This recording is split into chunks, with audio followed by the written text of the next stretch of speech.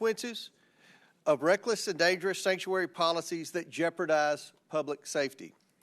3 sanctuary state governors from Minnesota, New York, and Illinois are here to testify under oath about why they allow criminal illegal aliens to roam free in American communities. Let me be clear. Sanctuary policies do not protect Americans. They protect criminal illegal aliens. That is a fact that the Abraham family knows all too well. With us today is the father of Katie Abraham, Joe, and Katie's stepmother, Michelle. In January of this year, Katie was tragically killed in a car crash near the University of Illinois in Urbana. Urbana, like the state of Illinois, is a sanctuary jurisdiction. Katie's killer was a previously deported criminal illegal alien who was driving drunk. He fled the scene and the jurisdiction and was later apprehended by the U.S. Marshal Service in Texas. Katie was just 20 years old. She had a bright future ahead of her that was stolen from her and her very loving family. The illegal alien who took Katie's life should never have been allowed into our country. This was a preventable crime. Unfortunately, there are too many instances where criminal illegal aliens have harmed Americans. Behind me are photos of some of the many criminal illegal aliens that have been captured in Illinois, Minnesota, and New York. These criminals have been convicted of crimes including vehicular homicide of a woman, sexual abuse of children, slashing a victim with a machete, and carjacking, among many other crimes. It's absolutely sickening that sanctuary jurisdictions seek to protect these criminals rather than protect Americans. Instead of putting America first, the Biden-Harris administration deliberately dismantled the border security to unleash the worst border disaster in American history. Their radical policies allowed millions of illegals to flood into our country. Americans voted to end the Biden border crisis, and President Trump has delivered on his promise to secure the border. He has taken bold, decisive action to restore our sovereignty and make America safer with each passing day. And here in Congress, we are working to pass the One Big Beautiful Bill to fund U.S. Immigration and Customs Enforcement so it can carry out the mass deportation of criminal illegal aliens. Despite President Trump's efforts to secure the border and enforce the law, Democrat-run sanctuary cities and states are siding with illegal aliens. For today's Democrat Party, it seems unlimited illegal immigration isn't a failure of policy, it is the policy. And that agenda is being pushed at every level of government.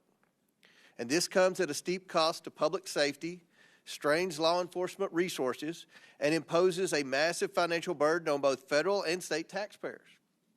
That's not just bad policy, it is a serious oversight failure. Congress must confront this absurd reality. State and local officials are actively undermining federal immigration enforcement, even when it's aimed at making their own communities safer. It's time to determine what legislative action is needed to stop this subversion and restore the rule of law. It's growing more and more absurd every day. In recent weeks, we've witnessed a Democrat senator who traveled to a foreign country for a wellness check on a foreign MS-13 gang member and now indicted human smuggler that ended with a photo op and margaritas on the rocks. The fervor among Democrats who take the side of illegal alien criminals grew so strong that I even had to deny a written request from members of this very committee to go on a taxpayer-funded junket to visit with this same MS-13 gang member. Earlier this year, I launched an investigation into the radical pro-illegal immigration policies of sanctuary jurisdictions. At an Oversight Committee hearing with some of our country's worst sanctuary city mayors earlier this year, the public was able to clearly see how they care more about illegal aliens than their own citizens. They have pledged not to cooperate with federal law enforcement officials, not even to hand over criminals in their custody who were originally arrested by their own local law enforcement officials for crimes. The absurdity does not stop there. Several of those local officials pointed the finger to laws and policies that their state governments put in place. I invited these governors here today because, as the chief executives of their states, they willfully ignore federal law, shield illegal aliens, and pass the cost of free services onto their hardworking taxpayers. It's hard to figure out whose side these governors are on. They shield criminals while their own citizens pay the price. Just a few weeks ago, Minnesota Governor Walz stood at a commencement podium and smeared ICE agents as, quote, Trump modern-day Gestapo, end quote. Comparing brave law enforcement officers who risk their lives to uphold federal law to Nazi thugs is not just wrong, it's vile and disgusting. I can only hope this reckless remark was not meant to incite violence. Assaults on ICE officers are already up 400% compared to this time last year. And we have witnessed repeated attempts at obstruction and assaults against federal law enforcement recently captured on video in California. Governor Hochul's sanctuary policies cost taxpayers billions to house, feed, and provide driver's license for illegal aliens while the cost of rent rises and hospitals are overrun. Her defiance of federal law invites crime to plague communities across the state. Governor Pritzker faces lawsuits for obstructing ICE as he turns cities like Chicago into havens for drugs and crime. He's yet another governor providing free care to illegal aliens that many of his own citizens lack. These governors handcuff law enforcement from doing their jobs, harbor predators, and call it compassion. It's not compassion, and it's costing lives, hurting Americans, and draining taxpayer money.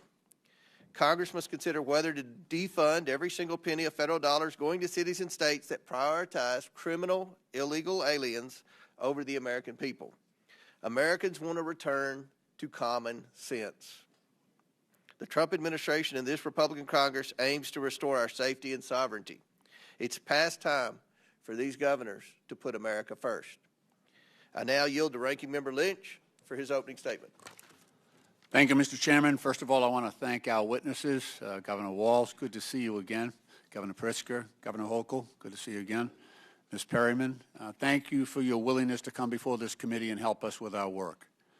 At this very moment, as we sit in this hearing and at the order of President Trump, the National Guard are on the streets of Los Angeles and active duty Marines are on their way.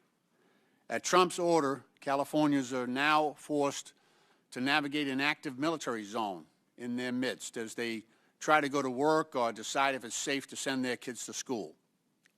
And because of Trump, no American city or state is safe as he lays this groundwork to take his militarization playbook nationwide. 2 days ago, he confirmed that he is considering invoking the Insurrection Act to expand the deployment of active-duty military forces against civilians across this country, preparing for a future in which dissent is met with armed force and the machinery of war is turned inward on the American people. If unchecked, this marks not just a threat to our most sacred civil liberties, but a violent blow to American democracy itself. Last week in Los Angeles, peaceful Americans came out to protest the administration's cruel and illegal mass deportation operations in their neighborhoods.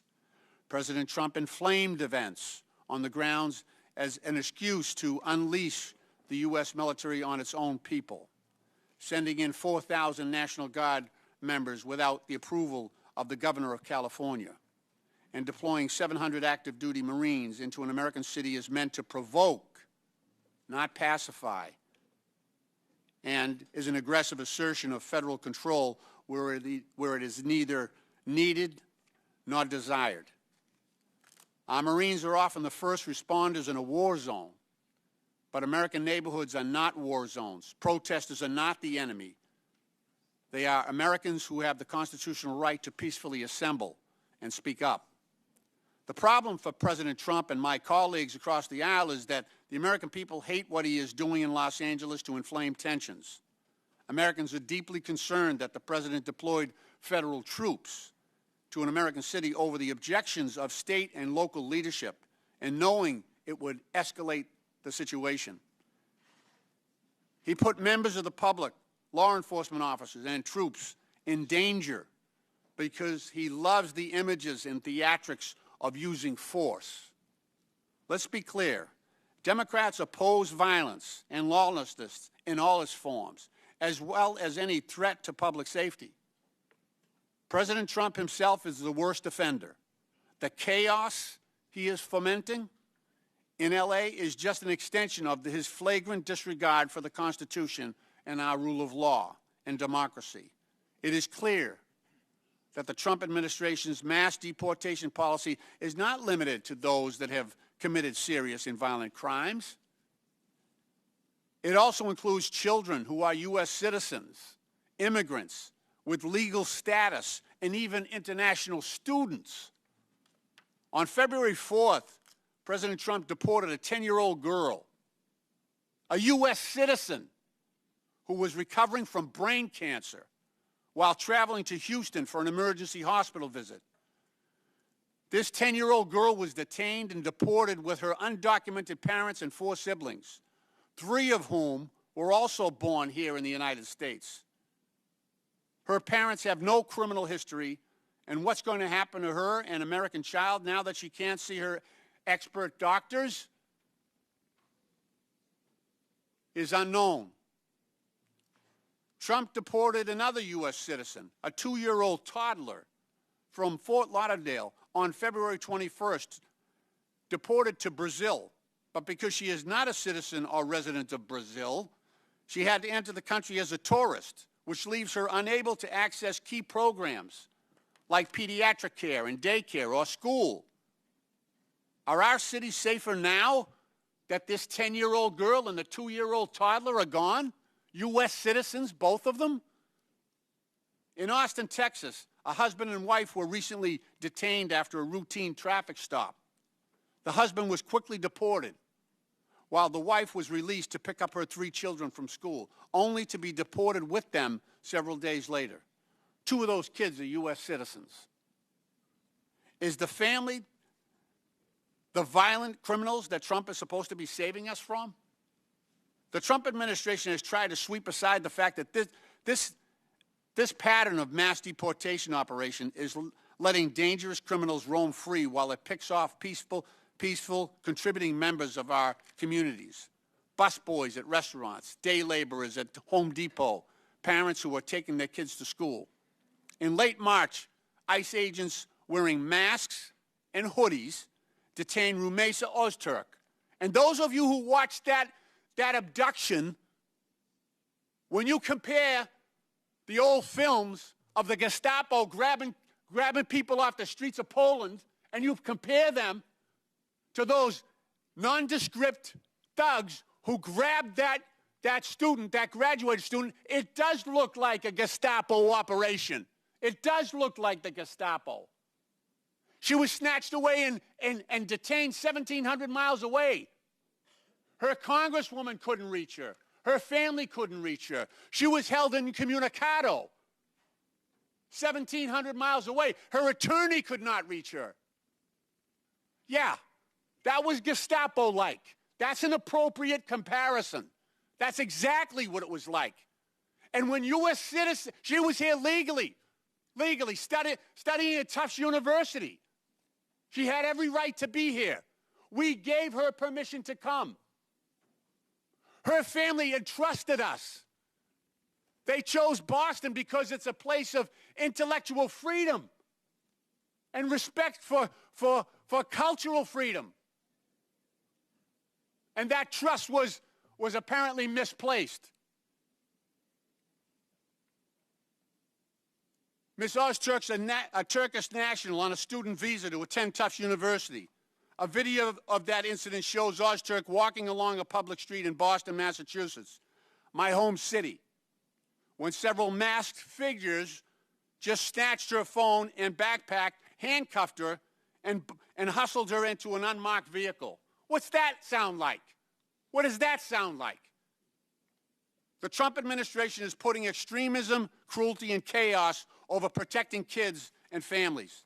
Trump isn't focused on getting violent criminals off our streets. He's terrorizing our communities to fulfill deportation quotas with fathers and mothers, grandparents, and kids. And he's trying to strong-arm our city and state leaders to divert their limited resources away from serious public safety threats to instead focus on peaceful, law-abiding families just as he has diverted federal resources away from combating drug trafficking, violent crime, and terrorism to fuel his lawless mass deportation campaign. Trump isn't trying to protect us. He's trying to divide us. It's us and them. He's trying to divide us. And some people are helping him. He's pitting neighbor against neighbor. But it's not immigrant kids who are about to kick millions of Americans off their health care. It's not them. And he's doing that to pay for a tax break for billionaires. And it's not immigrants who are using the military to silence Americans exercising their right to speak truth to power. These are not the strong and measured actions of the leader of a free country. They are the ruthless maneuvers of an aspiring autocrat hell-bent on consolidating power by any means necessary. This is disgraceful. It should not happen in this country. This is wrong. Deploying the military against a civilian population is wrong. And if we don't step up, this will continue. If we don't step up and declare what is right under our Constitution, then other cities, other citizens will meet this same fate. I'm proud of my Democratic colleagues who are willing to stand up to this thuggery. Trump is a wannabe gangster, and he's showing the world what he's about.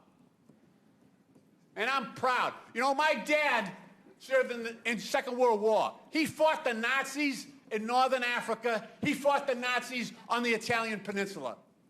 And I think he's looking down right now and he's happy that I'm fighting today's Nazis. He's proud of that. We all should be. Mr. Chairman, I yield back. Without objection, Representatives Stauber, Finstead, Fishback, Emmer, Morrison, and Craig of Minnesota, Representatives Miller, LaHood, Davis, and Ramirez of Illinois, Representatives Stefanik, Tenney, Lawler, Goldman, Ocasio-Cortez, Gillen of New York, and Moskowitz of Florida are waived onto the committee for the purpose of questioning the witnesses at today's hearing. Without objection, so ordered. Our witnesses today include the governors of 3 states. We want to welcome you all here. First, we have Tim Walz, governor of the state of Minnesota. He was sworn into office on January 7th, 2019. His second term began on January 2nd, 2023. Governor, welcome back to the House of Representatives. Next, we have J.B. Pritzker, governor of the state of Illinois. He was sworn into office on January 14th, 2019. His second term began on January 9th, 2023. I'm going to yield briefly to my colleague Raj Krishnamurthy for further introduction. Thank you, Mr. Chair. Thank you for yielding. In Illinois, we like our pizza deep, our politics lively, and our budgets balanced. The last one used to be a miracle before Governor Pritzker took office. I know firsthand, as the son of immigrants who realized the American dream in Illinois, that immigrants make enormous contributions to our country. Governor Pritzker understands that too. His great-grandfather fled pogroms in Ukraine in 1881 and settled in Chicago to build a better life. That legacy has shaped his lifelong commitment to public service, justice, and opportunity. Before entering public office, Governor Pritzker built a successful business career and became a leading philanthropist, supporting early childhood education and establishing the Illinois Holocaust Museum. Governor Pritzker has delivered historic investments in education, workforce training, infrastructure, technology, and clean energy, all while expanding paid leave, raising the minimum wage, and defending the rights of all Illinoisans. Governor, thank you for your leadership and for joining us today. Yields back. Next, we have Kathy Hochul, governor of the state of New York. She was sworn into office on August 24th, 2021. Welcome, Governor. And finally, we have Skye Perryman. She is the president and CEO of the Democracy Forward Foundation. Thank you all for joining us. Look forward to your discussion this afternoon. Pursuant to Committee Rule 9G, the witnesses will please raise their right hand. Please stand and raise your right hand. Do you all solemnly swear to tell the truth, the whole truth, and nothing but the truth, so help you God? Please let the record show that the witnesses answered in the affirmative. Thank you all, and you may take a seat. We appreciate you being here today and look forward to your testimony. Let me remind the witnesses that we have read your written statement and they will appear in full in the hearing record. Please limit your oral statement to 5 minutes. As a reminder, please press the button on the microphone in front of you so it is on and the members can hear you. When you begin to speak, the light in front of you will turn green. After 4 minutes, the light will turn yellow. When the red light comes on, your 5 minutes have expired, and we would ask that you please wrap up. I now recognize Governor Walz for his opening statement. Thank you, Mr. Chairman, Ranking Member Lynch, and members of the committee. I'm proud to be here today as the governor of the great state of Minnesota. Wherever you go in this country, people tend to want the same basic things: safe neighborhoods, affordable household goods, meaningful work, good schools. That's what my administration has worked to ensure for our people, and that's what we've delivered. Under our leadership, Minnesota has been ranked the 4th best state to live in, the 2nd best state to raise a family in, and the 3rd best state for jobs. And when it comes to serious crime, Minnesota has hit its lowest level in over 3 decades, and we consistently have lower violent crime rates than the U.S. average. Now, we have a broken immigration system in this country. I think everyone in this room agrees with that. But nothing Minnesota has done to serve its own people stands in the way of the federal government managing border security and policies. While you've convened this hearing to explore the issue of so-called sanctuary states, Minnesota is not even a sanctuary state. Minnesota legislature has passed no such bill making Minnesota a sanctuary state, and I have signed no such law. Minnesota cooperates with federal authorities in a number of ways. When there's a convicted felon in our prisons, we ask about their immigration status and share that information with the Department of Homeland Security. We also cooperate with Homeland Security requests when there's a judicial warrant and when due process has been afforded by our Constitution has been served. But enforcing immigration law is not the role of local and state governments. The fact is, Congress has given federal agencies the authority to enforce immigration laws across this country. That includes Minnesota, and I support them doing so. It's the federal government's job to secure the border. That's why when I was in Congress, I visited the southern border and voted for bills that would have increased funding for Border Patrol, made it easier to hire qualified agents, and deployed advanced technologies to the border. Most importantly, I recognize that securing our border does not mean we sacrifice our constitutional values. Unfortunately, the cruel and misguided policies of this current administration fail to live up to those values. Minnesotans are angry with what they've seen happen to their neighbors. They're angry that the federal government has been snatching people up, putting them in prison, and deporting them without a shred of due process. There's been no notice, no meaningful opportunity to object, and according to the president, no way to get out of these overseas prisons once you end up there. And let's be clear, many of these are law-abiding Americans, people who have been granted asylum or promised protected status. In many cases, it seems these people were reported not based on a criminal behavior, but how they looked or what they've said and being in the wrong place at the wrong time. Even U.S. citizens, like a 4-year-old boy with cancer, sent to Mexico, away from his father, away from the medical needs, to a country he was not born in or had never been to. Americans deserve a sensible, humane, and effective immigration policy that reduces illegal immigration while protecting fundamental rights. Meanwhile, the administration continues to make life worse for hardworking Americans in a lot of other ways, trying to slash Medicaid, Social Security, Medicare, making basic household goods more expensive, and telling people they just need to do more with less. The American people deserve better. You all have the power to legislate, to investigate this administration's abuse and overreach, and protect the American people.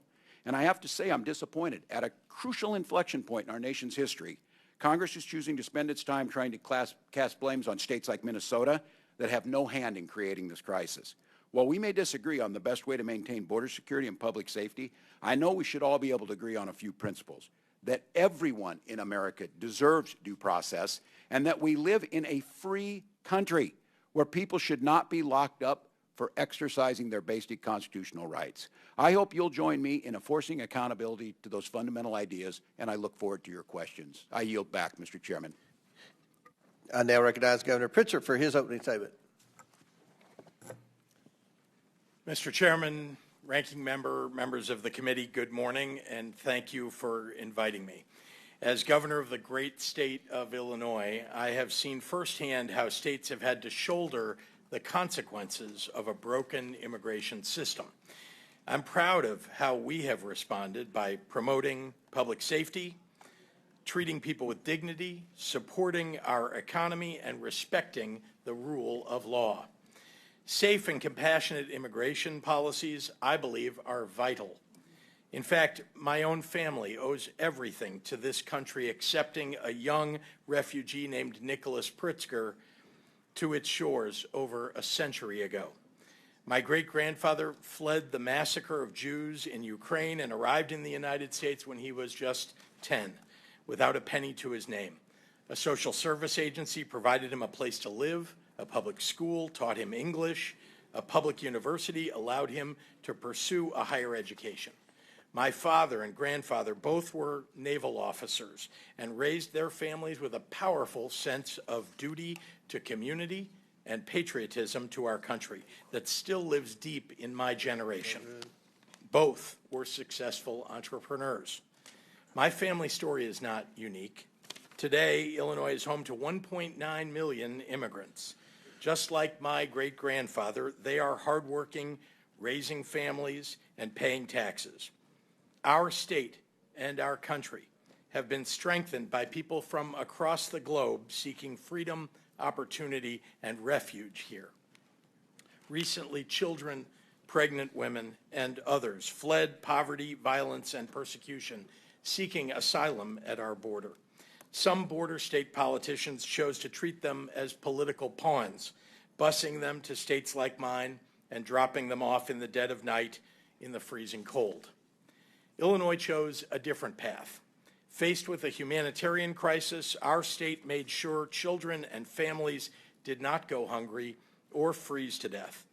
By doing so, we helped to maintain safety and order in Chicago. As governor, one of my responsibilities is to keep the public safe. That is why I expanded our state police, banned assault weapons and ghost guns to take guns out of the hands of criminals, and invested more than ever before in violence prevention. As a result, violent crime is down in Illinois, and Chicago ended 2024 with its lowest homicide rate in 5 years. As I have consistently said, violent criminals have no place on our streets, and if they are undocumented, I want them out of Illinois and out of our country. And as we are reminded in Los Angeles this week, we can all agree that violence of any kind, whomever it is directed at, is unacceptable. People must be held accountable to the law. Illinois follows the law, but let me be clear, we expect the federal government to follow the law too. We will not participate in abuses of power. We will not violate court orders. We will not ignore the Constitution. We will not defy the Supreme Court. We will not take away people's rights to peacefully protest. We also respect, and expect this administration to respect, the traditions and legal precedent that dictate how and when our National Guard and military are deployed.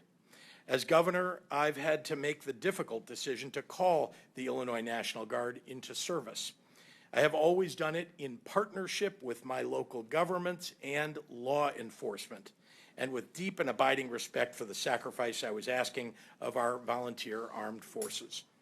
It's wrong to deploy the National Guard and active duty Marines into an American city over the objection of local law enforcement just to inflame a situation and create a crisis. Just as it's wrong to tear children away from their homes and their mothers and fathers who have spent decades living and working in our communities, raising their families. Besides being a father and husband, the greatest honor of my life has been serving as governor. I believe with my whole heart that Illinois is the best place in the country to live, work, and to raise a family. Illinoisans take seriously their responsibility in upholding the most fundamental values of our nation, values like kindness, empathy, hard work, and fair play. Our people embody the most American ideal of all, that where your life began matters far less than the dreams you can realize here for yourself and your family. Thank you very much, Mr. Chairman. Chair now recognizes Governor Hochul for her opening statement.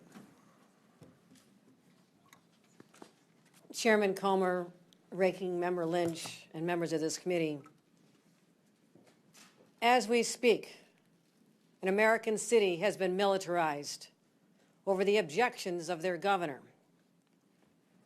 At the outset, I just want to say that this is a flagrant abuse of power and nothing short of an assault on our American values. My views on immigration are simple and direct. Our nation needs secure borders. Our nation needs comprehensive immigration reform from this body. And our state laws dictate that we cooperate with ICE in criminal cases.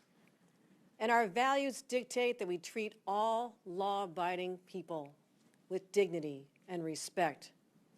The America I believe in is a nation of laws and a nation of immigrants. Abandoning either threatens the very foundation on which this great country was built. You know, for 400 years, New York has prospered because of the hard work of these people, these newcomers. People like my grandfather who fled great poverty in Ireland. Grandma and Grandpa had the same American dream that the immigrants today have. I see it in their eyes. They're not here for handouts. They're not here to take advantage of the situation. They're here to work. They want to contribute, earn their place, raise their families. Yet, every day there's another story of children being ripped from the arms of their mothers, wives separated from their husbands, families arrested while attending legal immigration appointments. You know, not long ago in a small town known as Sackett's Harbor in upstate New York, masked and armed ICE agents stormed into a home before dawn. They abducted a mother, her 3 children, including a 3rd grader. They were cast into a living hell in a detention facility in Texas. I immediately contacted Border Czar Tom Homan and demanded their release. In Jefferson County, more than 60% of the residents voted for Donald Trump. And those people protested in the streets. Local Republican lawmakers, business owners, school leaders all spoke out. Finally, after 2 long weeks, the family was finally returned home. In New York, we understand the difference between going after criminals and traumatizing law-abiding families. Now, some of you will use this hearing to stoke fear. I'm here to talk about the facts. New York has managed an unprecedented immigrant influx because of a broken border. Yet at the same time, our state has become stronger and safer. Today, New York has the lowest homicide rate among the nation's top 10 states. We didn't achieve this with indiscriminate roundups, not by tearing apart innocent families, but by investing $2.6 billion in public safety, engaging in smart, targeted policing, and partnering with law enforcement, federal law enforcement, to apprehend and deport serious criminals. And since I've become governor, we've cooperated in handing over 1,300 convicted criminals to ICE. But what we don't do is civil immigration enforcement. That's the federal government's job. New Yorkers need their state troopers on our highways, seizing guns and drugs. States like mine are doing our part, but we can't be expected to fix the broken immigration system. You know, and the very people who go on cable news and rail about the border are the same ones who torpedo bipartisan legislation each and every time. So here's my message. If you truly care about public safety, if you truly care about the economy, if you truly care about human dignity, then sit down, negotiate, have real reform, secure the border, revive legal pathways, and let people work. At the end of the day, I'll go home and do my job keeping New Yorkers safe. I hope that you will do yours. Thank you. And I now recognize the Democrat witness, Ms. Perryman, for her opening statement. Thank you, Mr. Chairman and Acting Ranking Member, for having me here today. And at the outset, let me offer my sincerest condolences to all of you for the passing and your loss of your colleague, Representative Jerry Conley. I'm here today as a lawyer and as the president and CEO of Democracy Forward Foundation, which is a national nonpartisan legal organization that is committed to achieving democracy and a nation that enables all people to thrive. At Democracy Forward, we represent people and communities who make up the very fabric of our nation on a pro bono basis in federal and state courts and regulatory bodies throughout the country. I know this is a hearing focused on immigration, and so I would like to say at the outset and echo the calls for bipartisan, comprehensive immigration reform. I will also note that the rhetoric that we have heard the President and his allies use in recent days about immigrants and people in this country is inaccurate, overly politicized, and not solutions-oriented. Fundamentally, Democracy Forward Foundation's work centers on the premise that when the government does its job and delivers for people, our society is stronger. And when our government strays from that purpose, ignoring the Constitution, not achieving and respecting the fidelity of people's rights, our democracy and our people are in danger. Right now, based on the work that we are doing, I am here to say that our American people are in danger and that our democracy is in crisis. I am looking at these United States flags. We need to remember who we are. We right now have a president who has proclaimed without irony that he is a king in a nation that next year will celebrate 250 years since it threw off the reins of monarchy. Since Inauguration Day, the President and his administration have acted beyond the lawful bounds of executive authority. They have usurped the power of this Congress. They have sought to eliminate due process of law. They have ignored court orders, and they are targeting people, civil society organizations, and lawyers. These are anti-democratic actions that present an overall threat to every single American and their well-being and to our values in America. That is why at Democracy Forward Foundation, we have had to go to court to file more than 70 legal actions in federal and state courts and agencies and offices since Inauguration Day to protect the American people's rights. From stopping the president's federal funding freeze, to blocking the decimation of the Department of Education, to having to safeguard due process, to challenging DOJ and Elon Musk's attempts to access personal data on behalf of individual Americans, our team is in court every single day on behalf of people of all identities and ideologies, people in red states and blue states, people in small towns, urban areas, and rural communities. Our work at Democracy Forward demonstrates that the United States Constitution is still here, and it is here for all of us. This administration's tactics with regard to immigration enforcement that we have seen, they shock the conscience. They shock the conscience of the vast majority of the American people, including people who do not see eye to eye on how to fix our immigration problem in this country. They have led us to file and have to file litigation on behalf of religious communities to prevent ICE from entering houses of worship. We are litigating against policies that prolong the detention of individual immigrant children without their families. And of course, we are challenging the lack of due process afforded to our clients, men who were disappeared through an unlawful agreement between the government of El Salvador and the United States Department of State. All told, the courts have ruled against the current administration more than 170 times in less than 200 days because of the fast-moving harms and flagrant violations of the law and of our Constitution. And while this is a dire situation, our work demonstrates that the American people are determined to protect their rights. They are determined to use lawful and peaceful means of petitioning their government and, when necessary, of holding their government accountable. People have talked about their families, and last week was June 6th, which is, of course, the anniversary of when American troops landed on the beaches of Normandy in World War II. I, too, am the mother of a 9-year-old boy, and that 9-year-old boy's great-grandfather served in that battle, and many others throughout the European theater. But as I reflected last week, we don't need to be in Normandy to defend our democracy in June of 2025.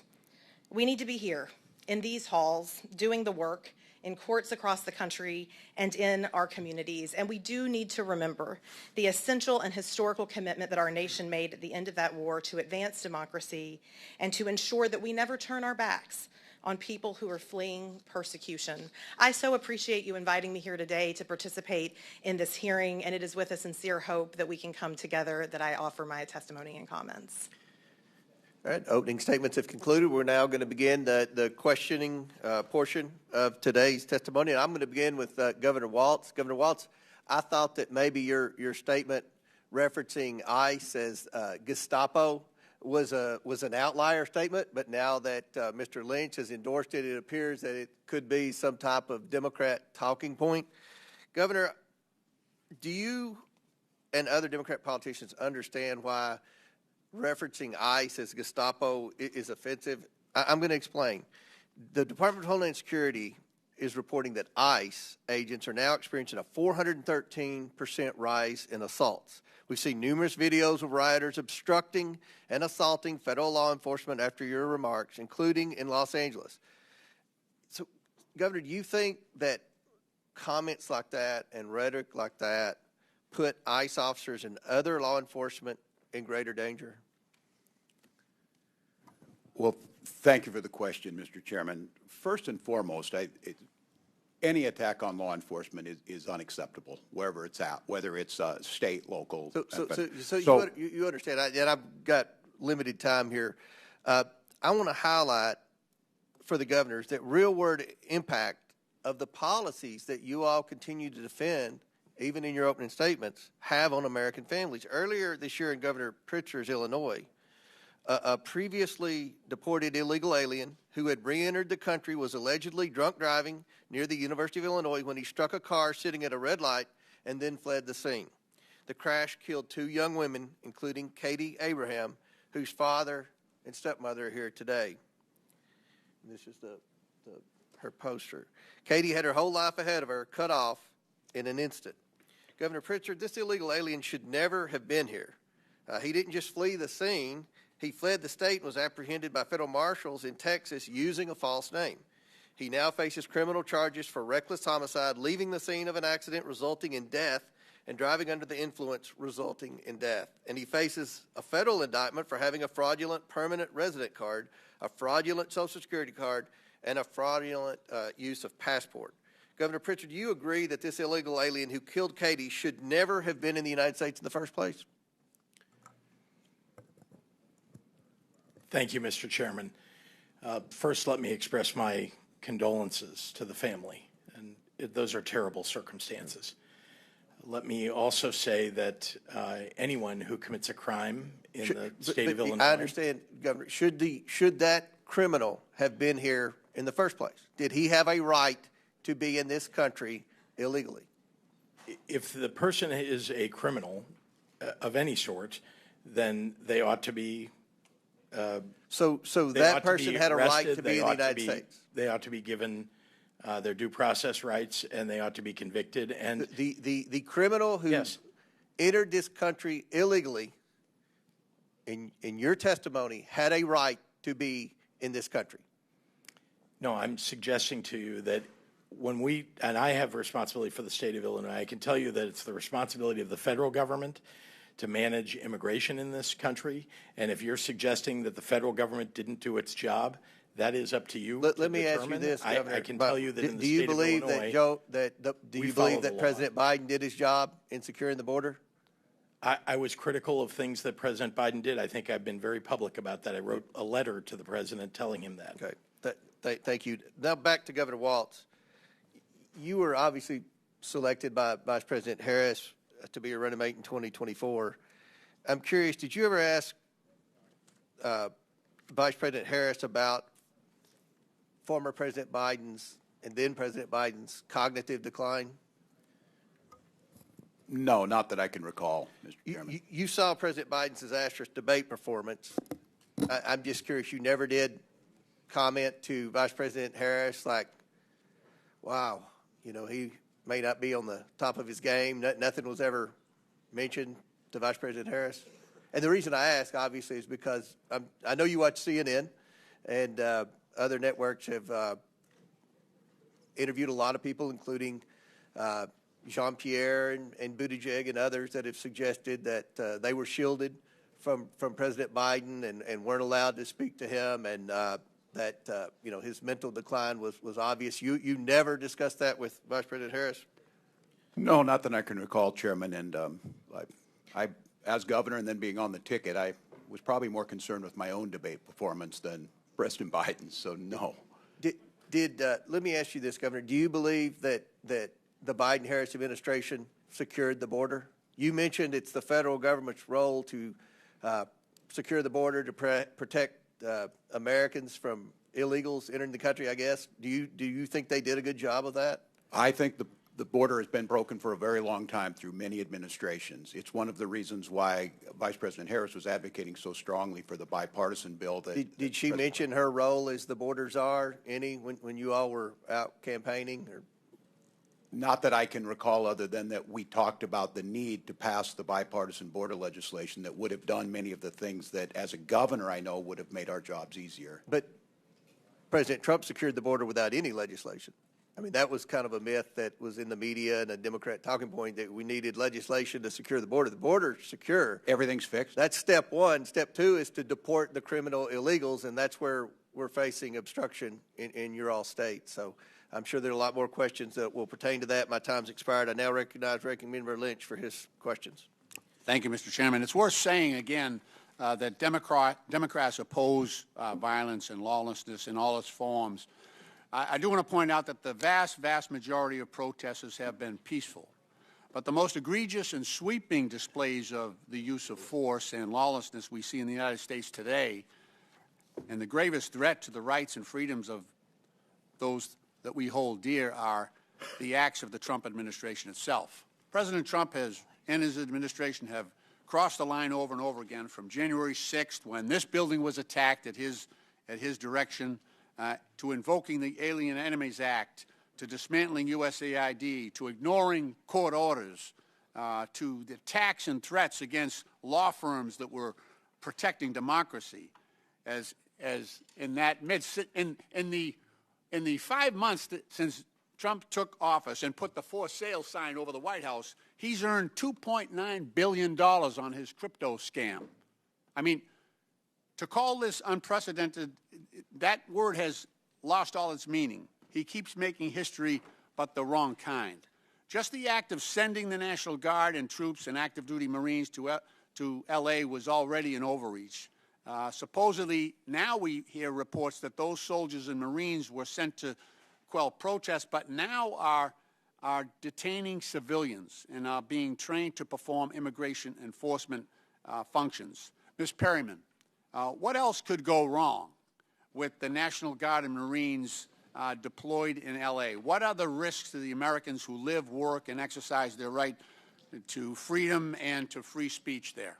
Well, I would just say that what our Constitution recognizes and how good government functions is really based on trust. And when we look at National Guards, it is the governors that often call the National Guards in. And so, of course, the fact that we are seeing a situation where the president has taken this step without cooperating with the governor and with local communities there is deeply concerning. And, of course, we know from history that could lead to escalations and could lead to violence that is really problematic for all of our communities across the country, including in Los Angeles. Thank you. Ms. Perryman, Secretary of Defense Pete Hegseth has talked about the deployment order, and he testified that this order, and I'm quoting him, this order is getting ahead of a problem so that if in other places, if there are other riots in places where law enforcement officers are threatened, we would have the capability to surge the National Guard there if necessary. Ms. Perryman, how does the President's broad order and the presumption before the fact that military force would be deployed, how does that pose a threat to other cities across the country? Well, again, it appears to be an escalation, and the main thing that's really important to so many Americans across the country, as well as local law enforcement in so many areas, that local law enforcement is there to help people be able to peacefully protest. And so there are ways that people in this country can express their views. We don't all agree with each other. And right now you really see the White House, for whatever reason, I think escalating, maybe seeking to create some made-for-TV moments. It's not clear. But I do think that there is a lot at stake here, as you've heard this morning. Thank you.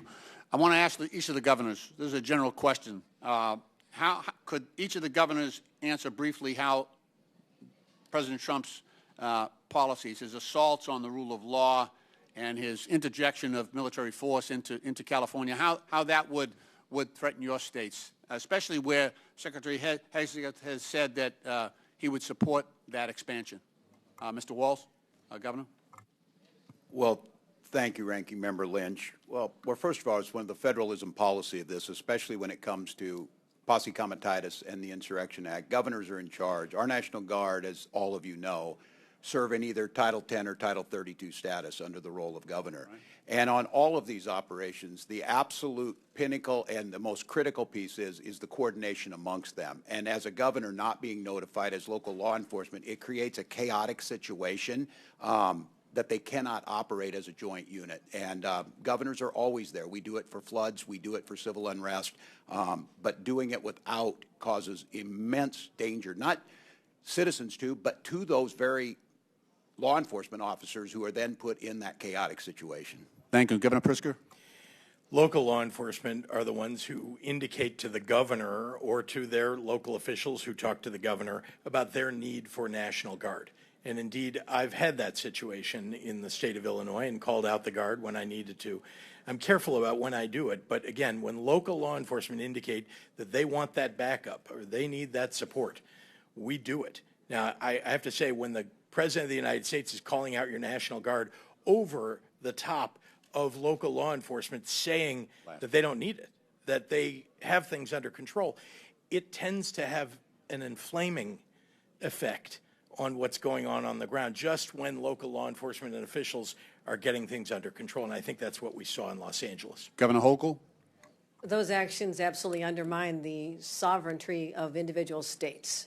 States' governors are the commanders in chief of the National Guard. They know what to do. As you've heard from my colleagues, we have deployed them in a number of occasions. But undermining confidence in local law enforcement, you're basically saying that there's not a belief that the highly trained individuals of our municipal police departments, like Los Angeles and the city of New York, for example, can handle their jobs. I have more confidence in our law enforcement than perhaps the president does, and we ought to step back and say this is an overreach of epic proportions.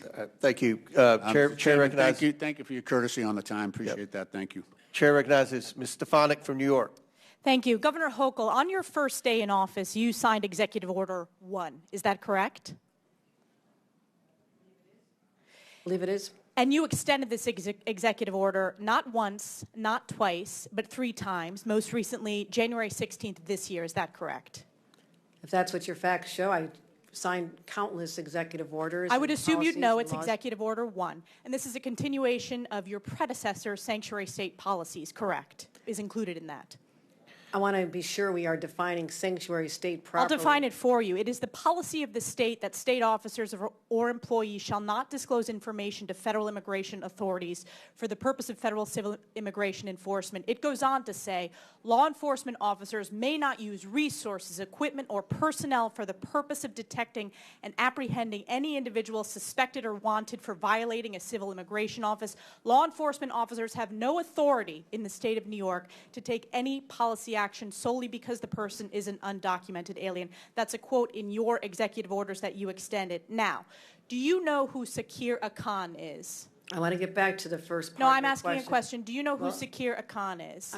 I want to make sure you understand that this simply says that we will cooperate with ICE. No, it does not say that. I read what it says, and let me talk to you about the results. Do you know who Sakir Akan is? You should, as the governor of New York State. Do you know? Refresh my recollection. He was an illegal migrant in New York. And do you know what crime he committed in addition to being here illegally? No, I do not. You do not.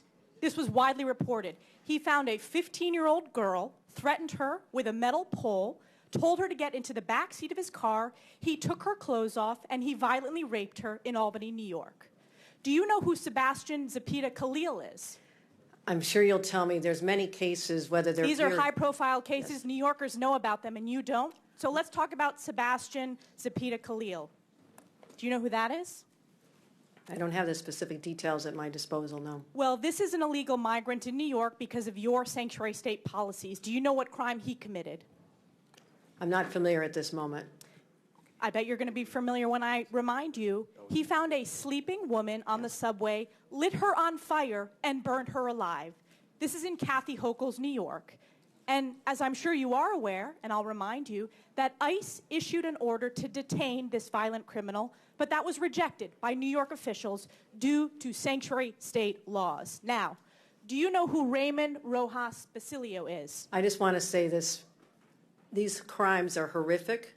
Because of And I your would say sanctuary state policies. In all of these cases, we would work with ICE to remove them. You did not in this case. They are They need walking our on the assistance. streets because of your policies and your executive order that you signed 3 times. Now, Raymond Rojas Basilio, do you know who that is? I'm telling you this.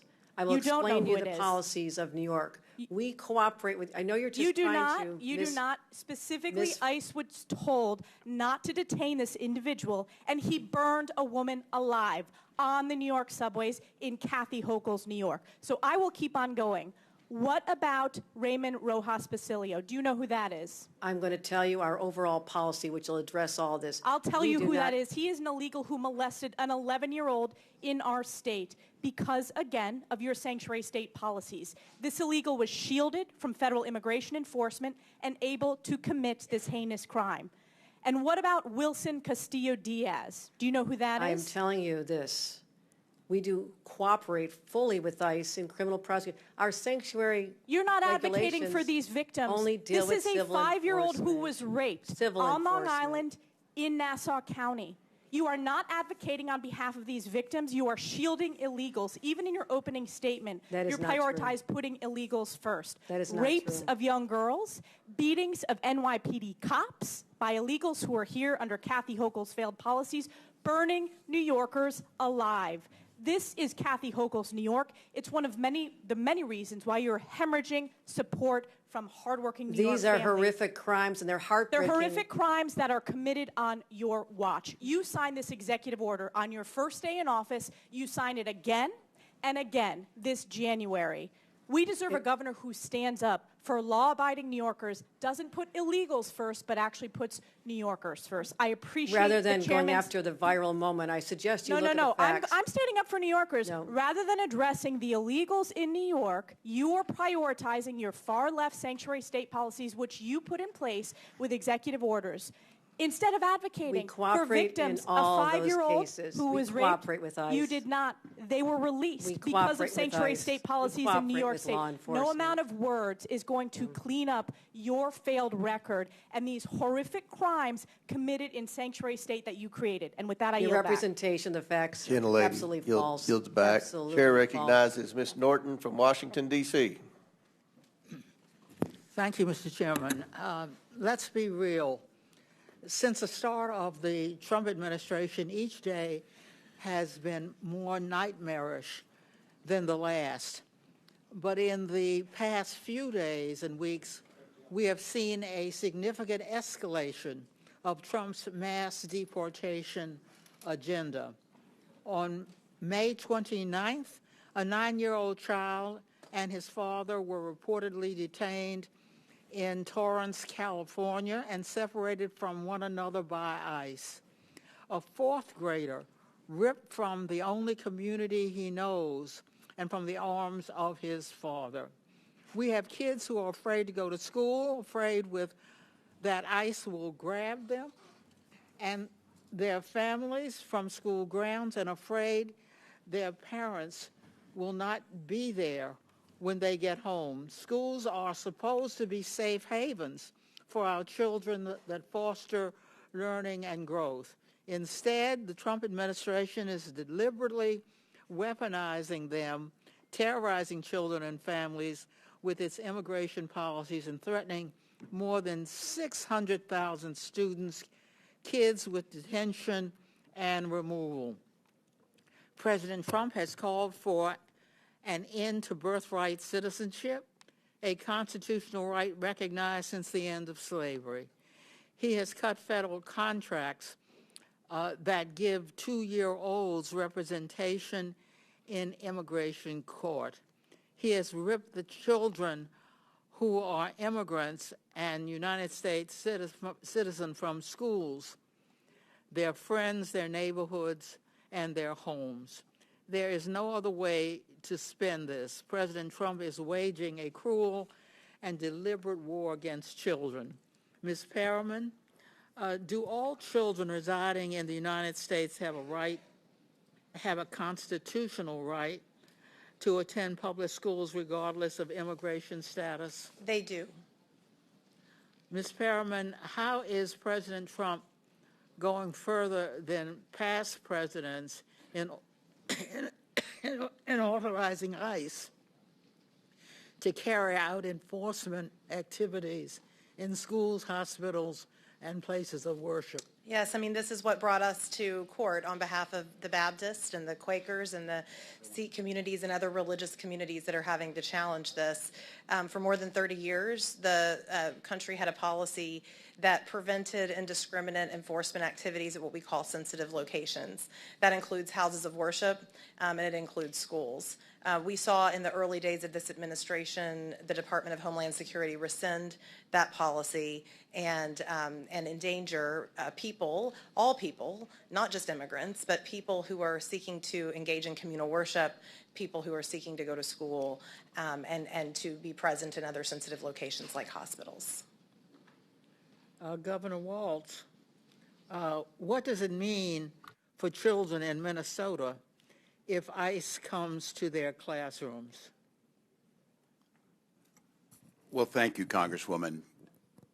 Minnesota prioritizes education. We're proud of our education system. We're proud that when students come to school, they get a good meal, they have well-qualified teachers, and it's a place where it's safe. It's a safe place where they can learn. We prioritize it because our economy depends upon it, and it's the right thing to do.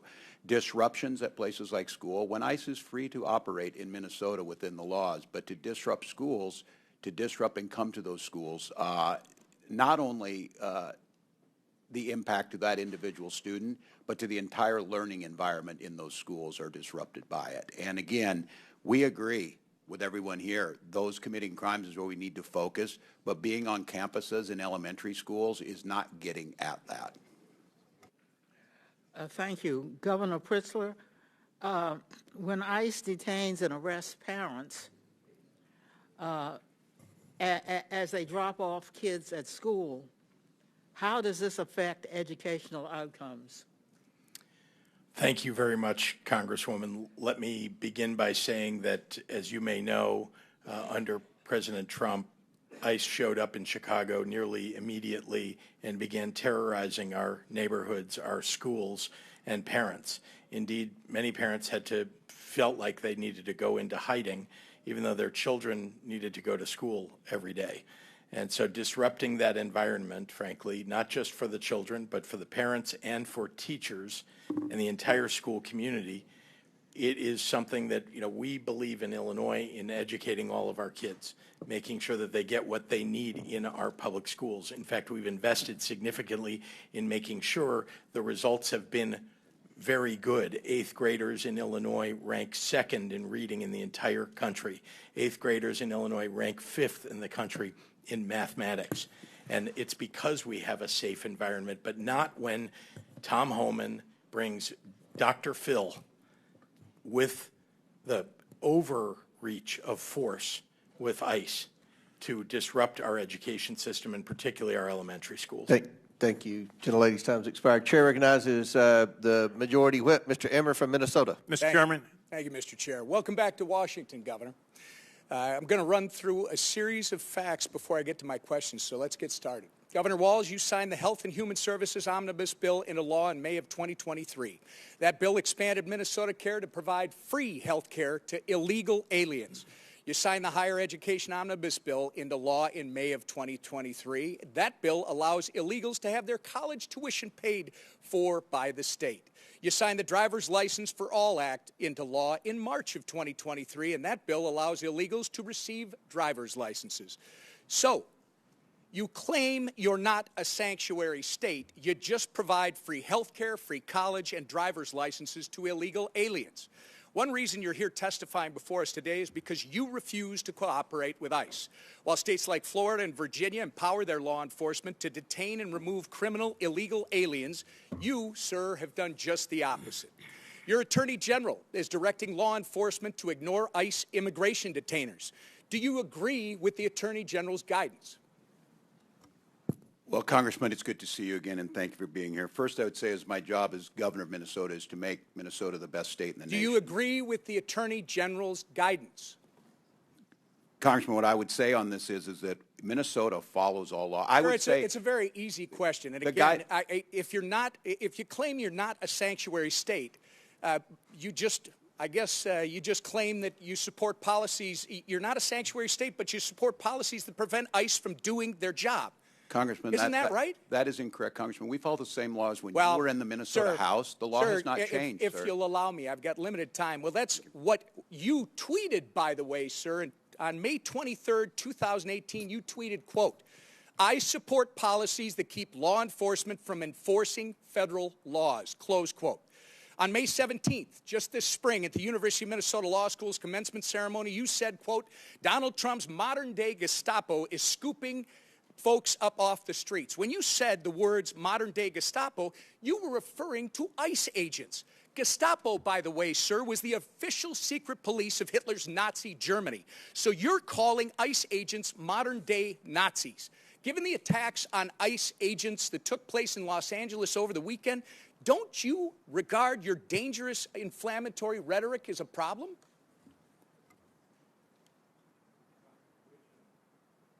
The questions do you want me to answer first? So, sir, it saddens me that you refuse to express regret from comparing ICE to Nazis. ICE agents are brave Americans who get up every morning, leave their families, and put their lives in harm's way to protect our country, sir. You, at the very least, owe an apology to these dedicated public servants. I will say, sir, inflammatory rhetoric such as yours and the other governors on this panel is responsible for putting a target on the back of every ICE agent who is risking their life to protect our communities.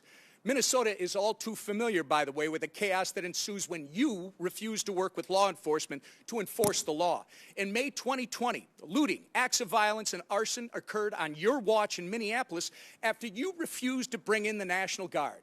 Governor, your agenda is clear: free health care, free college and driver's licenses for illegals while handcuffing law enforcement when they're trying to protect our citizens and their communities. If you think that's not a sanctuary state, you shouldn't be governor.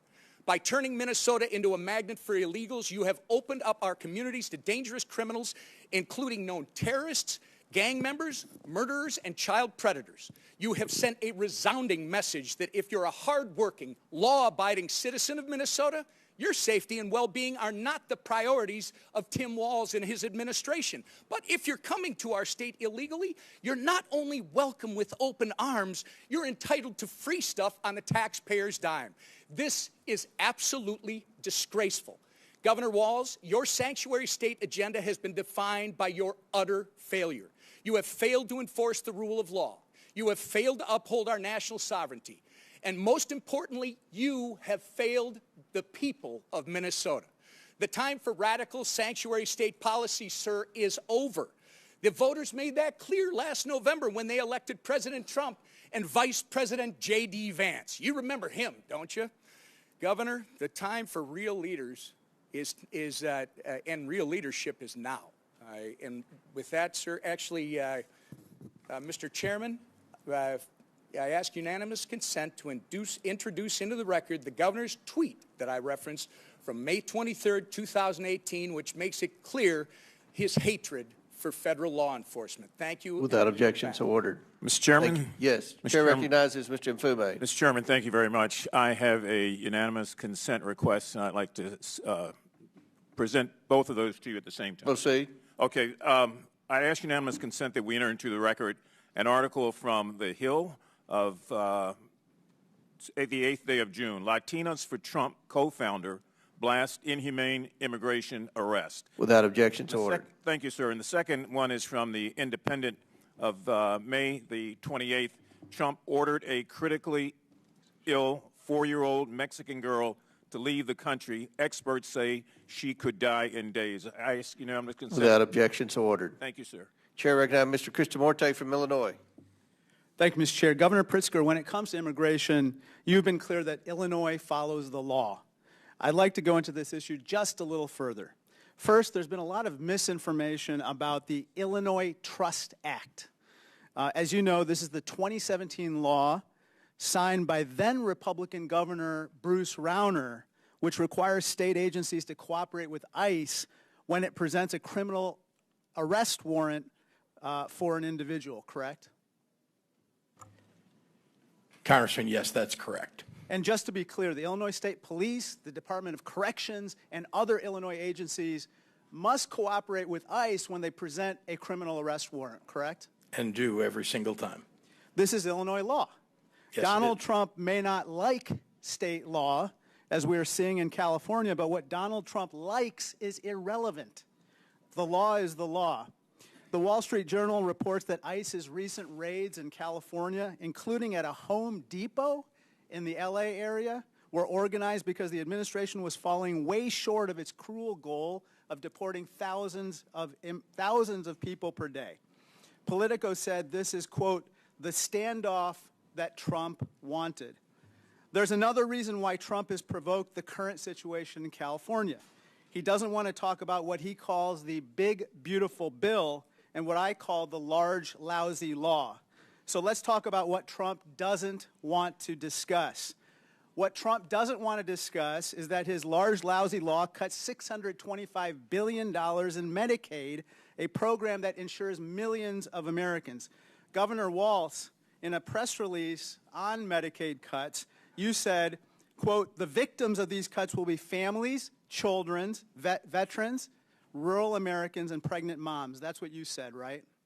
That's correct, Congressman. And Governor Hochul, in a recent op-ed, you wrote, even if you don't rely on Medicaid, these cuts affect you. Because when millions lose coverage, hospitals and other vital health care institutions lose funding. And that strains the entire system. That's what you wrote, right? That is correct, sir. Governor Pritzker, cuts in the large, lousy law are going to leave upwards of 700,000 Illinoisans without health insurance. Isn't that correct? Yes, people will die.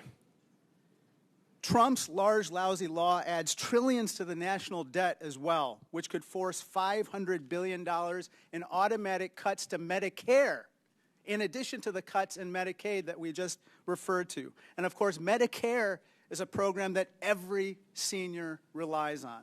Let me turn to my final topic. Governor Pritzker, President Trump has called Illinois, quote, a poorly run state.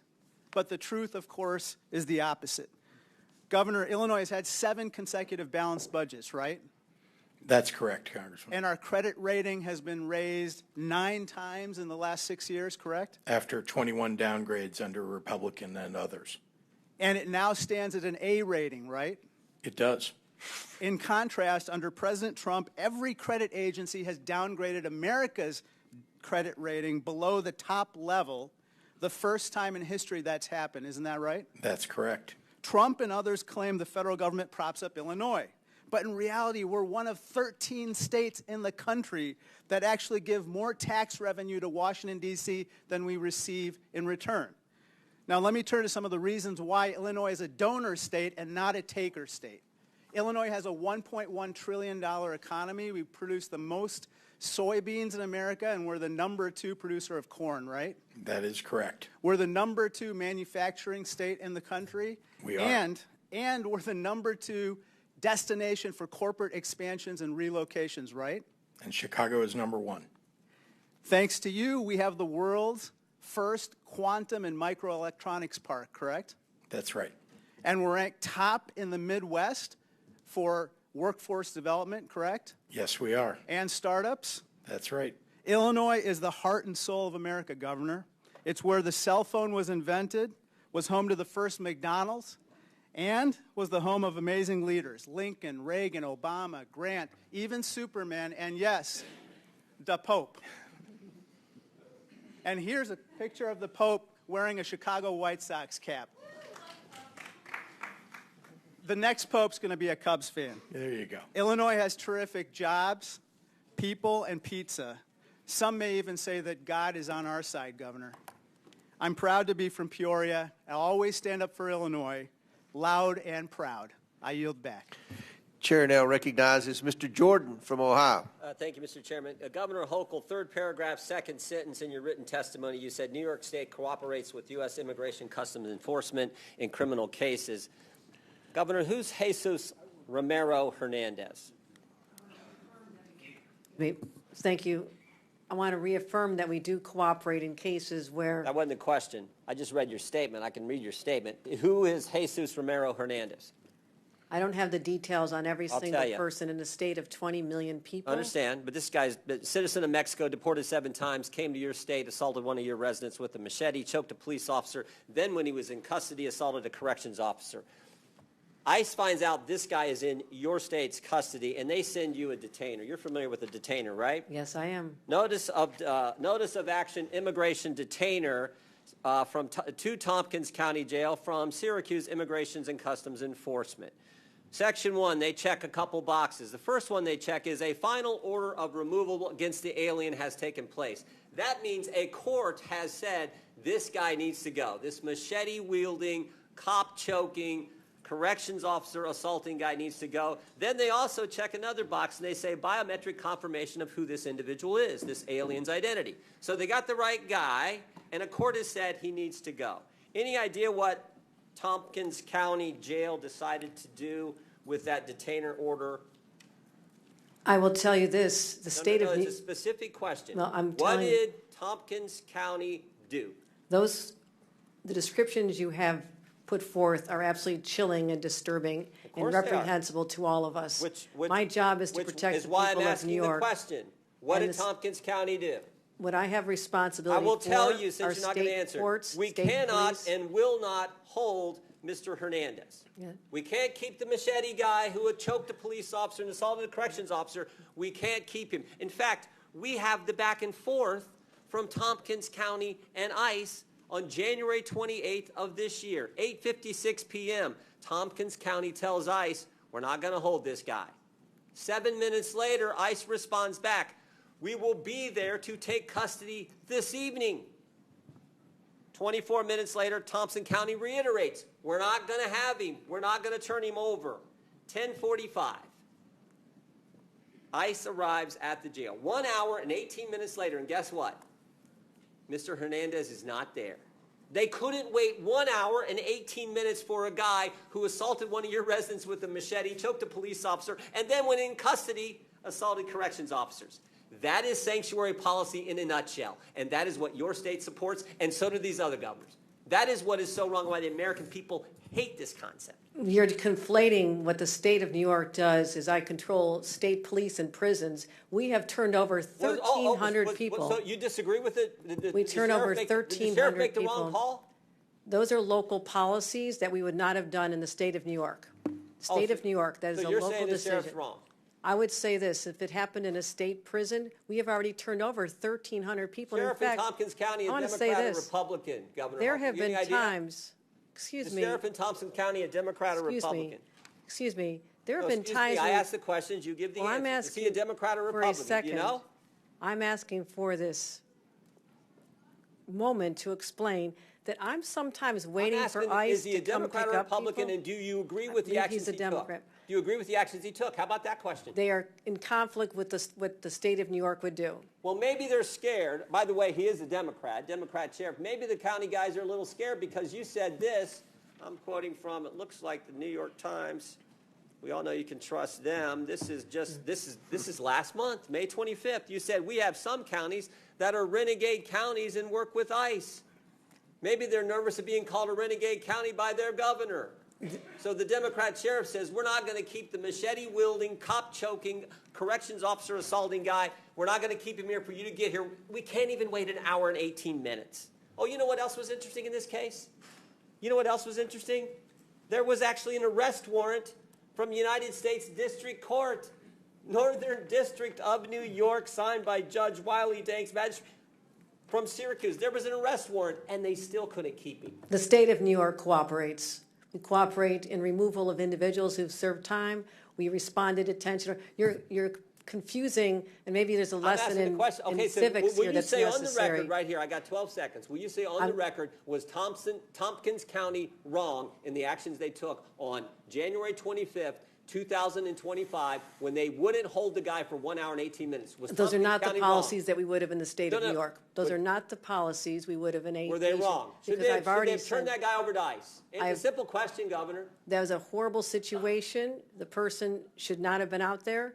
And It's a horrible situation, but it's a yes or no question. it is a response that this is a locality. Do you agree or in the disagree? state of New York, Agree or the person disagree? should have been held. Yes or no? The person should have been held, and in the state of New York, we would have turned him over. That is in conflict with what we would do as a state appreciate with the chair's respect to indulgence. prison. I yield back. And I want to know why ICE won't come and pick up the individuals who have served time in our state. I have cases where they have not even shown Governor, up. a court order and a detainer for a guy who did the things Mr. Hernandez did, and Tompkins County can't hold him an hour and 18 minutes, and you won't say that's wrong? I have said we cooperate when there's a criminal case where someone has committed a This is crime. We sanctuary turn them policy. over. This is sanctuary policy in a nutshell. You won't even You're condemn something that anyone mischaracterizing. with common sense knows is ridiculous. You're mischaracterizing the laws Chair. of the state I had of the New York. facts here. Oh, That's can all I right. do one other thing, Mr. Chairman? Now he's been rearrested, and guess what? This guy who's now been rearrested, there is imminent danger that this inmate will do injury to himself and to others and presents a threat to safety, security, and good order of the facility, so he's not permitted to leave his cell. So this guy's not even allowed out of his cell, but they let him out on the street a few months ago. That's how ridiculous this is. When he does leave his cell, it'll be go back to his Gentlemen, country under our time's orders expired. of torture. Chair recognizes Mr. Mfume, and I'll give you an extra minute. Oh, there you go. Thank you. Mr. Chairman, I've got 2 unanimous consent requests that I hope would not count against my time. Okay, we won't.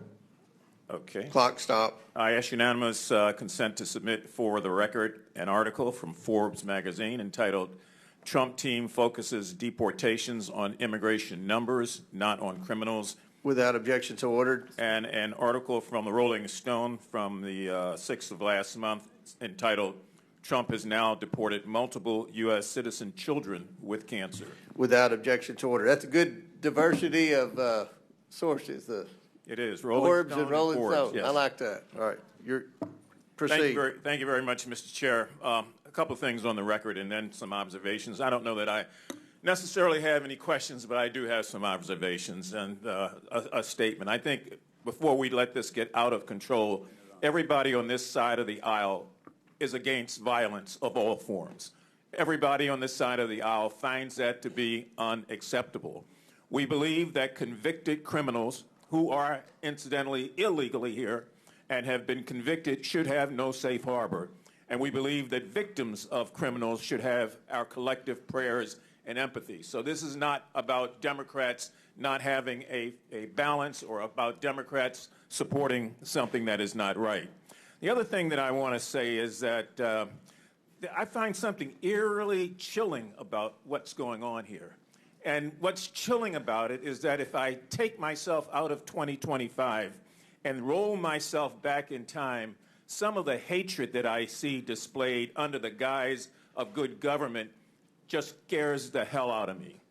We're not that far away from situations that existed where things like this affected other groups. And I'm not talking about anybody that's a convicted illegal criminal. I'm talking about innocent Americans who live in our neighborhoods, who do the work that we won't do, who abide by the laws, who play by the rules, who love their new country and who cherish their faith. Because if we just roll this clock on the wall back 75 years, we'd be looking at a time in Nazi Germany where people ran around with signs like this new ICE sign that says, "Report all foreign invaders to ICE," with Uncle Sam there holding up the sign. This could have been a Gestapo member 75 years ago, "Report all Jews." 100 years before that, it could be a plantation owner that said, "Report all Negroes and all coloreds and all those who are from Africa," because they are disrupting our country. So let's not get it twisted here. We in this country are not pure and pristine. We had runaway slave laws to get the people who ran away from slavery. We had 50 years of black codes where you got fines and you got rewards and you got all sorts of things if you did or did not do something to report black people. After 150 years of slavery and 100 years of segregation and 100 years of Jim Crow after that, you could be arrested for anything in this country not that long ago. I remember when the National Guard was deployed in 1968, and I walked out of my house facing fixed bayonets with men in uniform, not knowing what the hell they were there for, but obeying the chief executive officer of this country. And I know what it's like to face a bayonet and to face a National Guardsman. And I've seen the tension that it brought about and how that group of demonstrations across this country continue to go for days and days and days. And so don't give me something about, there's something about these people because they're immigrants. No, there's something about them because they're people, and like all groups, they've got bad people in them. I could have been arrested 75 years ago for walking into a restaurant, for drinking out of a water fountain, for being accused of looking at a white woman like Emmett Till did in 1955, and he was burned and lynched in this country. When future generations peer through the telescope of time, I hope that they look at us and realize that there are some who chose not to shirk their responsibility, not to run away from the reality and to face it head on. You know, not too long ago, I went to visit a proud lady who this year will celebrate her 149th anniversary. And she stands today, even as we sit in this hour. In her left hand is a great torch. And in her right hand, guess what? She clings the Declaration of Independence close to her breast. And on her head is a crown of spikes. And on her feet, broken shackles, symbolizing freedom from tyranny, the tyranny that so many immigrants faced before coming to this country. And as that plane flew over, I could still hear her cry out through silent, concrete lips, saying, "Send me your tired, your poor, your huddled masses who yearn to breathe free. The wretched refuse of your teeming shore," she says. "Send those, the homeless, tempest-tossed to me. For I left my lamp beside the golden door, that all of you and all of you and all of you might follow." And so we came. Some took the circuitous route. Some came for a thrill. And some of us came against our will. But we came and became what we are today as a nation. And we must never lose sight of the things that make us great or the things that take away from our greatness. Mr. Chairman, I yield back. Thank you. Chair now recognizes Mr. Gill from Texas. Thank you, Mr. Chairman. Governor Pritzker, do you know how much illegal immigration costs your state each year? No, sir, I do not. Costs over $780 per family per year. That's a lot of money, isn't it? Yes, it is. And may I ask, what do you mean by the cost? That is a lot of money for the cost of illegal your state. immigration. Let me ask you, do you know who Franklin Jose Pena Ramos is? Are you talking about the federal government's cost to the state of Illinois as a result of the failed Ramos is? Immigration policy? It's a yes or no question. I'll take that as a no. Do you know who Jose Martinez Rangel is? No, sir, I do not. You don't. You should. Those are two men who came into this country illegally, raped and murdered 12-year-old Jocelyn Nungary in my home state of Texas. Do you think that elected officials should have welcomed them into our communities? Sir, before they committed a crime? I'm not sure what you're asking. Do you think that they should have been welcomed into our communities? That's a very straightforward question. Someone who commits murder, no. Someone who commits murder should be apprehended. Why did you state during Biden's border crisis that illegal aliens, quote, should have been welcomed and helped by elected officials? When you say illegal aliens, these are people who are given asylum. Helped into our communities. People who are asylum seekers. That's a yes or no question. Well, you're mischaracterizing them. It is your position that they should have been welcomed into our communities. Is that correct? There were asylum seekers who were here legally. And then they went on and murdered and raped 12-year-old Jocelyn. Someone who commits murder should be held accountable. We do that in the state. And you think they should have been welcomed into our communities before they did? I don't know how you can tell before somebody commits a crime that they are going to commit the You can secure the border and not let illegal aliens come into our communities. Do you support abolishing ICE? Asylum seekers. Do you support abolishing ICE? No, I believe we need an immigration force in the United States. You don't. In fact, you believe a budget is a moral document. Is that correct? I do. You do. You tweeted that. Your administration gave $12,000 to the Organized Communities Against Deportations, which just this past month was marching in the streets of Chicago with signs saying "Abolish ICE." Do you support this? I do not. Is this a reflection of your moral values? Is this a reflection of your moral values? I do not support abolishing an immigration force. That's good to hear. Mr. Governor, do you think that biological men should be able to use women's restrooms?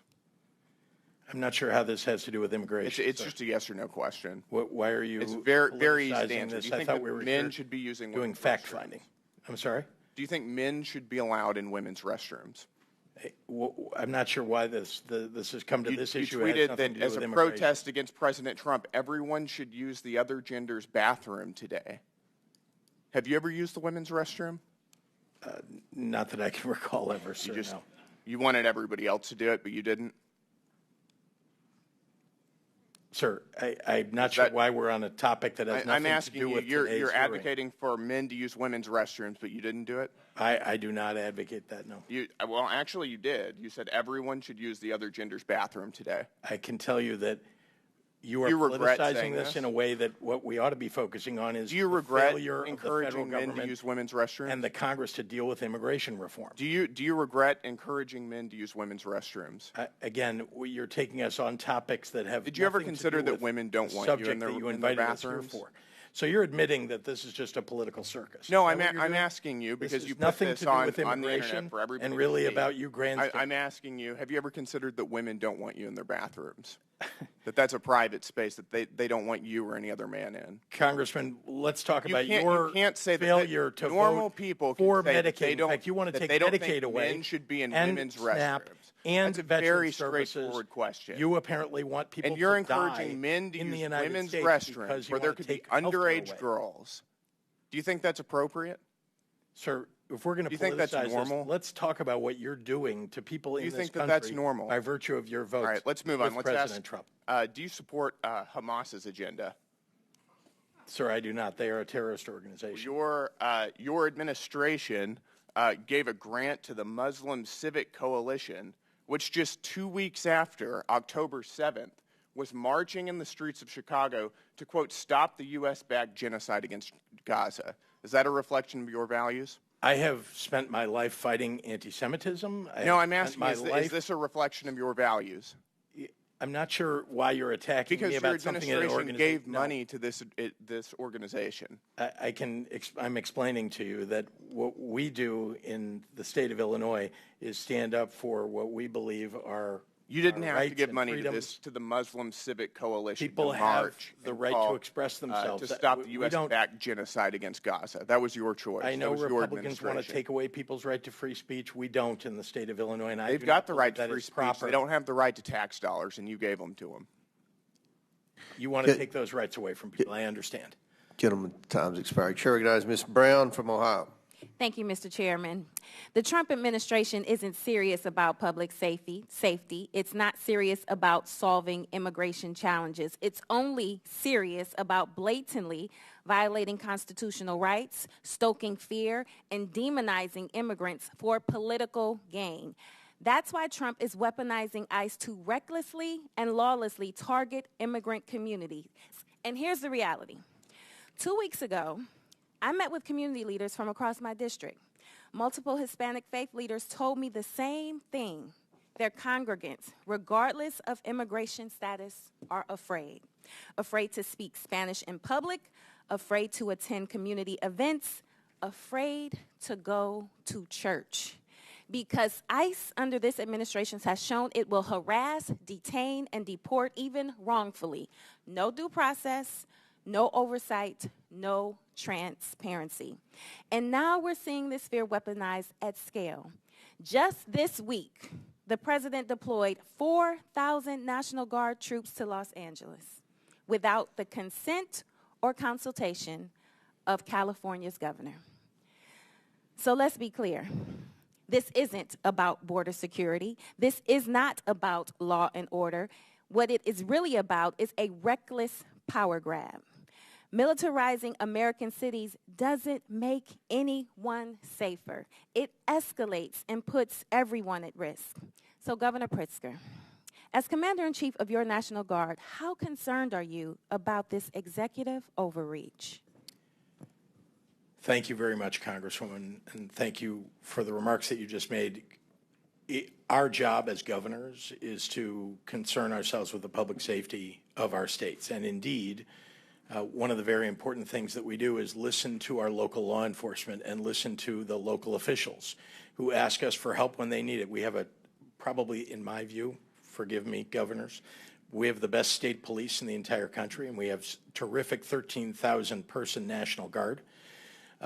We go to our state police for support, and then, if necessary, we will ask the National Guard to step in. And again, only when local law enforcement and our local officials ask us for that help. When the President of the United States goes in over the top to grab our National Guard for domestic security, for domestic, when there is not, as he said in a memo falsely, a rebellion, that is taking away the rights and obligations of a governor.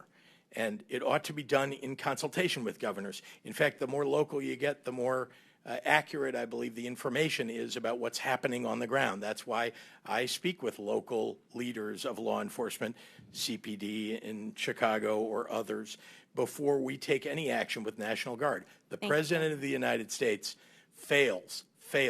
Why? Because he wants mayhem in the streets. Why did he call in Marines? And that's the point. This administration says it's targeting violent criminals, but that's not what's happening. They're going after parents dropping off their kids, workers showing up to their jobs, and asylum seekers navigating the legal system. And let me say this plainly. If you commit a violent crime in this country, you should be prosecuted. If you came here to do harm, this country is not your home. Governor Pritzker, can you set the record straight with which direction is violent crime headed in your state, up or down? Down significantly. Thank you. And Governor Pritzker, across the country, undocumented immigrants are less likely to commit violent crimes than U.S. citizens. Does that hold true in your state? Immigrants are less likely to commit crimes than people who already live there. Now, that may come as a surprise to some tuning in today, especially those fed a steady diet of fear. A recent poll found that Fox News viewers are twice as likely to believe the false claim that immigrants commit more crime. It's not true. It's not true. It's not true. So let's stop with the scapegoating and start focusing on real solutions. So quick yes or no's, Governor Pritzker. Did Trump's pardon of the January 6 defendants who violently attacked police officers make Illinois safer? It did not. Does blocking common sense gun laws like universal background checks make your state safer? Absolutely not. Did DOGE cuts to community violence prevention funding make your state safer? Much less safe. Would cutting Medicaid to pay for tax breaks for the wealthy make your state safer? No. Cutting SNAP benefits? No. Okay, so this is what we are dealing with this current administration, things that are not making our country any safer and are doing harm to the people who need it the most. And with that, Mr. Chairman. Lady yields back chair, and I recognize Mr. Donalds from Florida. Thank you, Chairman. To piggyback off my colleague, Governor Pritzker, how much does the state of Illinois spend on illegal immigration every year? Again, illegal immigration, that's a federal responsibility. They could tell how much is wasted as a result of their failures. Governor, don't you keep track of how many people are on your Medicaid rolls, how many people who are illegal immigrants in the state of Illinois who are getting actually benefits in your state? Doesn't your government keep track of that? They don't get Medicaid in Illinois or any state, as far as I know. Governor Pritzker, you do not keep track of any public service dollars in the state of Illinois that goes to illegal immigrants or goes to people in your state who are not legal residents of the United States and of the state of Illinois. You don't keep track of that. We absolutely keep track of our budget, and we're very closely, and in fact, it's been balanced for 7 years in a row, unlike the Republican before me. Yeah. You know, it's interesting. I noticed that in the state of Illinois, you guys don't really keep track of your money, because I asked your mayor in Chicago similar question about a month ago, and he didn't have an answer. It was quite interesting. I think this might be an Illinois problem. Governor Hochul, in your state, you are spending about roughly $4 billion on illegal immigration, and at the same time, you are actually asking the federal government for $4 billion to finish Penn Station. Don't you think it would be better to stop funding illegal immigrants in your state and actually use those resources to finish Penn Station as opposed to coming to the federal government for the money? Penn Station is owned by Amtrak, not by the state, so it's an appropriate use of their dollars, and Donald Trump has agreed to spend upwards of $7 billion. I appreciated that very much. What we spend on immigrants, the immigrants who are here hardworking to live a life and working on our farms and taking care of our parents in nursing homes and taking care of our children, they have been coming here for 400 years. And we don't keep track of individuals based on their status. We make sure that people have services so we don't end up with an unexpected. So essentially what you're telling me is that you keep no track of money that is going to people who are not legal in the United States, resources that are taken away from New Yorkers, resources that are taken away from Illinoisans. You guys do not keep track of any of this. You know what's really challenging is that many people came here with legal status. I mean, temporary protective status, 300,000. Do you all of a sudden they wake up one day and it's gone. Do you go along with the strategy from the Biden administration, which massively expanded immigration protocols that overwhelmed your city and overwhelmed your state? Do you agree with that? We call for secure borders. We call for this body to I never do its remember job. you calling for secure borders at all, Governor Hochul. We certainly have. That we doesn't certainly sound have. like him to my memory. Many conversations I had with the White House. We asked for federal resources. I mean, you're putting a federal problem on our laps, and you know what? It gets old after a while. I wish you would just do your job. If your here party and actually would pass do the meaningful job of reform.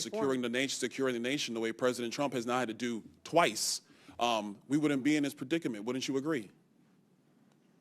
Do you agree or disagree that securing the nation's borders is the job of the President of the United States? President Trump has done that job twice now.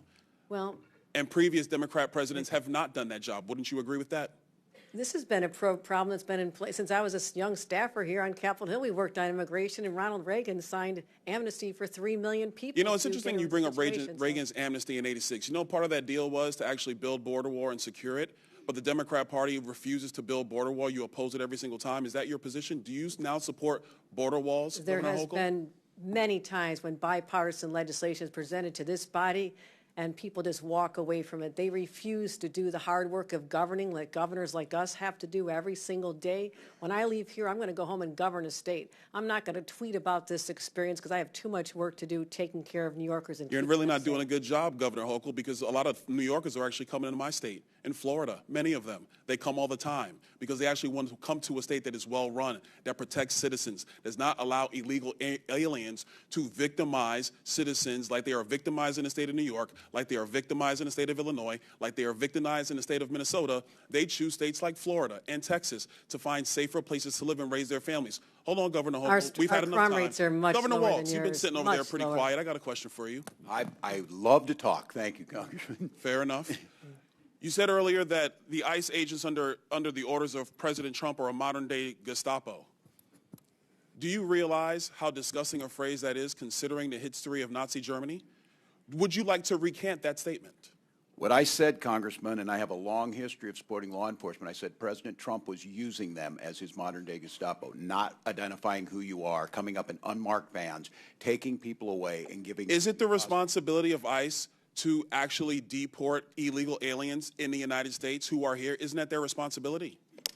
Yes, it is, Congressman, except that the Constitution is not an inconvenience. It's not an either-or. Nobody said an inconvenience. You have a responsibility to deport illegal aliens, and the president is going through that process right now. And let's be very clear, the previous administration, they abused every process there is under border laws to allow more than 10 million people into the country illegally. And this is a burden on all Americans. And so the president is doing his job. So it is sick to refer to Americans who are ICE agents as Gestapo. Governor, you're wrong. You need to apologize to these agents. They're doing their jobs. They are Americans. They serve this country with honor and decency and respect. Do not diminish their work simply because you tried to make a cheap point that you could tweet. I yield back. Chair now recognizes Ms. Stansberry from New Mexico. Thank you, Mr. Chairman. Well, some interesting theatrics today. Welcome, everyone, to the Oversight reality TV show. I know Mr. Trump loves himself some good TV, and today is not disappointing. And in fact, I want to say welcome to some of the members who've showed up to this committee who I've never seen here before. It's great to have you here in the hearing room with us. Now, before I get started on the topic at hand, I want to take a moment to speak directly to the immigrant community who might be watching and listening today. I want to say to everyone out there who is living in fear, we see you, we love you, we respect you, and we are fighting for you and every community that is being targeted by this administration and this Congress. We also want all of you out there to know that you have rights. You are protected by the law. And you should not have to live in fear and wonder whether or not you're going to be safe if you leave your home or if your family is going to come home at night. We see you. We are fighting for you. You have rights. Now, let's turn to the situation in California, which, of course, much of this hearing has focused on. As someone from a Marine veteran family, let me be clear. Marines are combat troops. They are highly trained, highly disciplined, lethal fighting force combat troops. And they should never, never be deployed against the American people who are exercising their constitutional rights. This is a gross and disgusting abuse of power. A disgusting abuse of power by fake tough guys who think that they can intimidate our communities while taking away their rights. And this is from the same man who dodged the draft and called our military service members suckers and losers. That's your commander-in-chief. And here, these folks here and the president want to say they're for our military and our veterans while they're illegally deploying service members, violating state sovereignty, gutting the VA, firing generals and lifelong service members.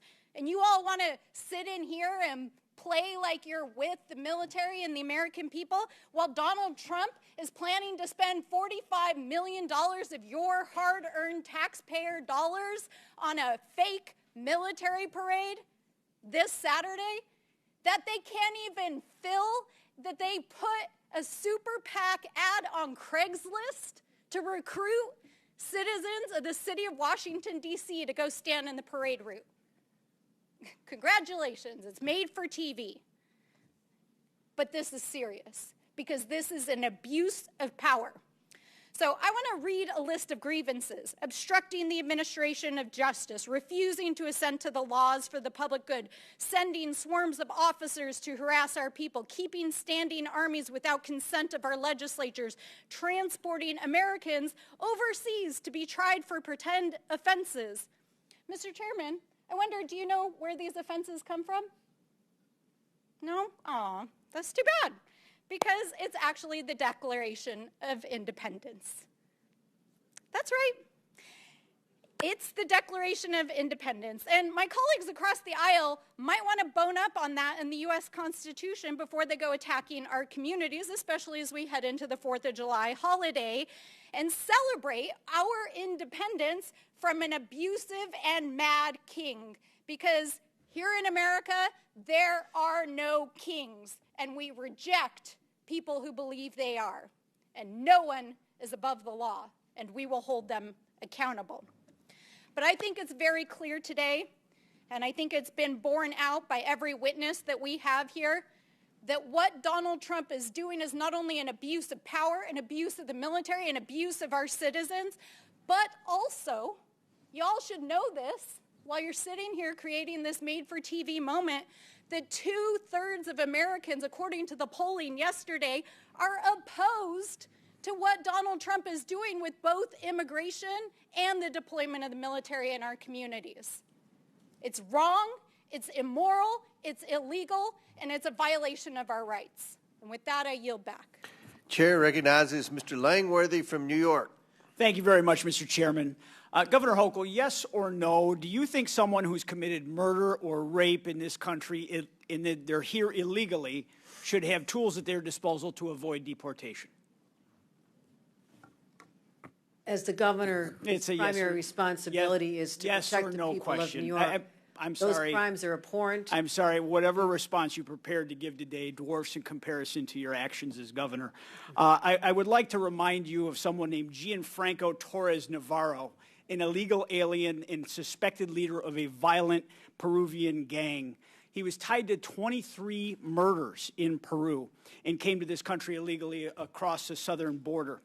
He had his victims' faces tattooed on his body, and he was hiding in plain sight in Endicott, New York, for an extended period of time where ICE could not locate him. And why did it take so long to find him? because policies like your green light law, which blocks ICE and U.S. Border Patrol from accessing critical DMV databases. In fact, it threatens the badges and threatens to charge with felonies any officer that shares that DMV data with federal agents. These agents rely on data to be able to know who they're pulling over on the side of the road. They're taking their lives into their hands every time they're trying to, keep our streets safe. The really sick irony here is that your government in New York, my home state, freely shares that same DMV data with the government of Canada at our bridges in you and my hometown. But it doesn't share that data with your American federal government. Why, Governor? You're misstating the green light law because we are able to cooperate with federal authorities when there's a crime Why do you shield the database, Governor? Anything they want from us related to investigating a crime This is is data available that's to needed them. in real time to enforce the laws on the streets. They can't subpoena these records from your government. And I've had these conversations with my county sheriffs all across the state of New York, state police. They want to work with the federal officials. They want to clean up these messes. But they can't because they are being threatened by you and our Attorney General that they'll take away their badge and end their careers. Been countless instances where we've cooperated with federal law enforcement. It happens on a daily basis. And so your characterization is just incorrect of how we provide information to people who ask for it. You share the database in its entirety with Canada, but you don't share it with the federal government. It's beyond belief. I mean, this is denial and excuses, Governor. You know damn well that the New York State Sheriff's Association, the State Association of Chiefs of Police have both condemned the green light law. Sheriffs from Erie County, Niagara County, Monroe, Albany, Broome, Dutchess, and Oneida counties, multiple parties represented here, not just Republicans, have warned that your law ties their hands. It puts officers' lives in danger, and it shields criminals from accountability. When you refuse to work with law enforcement, when you refuse to hand over data that can protect communities and save lives, you are actively aiding the illegal alien criminals who have crossed our borders and committed violent crimes. And the consequences are not hypothetical. Your bail reform law is the reason that Laken Riley is dead. He should have been in jail in New York, and he wasn't. He went to Georgia. He fled our state because he should have been in prison. These are tragic and real circumstances. In Buffalo, a Venezuelan illegal immigrant hacked his wife to death with an axe. In Syracuse, an Ecuadorian national strangled a young woman on her birthday and dumped her body in a park. In Irondequoit, in Monroe County, a Dominican national slaughtered an entire family, including 2 toddlers, and he set their house on fire. Governor Hochul, you took an oath to serve the citizens of the state of New York, and you've allowed violent criminals who came here illegally to hide in plain sight and to avoid federal officials because of your support for the green light law. I mean, this is an abomination.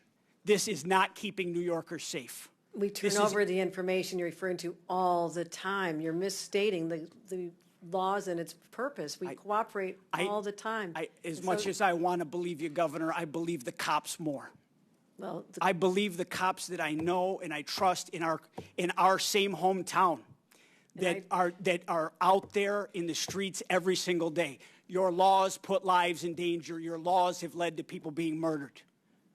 My job is to protect the people of New York, and I fight hard every single day. You're I have doing done a more very lousy to job of reduce it, the Governor. crimes. Murder rates are down to historic lows, and we're working hard to make sure one crime is one too many. I take this very seriously, but we do cooperate when anytime they need help with law enforcement.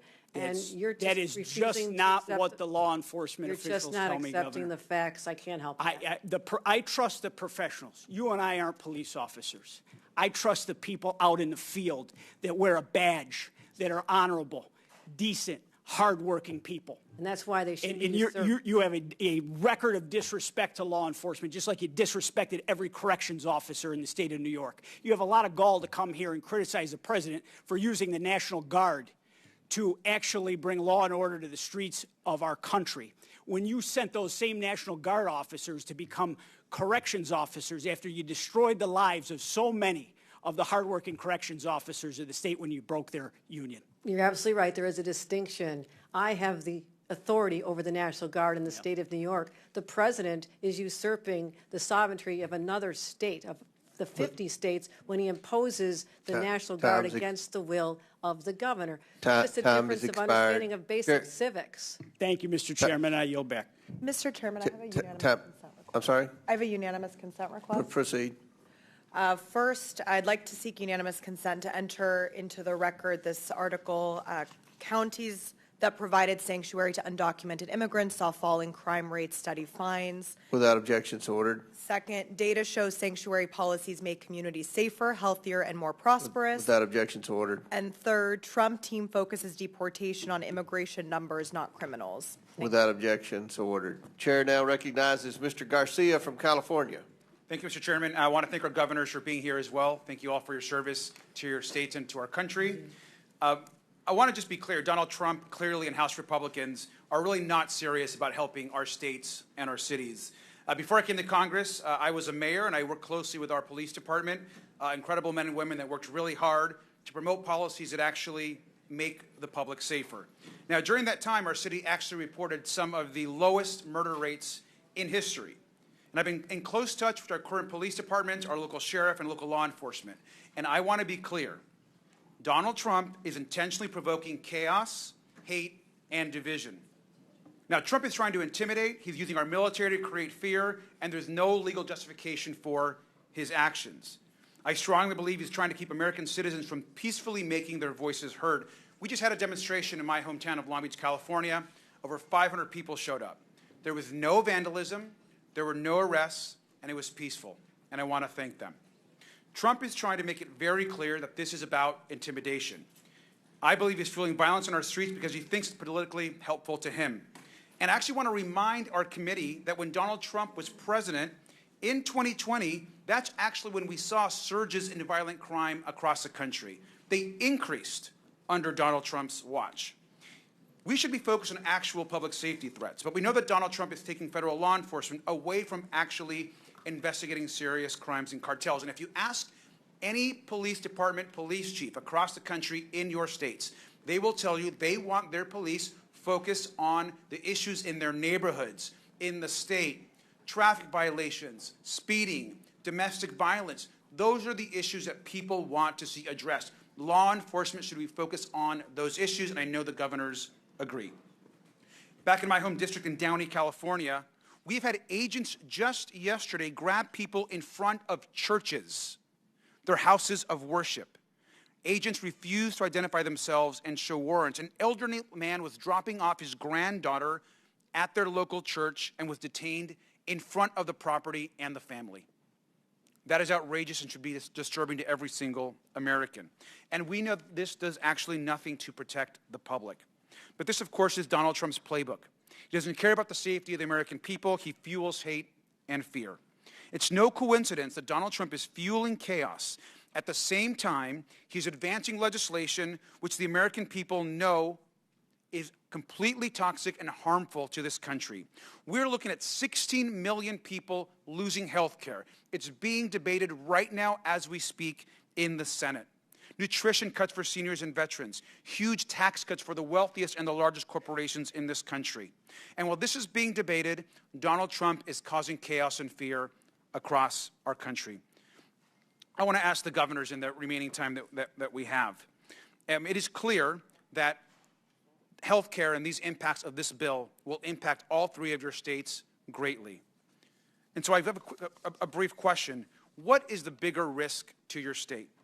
Ripping away health care from millions of people across the country, thousands and thousands in your own states, or the law-abiding, working, undocumented folks in your states? And I'll let you each go ahead and give that answer. We'll start with Governor Pritzker. Thank you very much, Congressman Garcia. There are 770,000 people who stand to lose their health care in the state of Illinois, perhaps even more, depending on how this bill turns out. And I can tell you that there are people who are dependent upon Medicaid and Medicare to survive. I am deeply, deeply concerned about the deaths that will occur as a result of the cuts, not to mention that we're taking away SNAP benefits from families that need it most and children veteran services, people who have PTSD, who need to see their therapist at a certain time, now have to wait much longer periods of time because of the threat of this bill. So I'm deeply concerned. DOJ has taken away one of our facilities in the state of Illinois already. It's a huge problem, and that is the threat. Thank you, Governor Walz. Yeah, thank you, Congressman. In Minnesota, in 2023, we were ranked as the top state for health care, home of the Mayo Clinic. We have more people covered almost than any other state. This bill would take 250,000 people off of health care, make it more difficult, reduce the outcomes we're getting. 40% of those are children receive their care through that way, and over 70% of nursing home patients. It would be catastrophic, and the state has built it up to improve lives of all of our citizens. Thank you. And finally, Governor Hochul. Health care is a basic human right, and I'm proud in the state of New York that 95% of people in our state have health care coverage. But these devastating cuts will throw off at least 1.5 million New Yorkers, and not just those individuals, but when hospitals in rural areas have to shut down, the entire community will lose important services. So this will have a ripple effect through our economy and hurt more than just the people who lose their Medicaid, and it is devastating and absolutely unwarranted. And we encourage everyone to stand up, speak up on behalf of their constituents, especially those from the state of New York who represent rural areas. They're counting on you. Thank you. Governors, I thank you, and I yield back. Chair now recognizes Mr. Biggs from Arizona. Thank you, Mr. Chairman. I get a kick out of you sanctuary state, county, city leaders who talk about having to deal with the border crisis. Cracks me up, actually. But at least, Governor Pritzker, you did call it a crisis in your statement. I appreciate that. Ultimately, as you said in your statement, you received 50,000 illegal aliens into Cook County. And Governor Hochul stated that New York received about 220,000 illegal aliens. That's fantastic that you know those numbers roughly. Now I want you to imagine you're a southern Arizona community of about 80,000 people, sitting right on the border. And over the course of the Biden administration, a couple of million people came through your little town. And I quote you, Governor Pritzker, Illinois didn't ask for this crisis, and I'm going to tell you, neither did Yuma, Arizona. Its lone hospital, only hospital, couldn't handle the influx, nor could its single food bank, its law enforcement, its schools, and other services and infrastructure. That was a failure, you're correct, on the part of the federal government under Joe Biden. That's all stopped now. That's all stopped now. Because it didn't take a new law, it took enforcement of the current law. But you know what drew a lot of those people? Because you might have been down there once. I've been down there dozens of times. I've taken more people from Congress down there than anybody else here. And you know what those people told me? They're coming here because they do. They do want. They wanted to get to places, and they would name Chicago, and they would name New York to me. I'd say, why the heck are you crossing here and not crossing at Del Rio?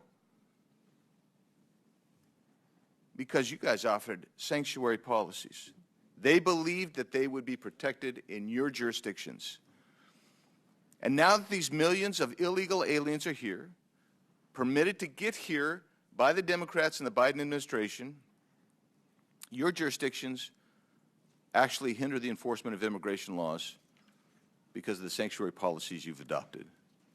And then you have the temerity to complain about the influx of illegal aliens that strain your social services. Well, you did that. That's not even an unintended consequence. That's what it is. So I'll ask you, Governor Walz, do you agree with Minnesota your Attorney General's opinion stating that it's not lawful for Minnesota counties to hold people for immigration authorities, even if there is an immigration warrant? Do you agree with his statement? That's his statement. It's not yours. I just want to know if you agree with him. Yeah. Well, I know you know this, Congressman, that all 87 Minnesota counties follow federal law. I don't know that. I just want to know. I don't know that. Why would I know that? I'm just going by your Attorney General. He says not to do it. Do you agree with the Attorney General?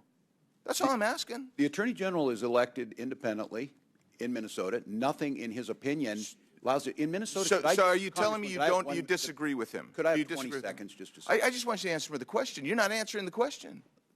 I served here, Congressman, and there's the respect to the witnesses to just be able to speak. Yeah, there is, and there should be respect, and that respect from the witness should be to answer the question. Our counties and jurisdictions can do whatever they deem necessary. They have to. Do you agree with your Attorney General?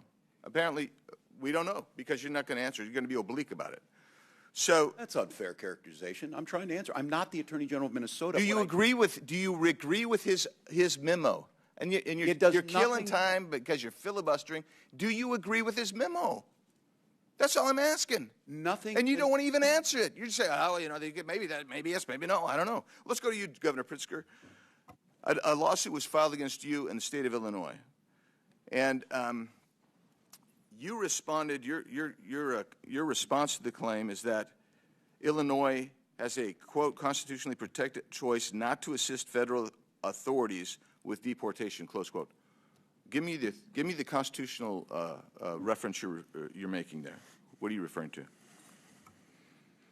Congressman, I don't know the lawsuit that you're referring to, and I don't know that I was the respondent in that lawsuit. I can say that this is from the response filed on your behalf. So you didn't read the response?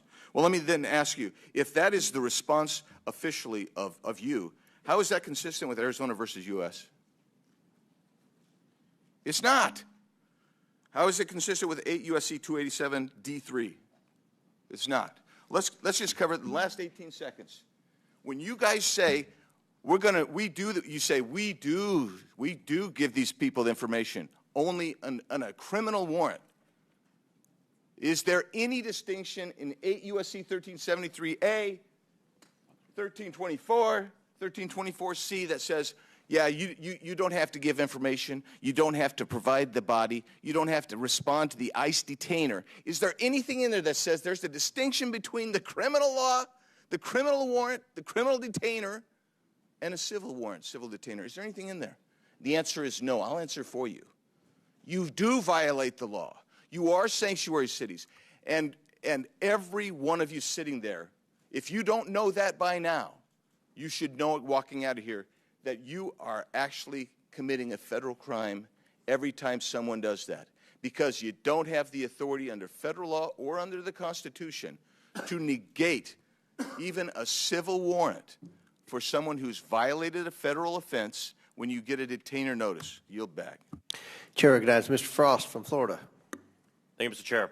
All over the country, people are protesting nonviolently President Trump's treatment of immigrants, and they are right to. And I think it's important that we are clear as leaders about what's going on in this country right now. There is no mass deportation campaign. Deportation is a process that is not being followed right now. What's going on is people are being snatched up in the middle of the streets, trafficked, kidnapped in the middle of the streets, trafficked to other countries without due process. Trump is taking blatantly illegal and inhumane actions to stoke protests and then escalating things from there. Over the weekend, he sent the U.S. troops to California. This is dangerous. First, the California National Guard without the governor's support, and now the Marines. The Marines are trained to fight and win wars, not to de-escalate a protest in the heart of an American city. Members of our armed services have sworn an oath to the Constitution. They didn't swear an oath to Donald Trump, and they're not his personal army. And so in the face of a wannabe dictator, we have to have strong opposition. First, the Trump administration says they're going to arrest judges. Then they arrested a judge.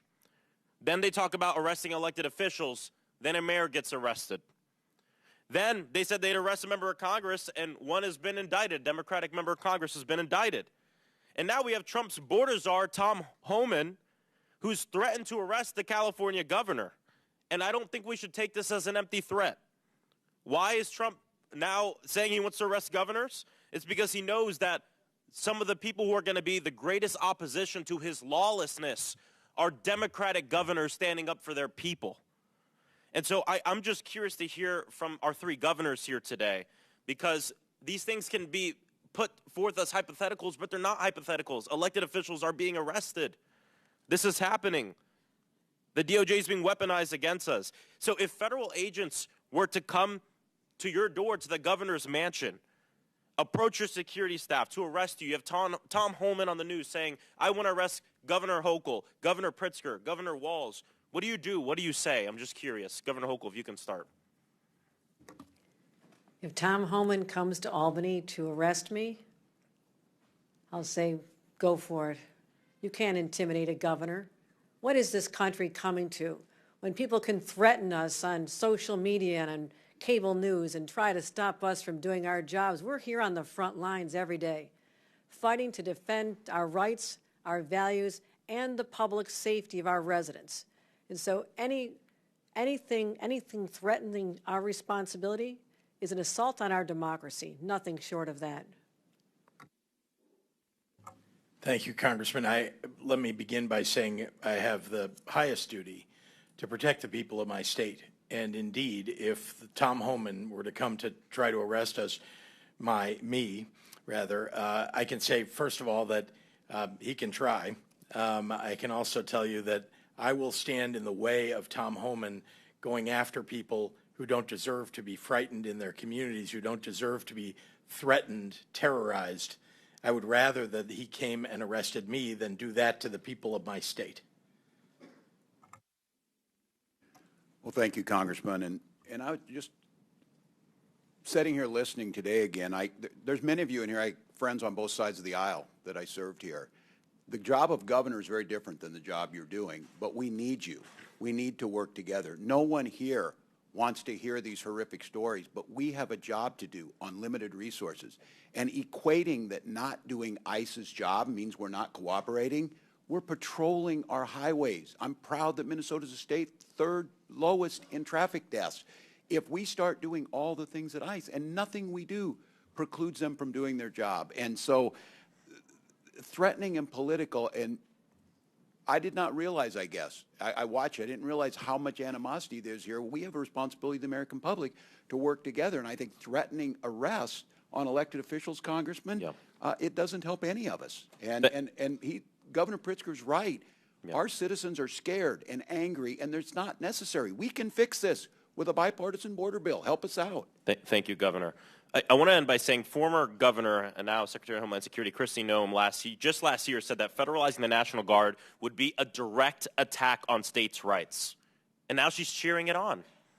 President Trump has consolidated power so much in his own party, there's little to no, pretty much zero, opposition left to his lawlessness. We hear it in this room right now. And the last thing I want to say, too, is what's going on right now is not just a distraction from the fact that they want to pass a massive tax break for the richest Americans and take away services and things from working families, but it's to enable it. These aren't two different stories, because the only way you rip away health care from 15 million Americans in this country and not feel like you have to fear for your job or that you're going to be protested every day is by scaring the people and suppressing their First Amendment right. What's going on in Los Angeles and what Donald Trump wants to do around the nation is directly connected to the fact that he's going to take away health care from all of these people, 15 million Americans, to benefit people like him and his donors. And it's shameful. These aren't two different things. It's the same thing. I yield back. Chair recognizes Mr. Higgins from Louisiana. Thank you, Mr. Chairman. Governors, I guess thank you for being here today.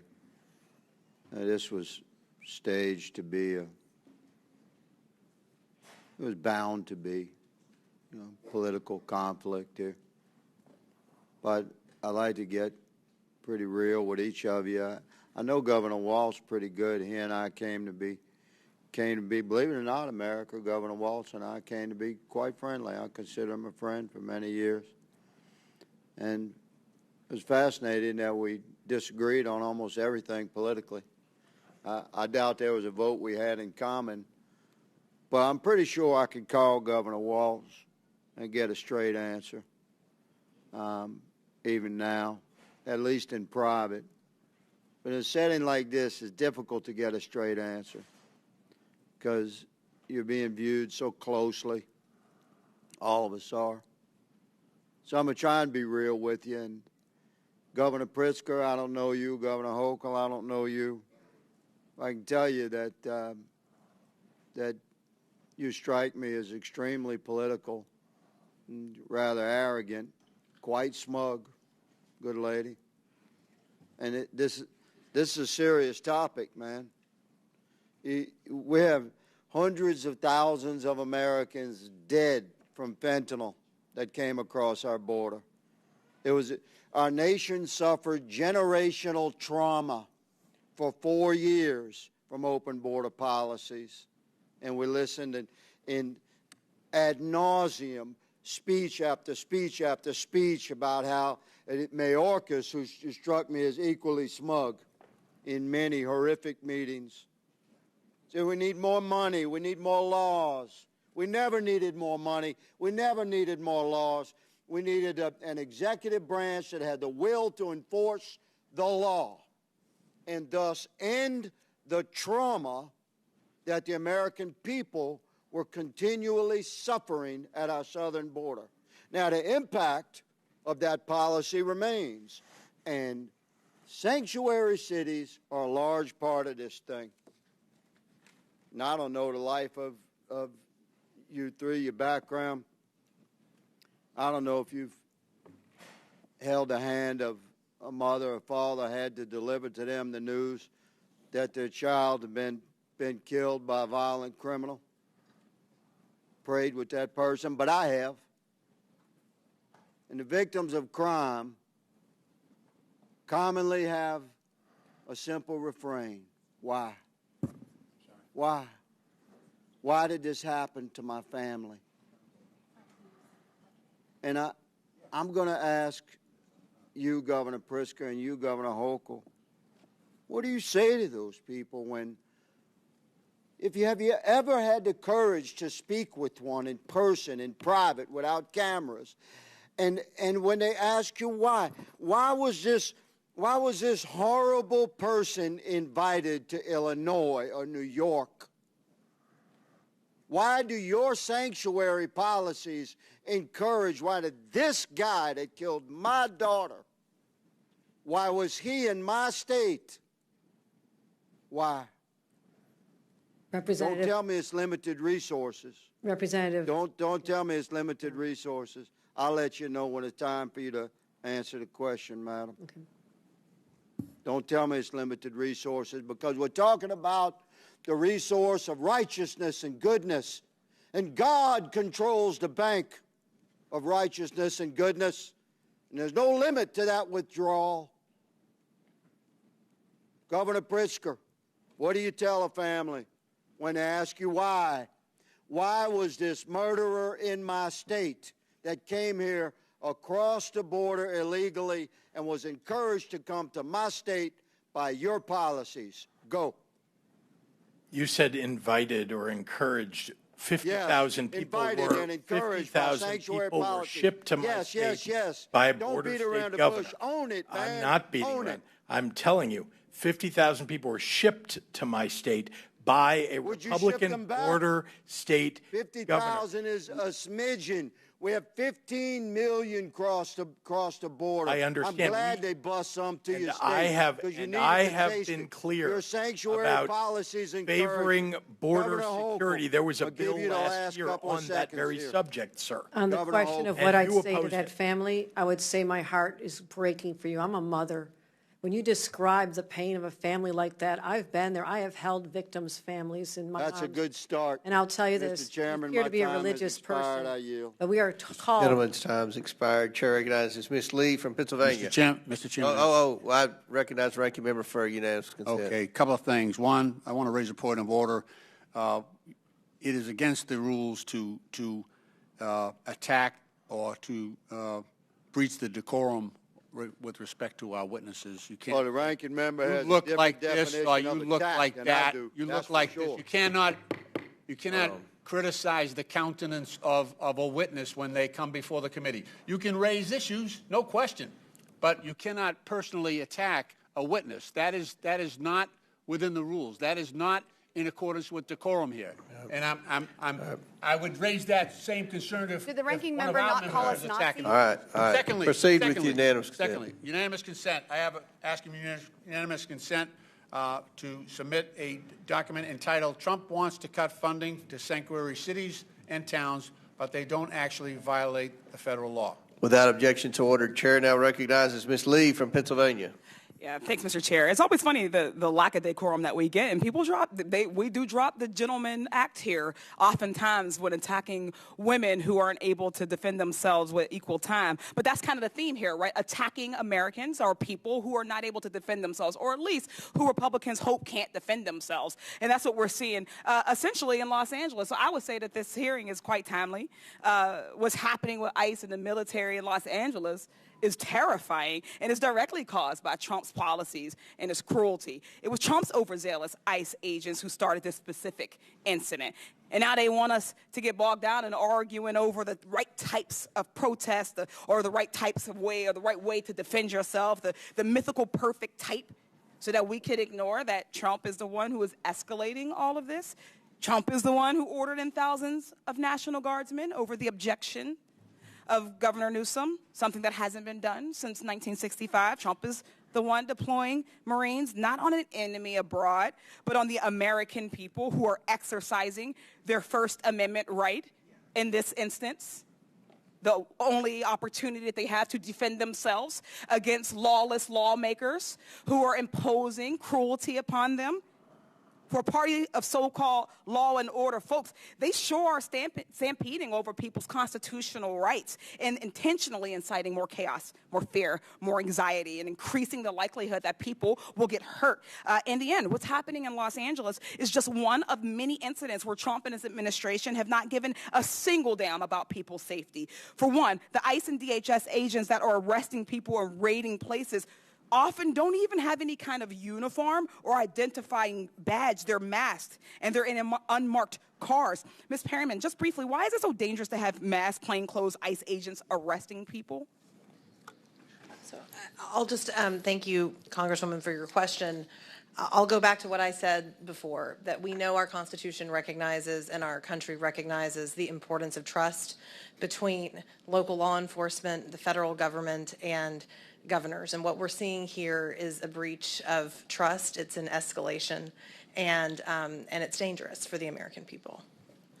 Trump said he was only going to go after undocumented criminals, but that's clearly not the case. Whether through incompetence or straight up racial profiling, ICE and DHS agents are wrongfully arresting U.S. citizens. We've talked about it today, and catching these mistakes often happens too late, after an American citizen has already been illegally thrown into another country, and Trump's administration is doing nothing to get them back.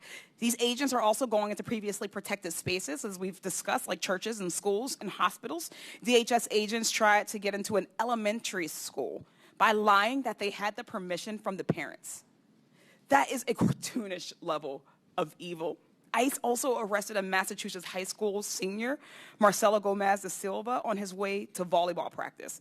Governor Walz, you're a former teacher and coach. Do you think these kinds of actions create instability for students? And do you worry about increasing anxiety of kids coming to school? Well, thank you, Congressman. I certainly do. Creating that safe environment where our kids can come and the expectation is to learn, they certainly do. Once again, there's no reason to use these enforcement actions at those locations when there are other tools. And I think, again, this false equivalency that we do not want violent criminals to be arrested, detained, and go through due process, we do, but hugely detrimental to the educational system, hugely detrimental to a system that is dependent on trust and the goodwill of everyone in that school system. So, yeah, it is detrimental. Thank you, Governor Walz. These same kids getting arrested are often being separated from their families. They are scared. They're alone. An attorney is one of the few resources they had access to that is now being taken away as well. The Trump administration has canceled contracts with legal groups that represent those undocumented children in immigration court. This is going to force thousands of kids as young as 2 years old to represent themselves very quickly as we're running out of time. Ms. Perryman, how's a 2-year-old supposed to represent themselves in court? A 2-year-old can't represent itself in court, him or herself in court. And I'll just say that we are in court every single day seeking to try to ensure that people have access to legal representation, which of course this administration is really seeking to curtail. They're seeking to ignore due process rights. I was going to say, would you say that it is due process if a 2-year-old is left to represent themselves? Absolutely. It's a flagrant violation of our Constitution. It's also something that shocks the conscience. We'll leave it there. Thank you. I yield back.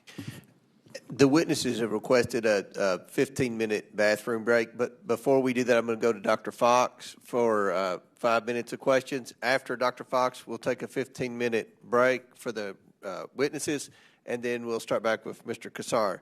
So Chair recognizes Dr. Fox from North Carolina for 5 minutes. Thank you very much, Mr. Chairman.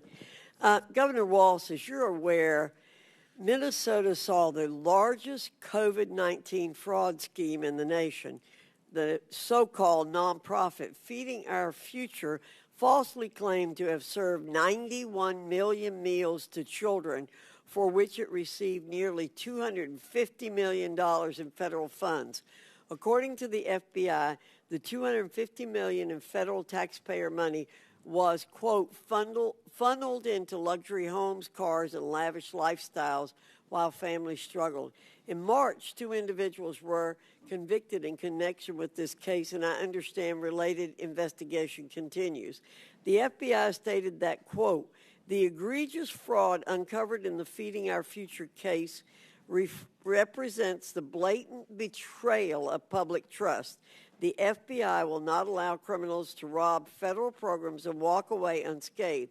We'll expose their schemes, dismantle their networks, and ensure they face the full weight of justice. Do you support the federal government's efforts to bring to justice those who stole federal taxpayer money at the expense of hungry children in your state? Thank you, Dr. Fox, wholeheartedly. And this is a great example. When the federal government works with the state, we reported it, they prosecuted them, they are in prison. So do you support federal efforts to bring to justice those who commit federal crimes in Minnesota? I most certainly do. Okay. Does Minnesota honor ICE detainer requests? Congresswoman, thank you for the question. I've been making sure I get my opportunity here. Minnesota follows all federal law. State law requires, and I would say the state law requires all state and county facilities to ask for immigration status when a convicted felon is committed and tells DHS if they're undocumented. All state facilities. DOC calls DHS before a convicted felon leaves prison. We have a controlled handover. Well, how can we be sure that your state is serious about cooperating with the federal government to enforce our immigration laws? We do it on a daily basis, Congresswoman. And again, I say this is the floor. Counties can do more, but here's the confusion we have right now. Last week, a list of supposed sanctuary cities or counties were put out. Many of those were counties in Minnesota that had gone above and beyond. Their sheriffs said it put them at risk because they were doing that. They were sharing information and doing what they're supposed to do. It's a coordination issue. But you said in your answer it's only if they've been convicted of crimes that or a judicial warrant. Or a judicial warrant. That's correct, after due process has been served. So that you don't cooperate if they're illegally here and the ICE comes to get them? If they have gone through the process, Congresswoman, and they have received due process, and ICE's job is to come and get them. It's what I've been saying all day. But if they're here illegally, then they're here illegally. There's no, they've broken the law already. Many are here as asylum seekers. They've overstayed a visa. I have another question to ask you, Governor. As I've said before in this committee, innocent American taxpayers are collateral damage in the Democrats' pursuit of open border policies. Americans pay with their wallets, their safety, and all too often their lives. This is unacceptable. I'm sure you're aware, Governor, that your state has spent hundreds of millions of state taxpayer dollars to address the surge of illegal aliens in Minnesota. Are you also aware of any NGOs operating in your state that provide services to illegal aliens, and have those NGOs received any federal funding? I can't answer that at this time. I don't have it in front of me.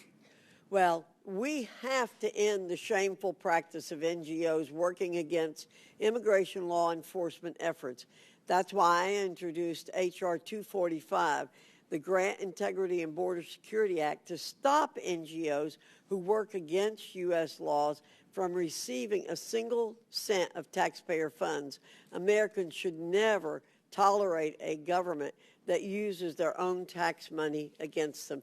And, Mr. Chairman, I yield back. Gentlelady yields back. Before we recess, recognize the ranking member for UC.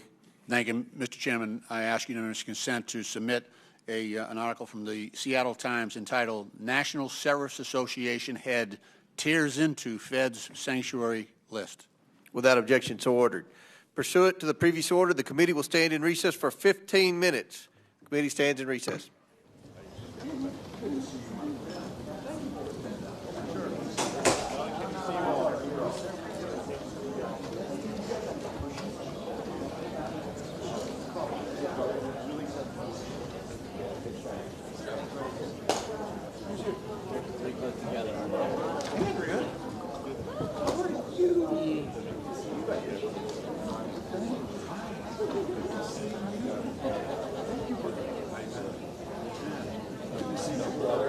Miss you, man. Tom, good to see you. 5 miles on them all today. Oh, really? I passed one of these members. Wow. You got up before it was warm.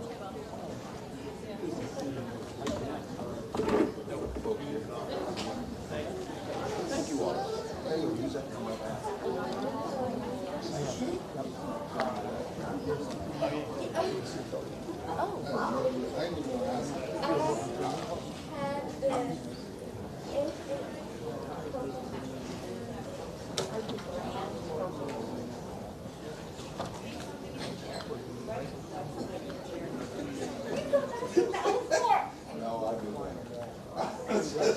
Yeah, I was wondering.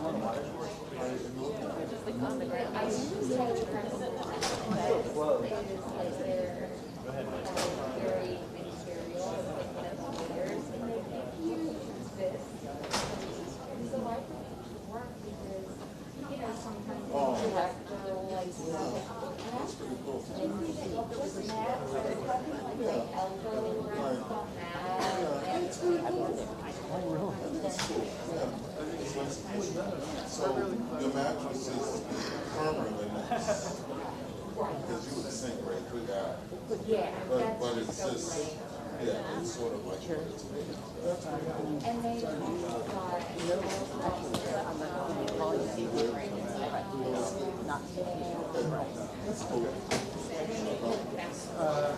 right.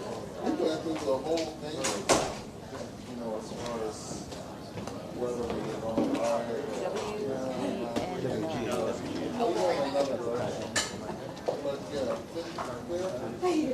I thought it was great. I had 4 plates. You're awesome. We're good. Thank you so much for being there. Appreciate it. I know, as usual. Always. Always.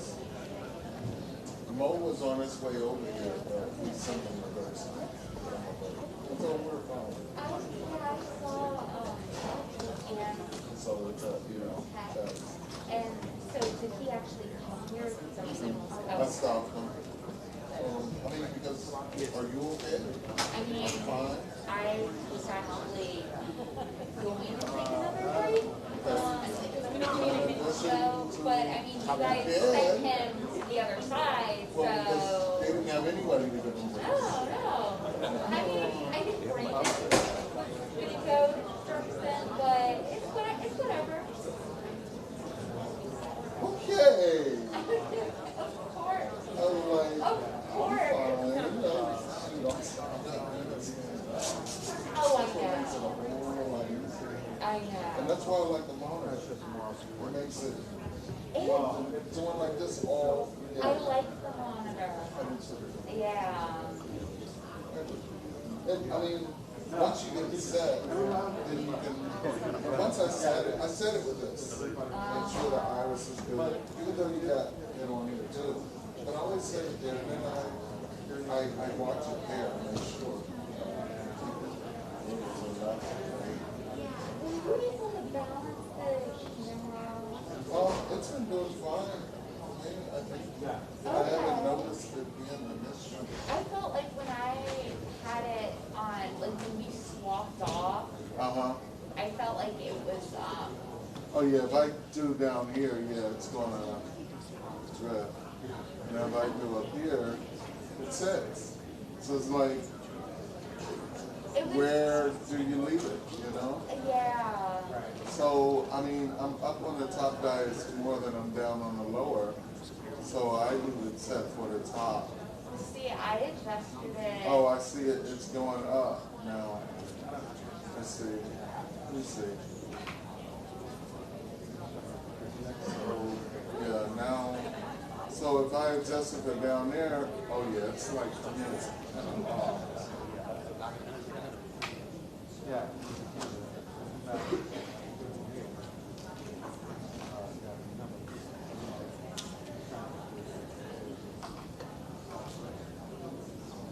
So if I go there now, the dais is sitting fine. So I come down to here, it's drifting still. Maybe, what is the counterbalance set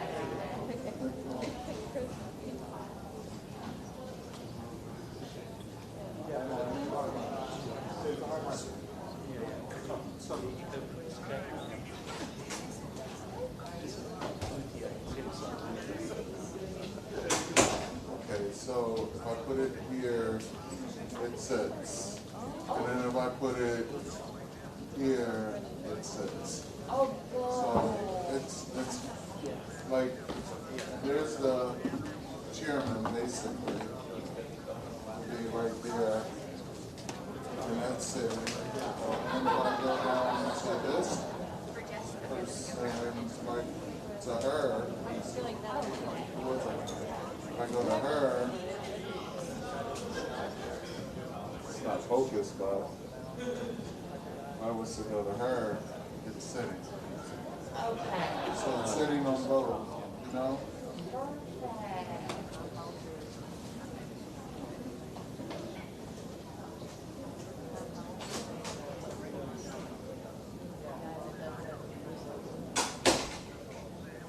Jordan? What? Is Jordan gonna be the chair?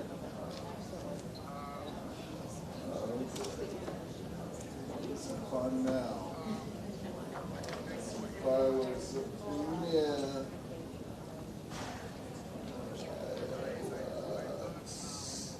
I tell you, fireworks. Okay, it's set.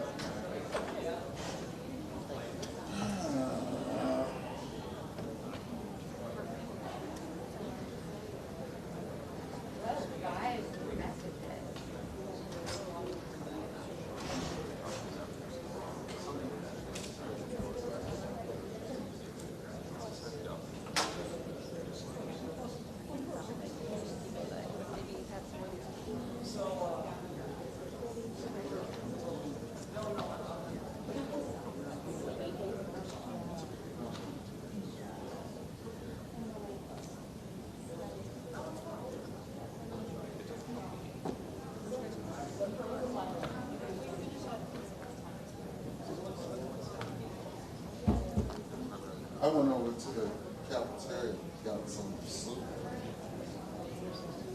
Oh, good. It's okay.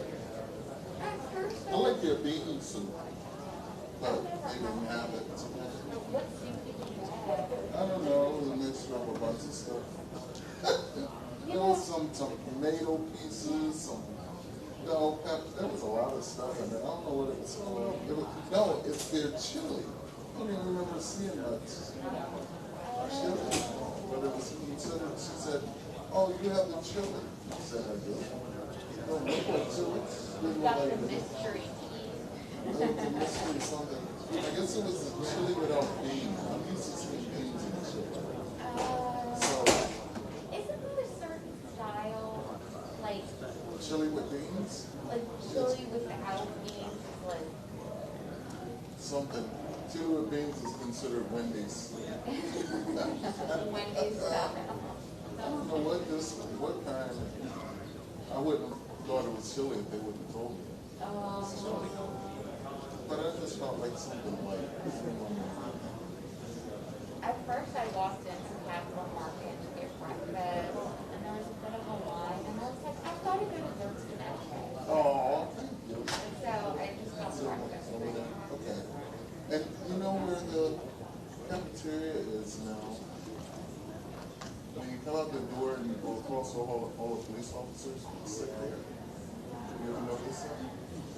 On which building? I think it's the Capitol Market, the one, you know, right, you go down a level and it's around the corner, right as soon as you get to Capitol. I think that's a house side. It's around the house side.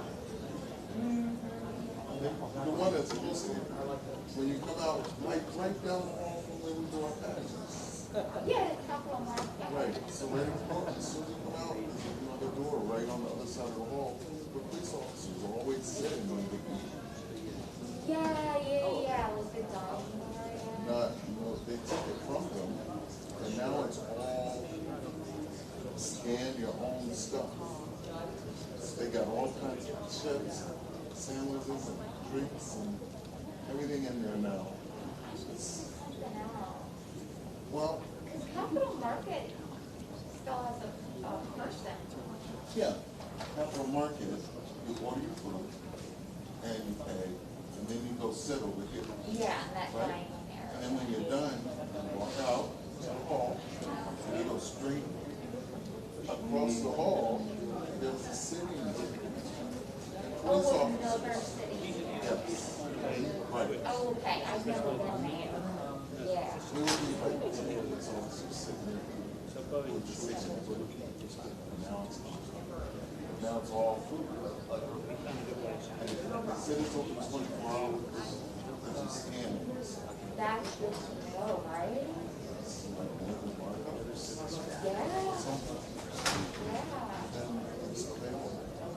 That night that we had the overnight hearing, I was so, I needed coffee, right? Yeah. To get through that, and so we were in Rayburn, and I went to where all the vending machines are. There's like an espresso machine there. I went there and it said it was out of espresso. It could only do like hot chocolate. I went, there was a vending machine that had like Starbucks, you know, drink and cold there. Right. And it was dark, it was off. And then there was a third vending machine that I saw like some other kind of coffee drink there. And the little, it said like candy green, like it was also earthy. And so I walked all the way to Longworth. And that's so that far from Rayburn, you know? And they had one of those like self-checkout places there. Yeah. Something that's to, like, when we do rules, have you ever come out and gone to the left and went to the press gallery? Like the lounge area? Or Where the press gallery, where they do the prints. If you come out, across the turn left, like from here to that little wall, you stand in front of this elevator, the door right there is the press gallery. There's coffee machine, soda machine, all of it right there. Microwave, you warm up your lunch and you water, bathroom. You know, years ago when somebody was like giving me a tour, I remember seeing that, and I had not actually gone there on my own. Oh, yeah. You got it. Right, I'm sorry. I don't know, I can't remember how to navigate this. You said it is on the same floor. Yeah, if we're ever over there together, you come out of the door, go left like you're going to go to that elevator right there, and the door right to your right says house. It says press gallery. Okay. For the print. Yeah. We go in there with this microwave. It's like 35 cents on the floor. I was going to say, I remember the vending machines were like, had like the kind of old fashioned prices. Yes. So, in the bathroom, like I had my lunch, I think I had pizza and stuff.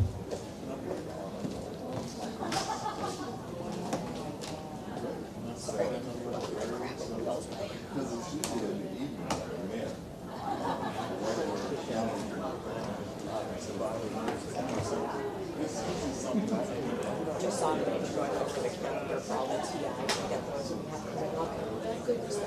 of them, and I was like, "Are we doing really well?" He's just like, "The answer right now is yes." And I was like, he's like, "We're working on getting it to no." But I was like, "Oh my God, there's so many of them." Going in. You do it outward. Poor Mitch. That's a lot of fun. All the prep for those. Yeah. Like all the work after too, like pulling out what you need and like that's a lot. Okay, now that you know. Do you need anything? Like good. Thank you. Yeah. I'm at that part of my job where I just kind of hang out and wait for something to break. Yeah, So. no worries. We're good. Thank you. Right? Donna, Johnny, and Rick. And Johnny, is that the day Johnny called out? no, Okay. he was, so I like emailed to see if anybody was having Okay. I will read through and they won't be, yeah, our floater went missing. Our what? Floater. Yeah, like Okay. Lady Johnny. And Our best plans. on his grave, and they said that it was like, I guess a yellow thing, it was like the floater stays around. It's really, is that true? So yellow? Yeah. No. No. It's going to be hard to find me here. Because you're orange.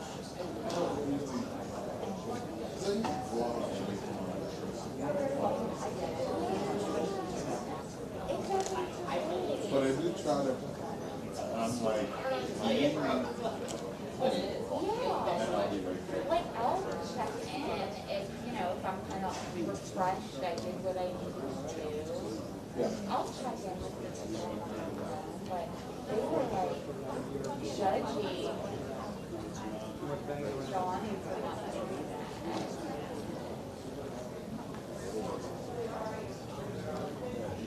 you got to realize, he has got because once it's this, once they're on you, so you're like,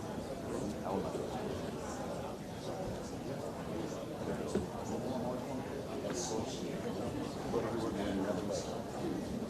She's great. Right now, I'm getting the updates on Then you say, Gus is being made in the state journal.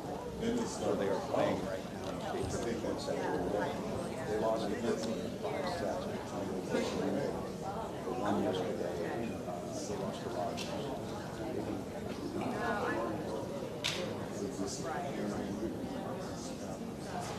Now they're playing. This is the first year of the Minnesota Boys season. How? We'll get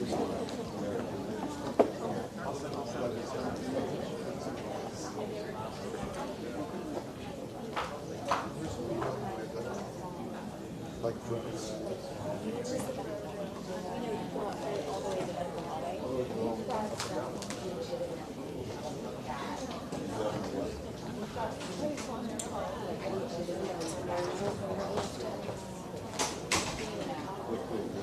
It's on silent and worse. Yes. It'll show up somewhere. It's still around here somewhere because my watch is still coming here today.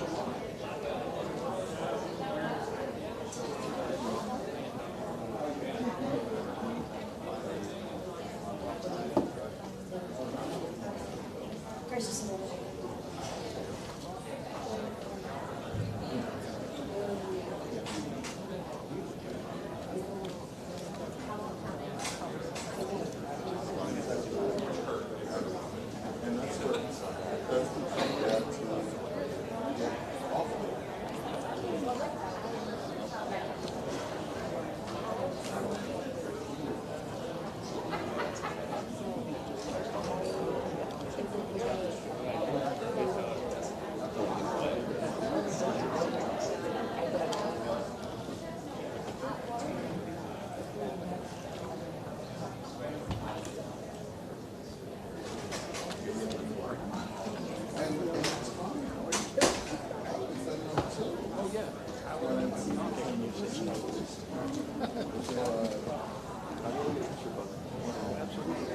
Where you from?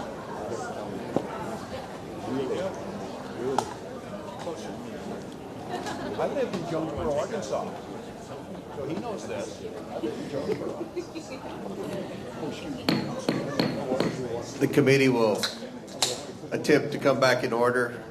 Give the witnesses a second to find their seats, and then we'll recognize the next questioner.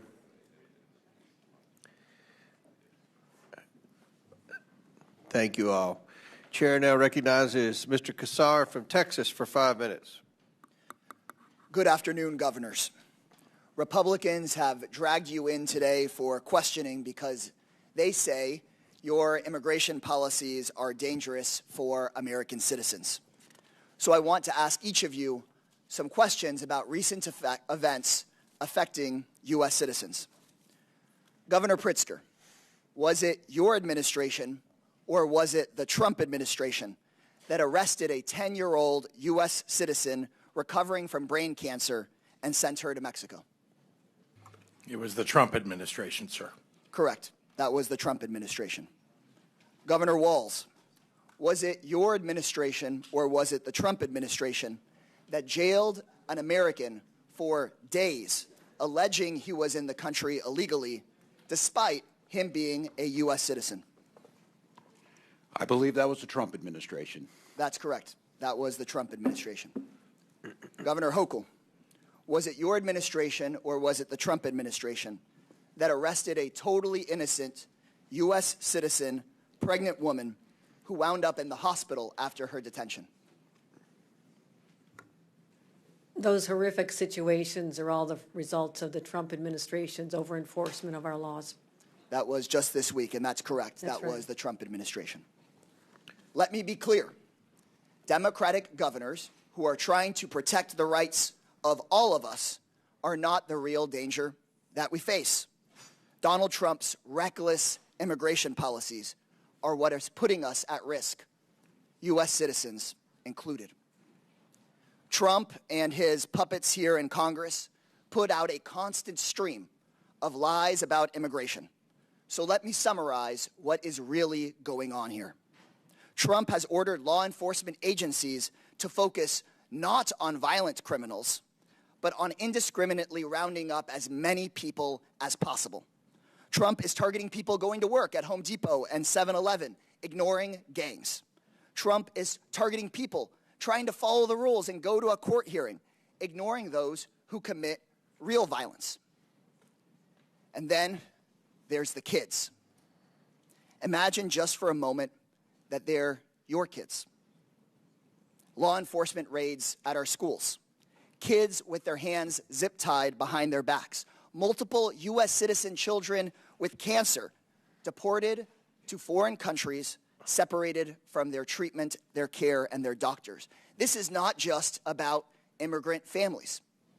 Donald Trump is undermining the rights that protect all of us, no matter who we are and where we come from.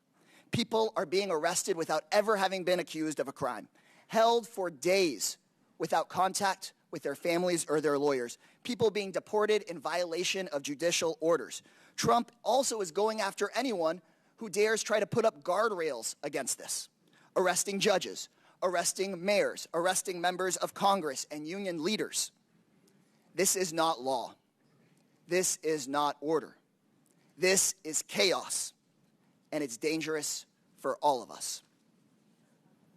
Around the country right now, people are peacefully protesting to show the world the awful things the Trump administration is doing, tearing families and communities apart, ignoring the rule of law, making us all less safe.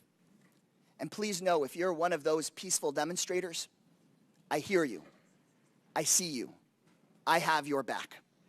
So many of you are suffering because someone you love is terrified or has been unjustly taken away from you by this administration.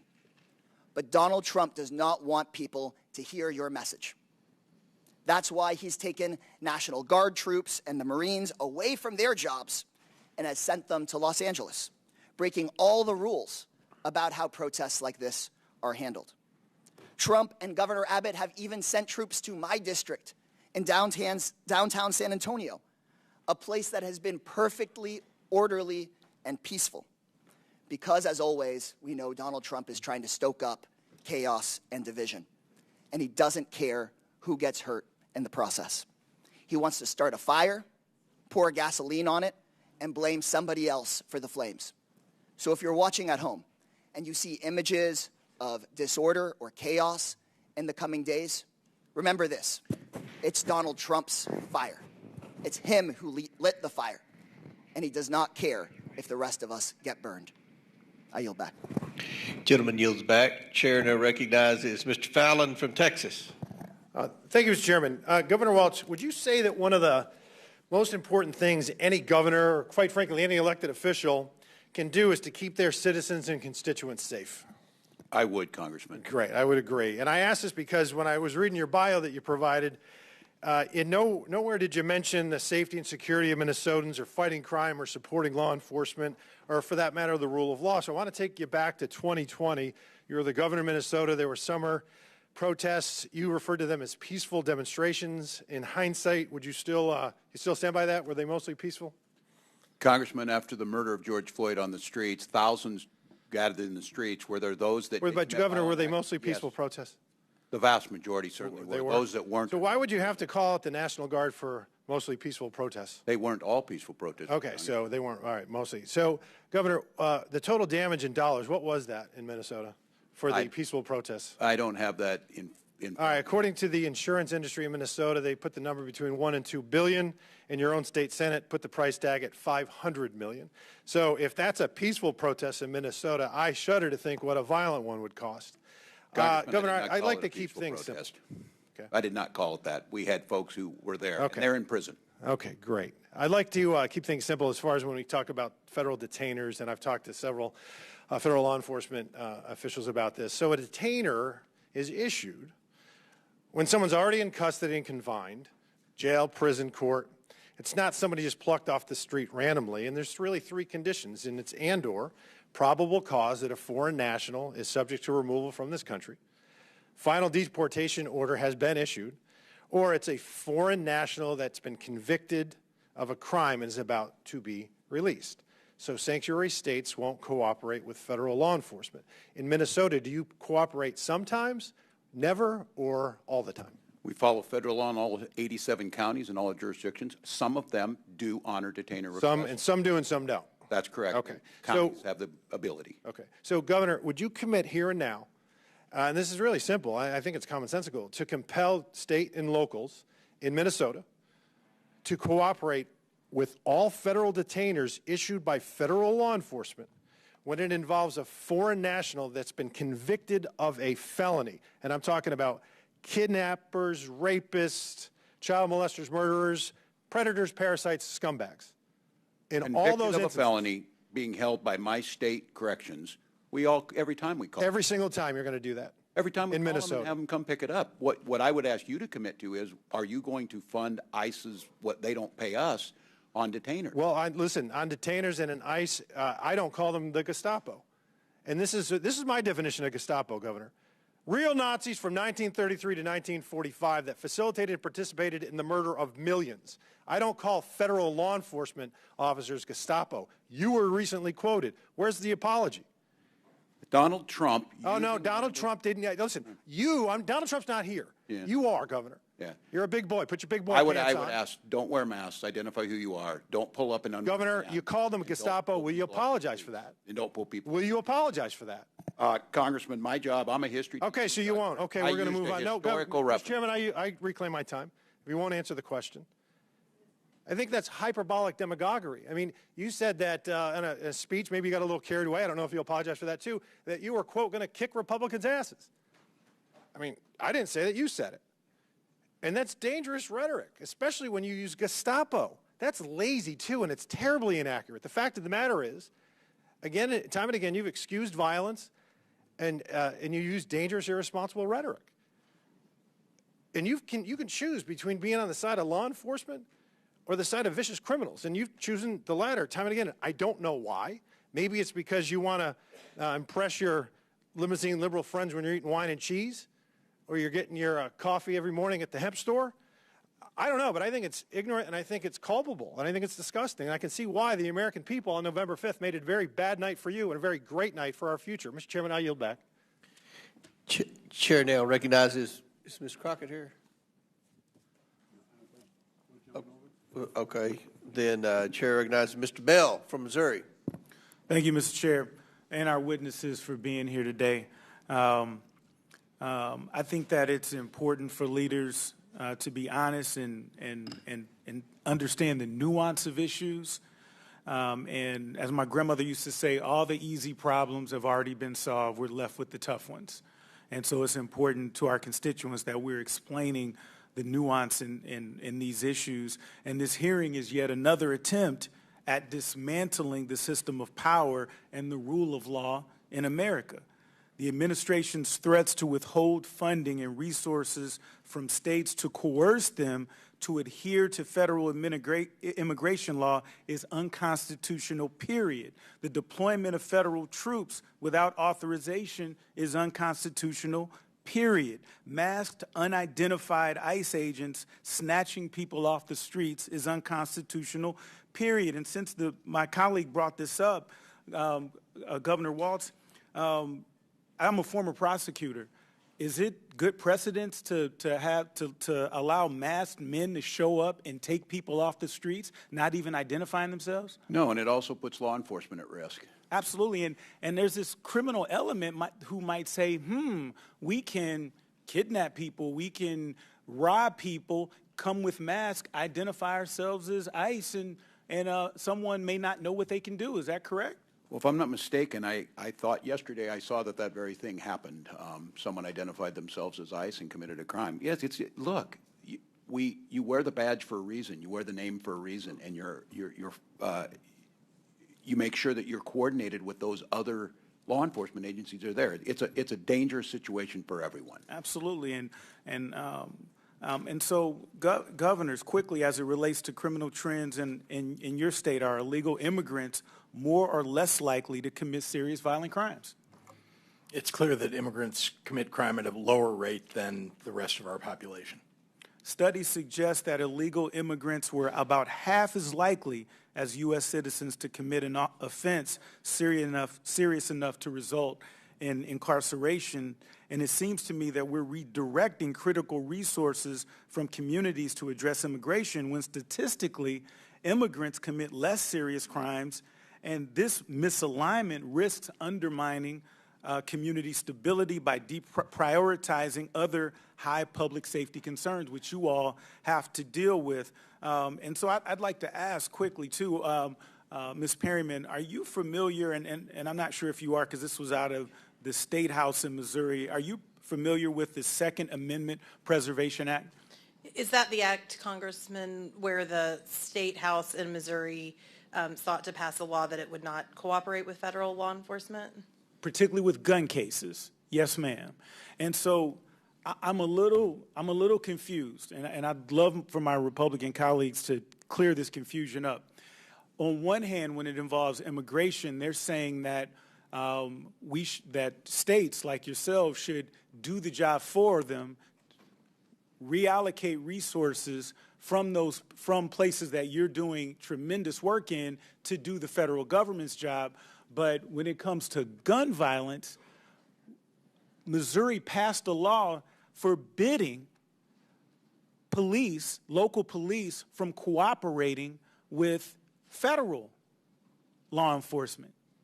And so I got to ask, in your respective communities, is gun violence a problem? Governor Hochul. Any incidence of violence is a problem for us, but I'm proud that after investing nearly $3 billion in law enforcement since I've been governor, our crime rates are trending downward, particularly violent crimes. And a place like New York City had the lowest crime rate in May in history. And I'm going to reclaim just because I'm short on time, but Lowest gun murder violence rate? is a concern. Would that be safe to say? Yes. Governors? It is absolutely a concern, yes. And so if when local law enforcement and federal law enforcement work together to curb gun violence, which protects all of us and all of our families, I don't hear Republicans complaining about the fact that local law enforcement is literally barred, until the Supreme Court overturned this, barred from working with federal officials. And I think it's just about hypocrisy to suggest in this situation that you should be forced to take the finite resources that you have to do the federal government's job. That's my time. I yield back. Chair recognizes Mr. Sessions from Texas. Mr. Chairman, thank you very much. To our friends, Mr. Walz, welcome back. The opportunity that we have today to talk about this brings up a lot of issues. I think we all understand and we know this. There are over 600,000 migrant children that cross the border without supervision from 2020 forward. 600,000 children. We're sitting here arguing about a lot of things, but during the Biden administration, they took no steps, none, to affect, and this is from an IG report. They were unprepared. They did not know what they were doing. They let people come across. They didn't check. They just took people's word for it. And we still have these. Of those, 233 migrant children were never even given dates to appear in an immigration court. No dates by the Biden administration. Here, come on in. Here you go. I would suggest to you that each of you are participatory for bringing people because of your words of New York is open, Illinois is open for business. We want you to come. We want you to be here. And terrible things have happened in our country as a result of a false promise. I know you're perfectly willing to pay millions of dollars to people out of your own coffers, but the bottom line is they came through Texas and other areas, and it caused a great deal of carnage and harm. And these migrants are in trouble. They're in trouble, the entire pathway to be taken advantage of and to cause harm, not just to themselves but other people. I would submit to you, all three of you have encouraged people to come, and the numbers are stunning about the numbers of not just people that got caught, but those people that came here who have criminal records, and they appear on terrorist watch lists. And I would ask each of you, are you aware that when you put your open Come to America sign, come to the state of Minnesota, come to Illinois, come to New York, are you aware that you were doing that where there would not be a background check, where there would be people who would openly hear this who were criminals and terrorists, and they evaded this process and overwhelmed law enforcement? You created a gold rush. You created a rush whereby people came, and the entire pathway is littered with not only brand new areas, and it's the number of communities that now participate under 280G has exploded. And that is because it is the drug cartel's plan to have someone in every single city around America. In Texas, it used to be Dallas, Houston, San Antonio, Austin, maybe Fort Worth and El Paso. Now it is smaller cities, even in the congressional district that I represent. They brought their marketing team with them because there are people who still owe the cartels. This is not a new story. When Vice President Biden, he spoke about receiving a briefing from DEA, understanding there were people that had to pay off the cartels for being here. Each and every one of you have participated. Each and every one of you have put a green light out. Please come, be with us. We'll take care of you. And it has caused carnage. Governor Walz? Well, thank you, Congressman. First of all, I think the idea of a nation of immigrants, no one asked for folks who were illegally. We bring in over 1 million people Absolutely that legally go through a process know what our rules are. We do background checks. That's why we're we need to do talking the about legal- that's why we need millions to of pass people, a no bill. background check. We need to make sure the legal process is done, and those that shouldn't be here aren't. Okay. That's your viewpoint now. That's not what has been said in the past. That's not what Governor Hochul said at the period of time when people were flooding in. It was seen as being okay, just come. Governor Pritzker? Thank you, Congressman. As a great-grandson of an immigrant to this country, I can tell you that my views about immigration are that it's a positive for this nation in general. Immigration is legally. Positive.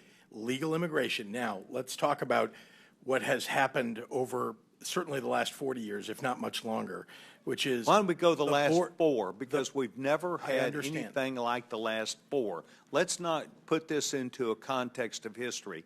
Let's put it under you as governor, your public comments, Governor Walz's comments, and Governor Hochul's public comments to encourage people to break the law, to come through my state and cause carnage, and drug cartels to have people now where they have a marketing organization everywhere to where communities have to have a 287G problem because they have people staying where they had never stayed before. Well, that mischaracterizes things that I have said. Let me just be clear. We have had 40 years of failure at the border and failure of immigration policy. We'll talk about the last 4 years, right? There were people that came to the border, got because the federal government decided that because there's law that allows this. Right? There was not law that allowed it. There was a presidential directive. Okay, fair enough. We're not in charge of the border in Illinois. I can tell you that. We don't have a border with a foreign nation. Well, you nation encourage knowing there have Lake Michigan there be between us tens and of Canada. thousands of children that would come. Governor Hochul? We had 50,000 people who came from Texas because they were shipped to us. And let me tell you, I was in favor of helping them find helping Texas, indeed, find a way to provide for them.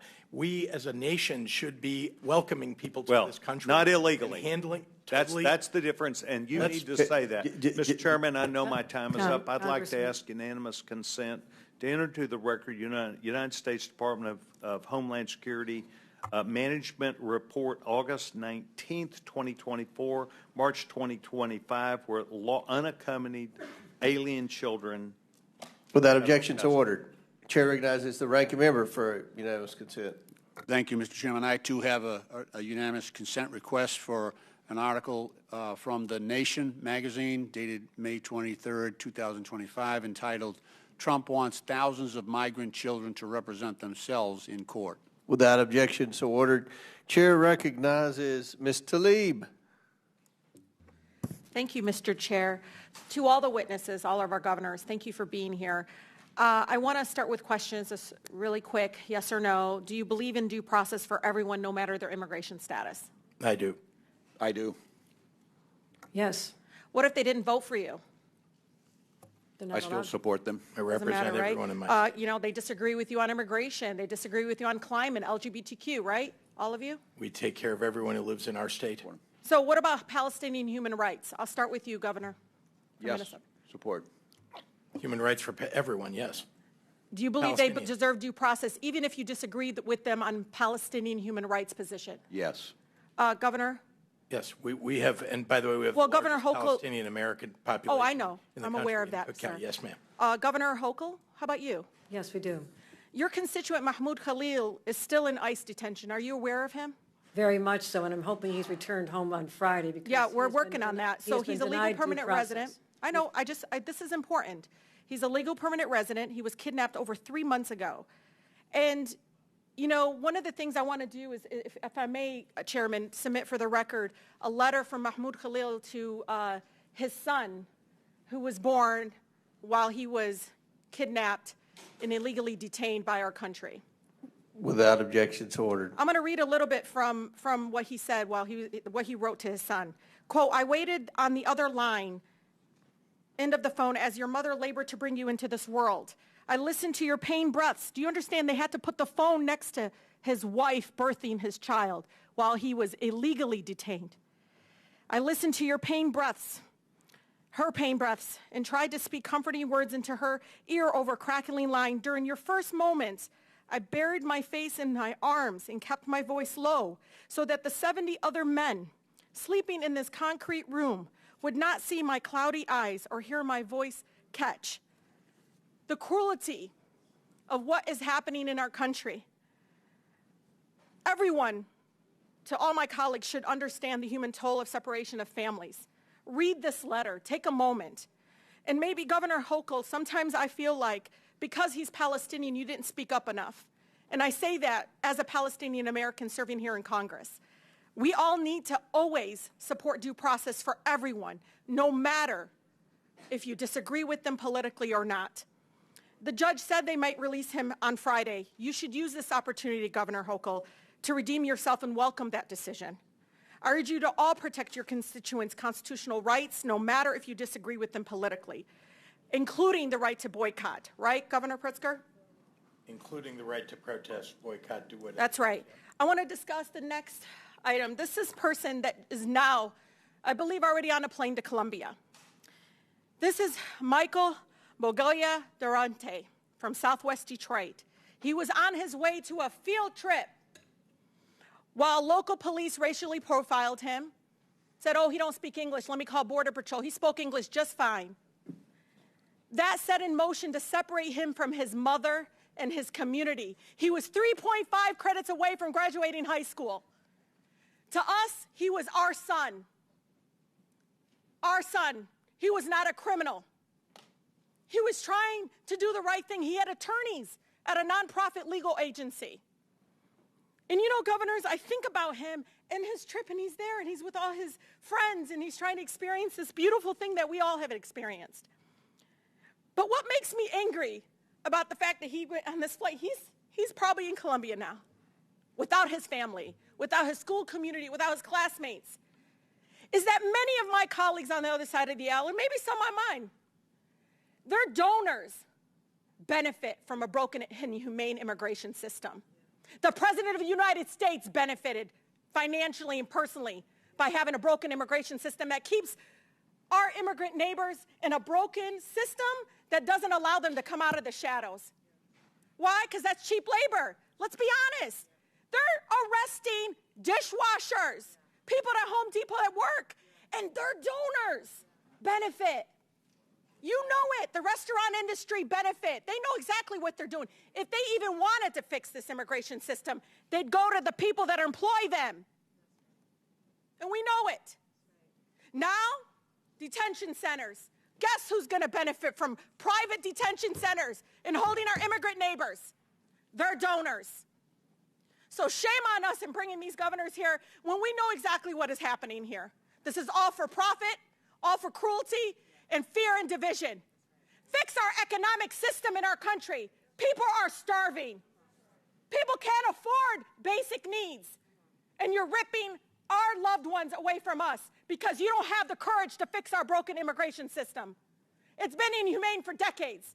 Shame on us, both Democrats and Republicans, for not doing what's right in this chamber and doing what is right for the American people and making sure we're not separating families. With that, Mr. Chair, I yield. Chair recognizes Mr. Palmer from Alabama. Thank you, Mr. Chair. First of all, I want to point out that under Article 6 of the Constitution, the Supremacy Clause, that by declaring your states sanctuary states, you declared your intent to violate federal law. With that, are you aware that illegal aliens with known ties to terrorist organizations are now residing in the United States? That's a yes or no. Quickly, yes or no. Governor Walz. I don't have firsthand knowledge, but I would assume you should yes. have. Governor Pritzker. I know that's been alleged. I don't have firsthand knowledge myself. You should have. Governor Hochul. My Joint Terrorism Task Force has surveillance. Ma'am, that's a yes or no. Either you know or you don't. We are aware. That's amazing. Considering that the Customs Border Patrol reported just in fiscal year 23, 736 encounters with illegal aliens with ties to terrorist organizations.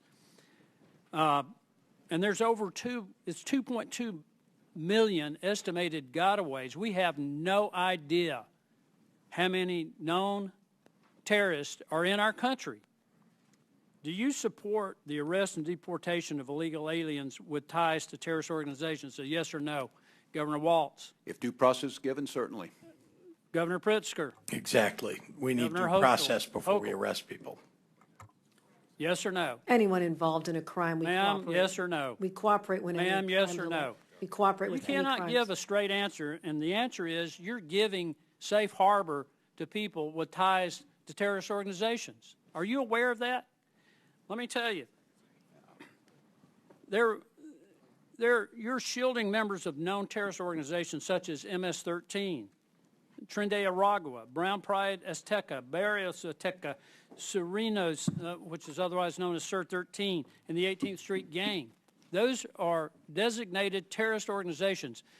Many of these are the people responsible for bringing fentanyl in that's killed, along with other drugs, killed over 100,000 people per year. We're no longer in a war on drugs. We're involved in a war with drugs. These are casualties. Are you aware that the Department of Homeland Security identified over 400 illegal aliens who were smuggled into the United States with the help of an affiliate of ISIS? Are you aware of that, Governor Walz? Congressman, I don't have direct knowledge of that.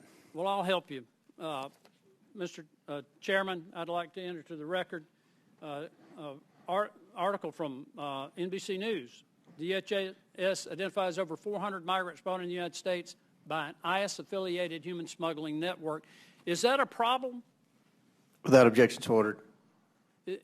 Does that raise any concern for you?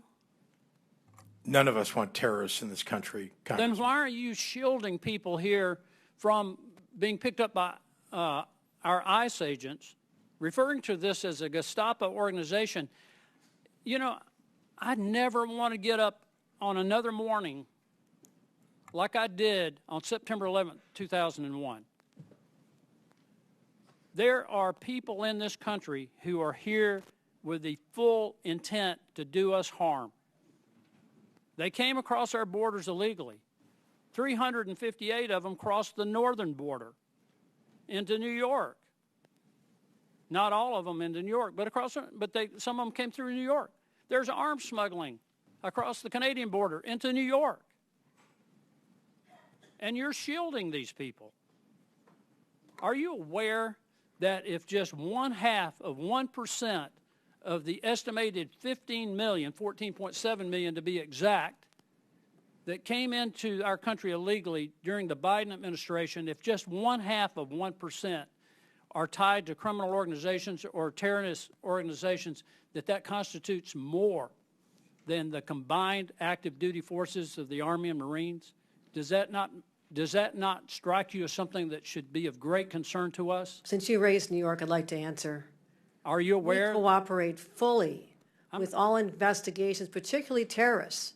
I mean, you cannot say 9/11 and not invoke incredible emotion. How do you know, Governor from us. Hochul, that they're terrorists if you don't allow people to be picked up who came here illegally to at least give an account for their presence? We say they how do should you be vetted know at the if they're border. not part of that 400 that we know came in through an ISIS-affiliated human smuggling operation? You don't know.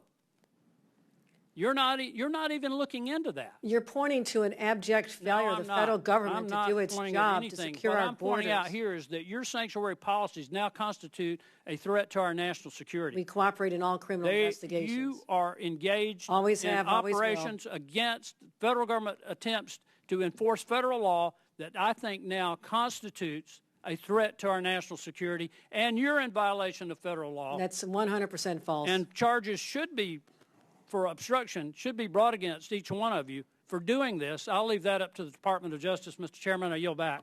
Chair now recognizes Ms. Crockett from Texas. Mr. Chairman. And Mr. Chair, point of order. That was intimidation of the witness.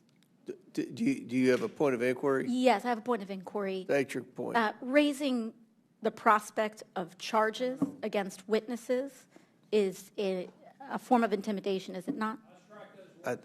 Thank you. Thank you, and I withdraw the question. I appreciate it. Chair recognizes Ms. Crockett. Thank you, Mr. Chair. And thank you so much to our governors. And I want to say I apologize. I apologize for the abuse that you are facing in this committee that is supposed to be about waste, fraud, and abuse. And I also apologize for wasting your time, because this is nothing more than political theater. Now, again, this committee is supposed to be about waste, fraud, and abuse. We did not have to have this faux creation of Doge the committee itself, that is our job.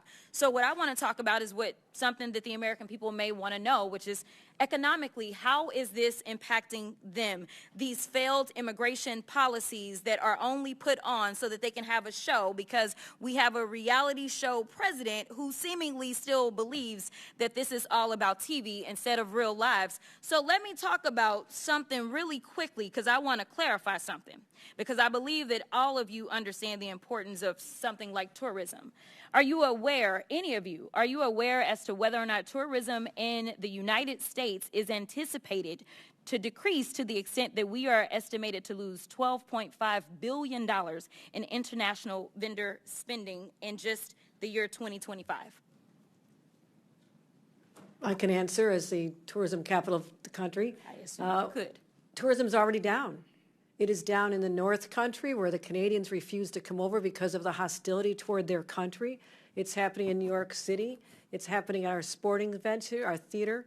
There's a ripple effect throughout our entire economy because of the change in attitude that our country, that once welcomed people from all over the world to visit and recreate and to live here, now feels like a very hostile place to them. It is going to have an economic impact on our bottom line, without a doubt. So let's talk about it a little bit more. So I am supposed to have a number of FIFA games in Dallas, and I am fully anticipating that we are going to have a problem, because I've been receiving phone calls that people don't feel safe coming here, and it's not the immigrants.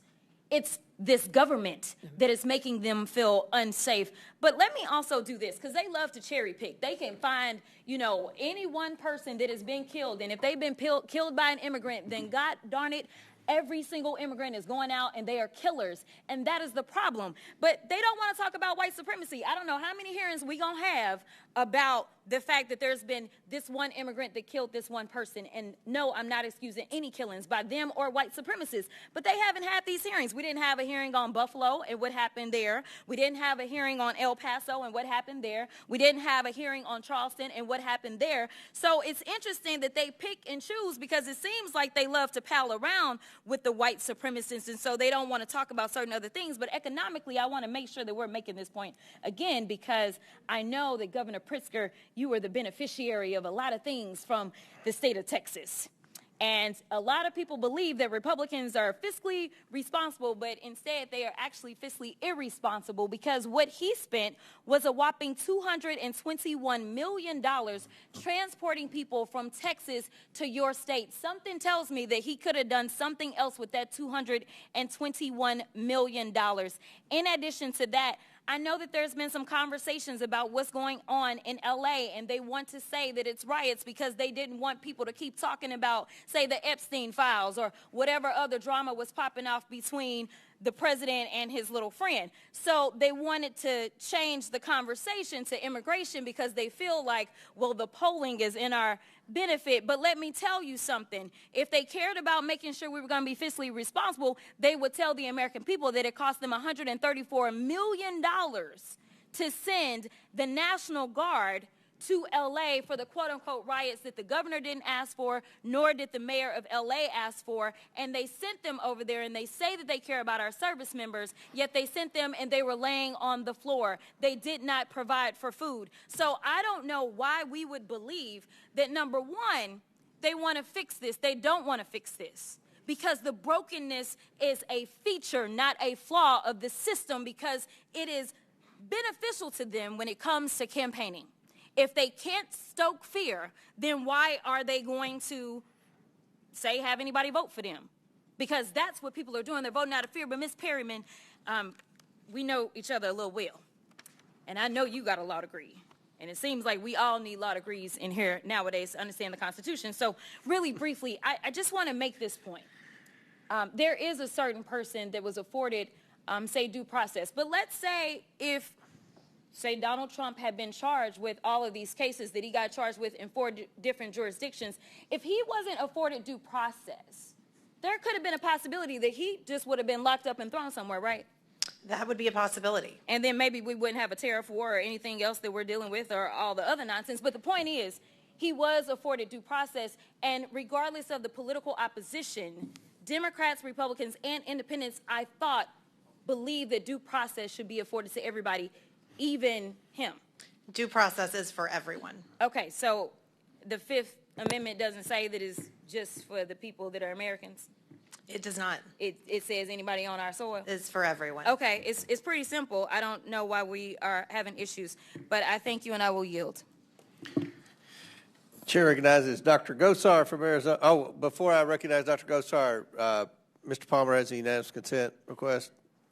To enter to the record testimony before the subcommittee of Oversight and Government Reform, Subcommittee on Federal Law Enforcement, from Joseph M. Humeyer, who is. Without objection to order. Mr. Chair, I have unanimous consent. Okay, Ms. Tlaib. Can I please issue into to the record a statement from Senators Chang, Kavanaugh, and Santana and Bayer in response to the ICE detention and deportation of Mikel Bogoya Duranto? Without objection to order. Now, Chair recognizes Dr. Gosar from Arizona. Governors, good afternoon. Would you agree that good process builds good policy, builds good politics? Pretty normal, right? Would you agree, Governor Pritzker? Yes, sir. How about you, Governor? I would agree, Walz, Congressman. Governor Hochul? I would agree with that. Good. Now, would you support the disclosure of federal fundings to nonprofits, either directly or indirectly? Governor Pritzker? Federal funding of nonprofits just generally, there is actually nonprofits do report their. Well, they do kind of, because we don't get that. That's all blocked out, okay? But you can't make good decisions if you don't have that. Would you agree? All of it is available, as I understand, publicly, yes. Now I'm going to quote U.S. Supreme Court Associate Justice Louis Brandeis. He said, "In a government of laws, existence of the government will be imperiled if it fails to observe and uphold the law scrupulously. Our government is potent, the omnipresent teacher. For good or for ill, it teaches the whole people by its example. If the government becomes a lawbreaker, it invites contempt for the law. It invites every man to become a law unto himself. It invites anarchy." So do you agree with, Governor Pritzker, do you agree with Louis Brandeis on this quote?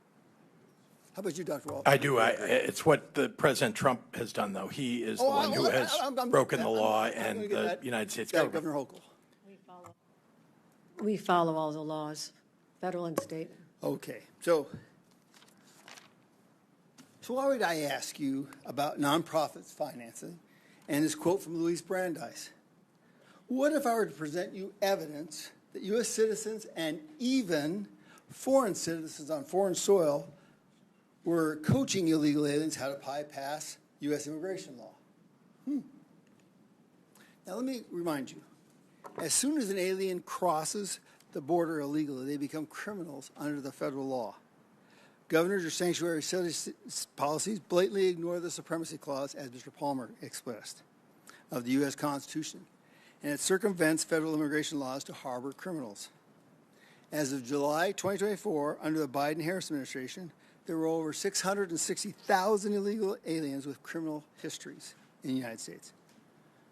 But I'm talking about everyone, not just criminals. Once you violate the law by entering our country illegally, let me be clear.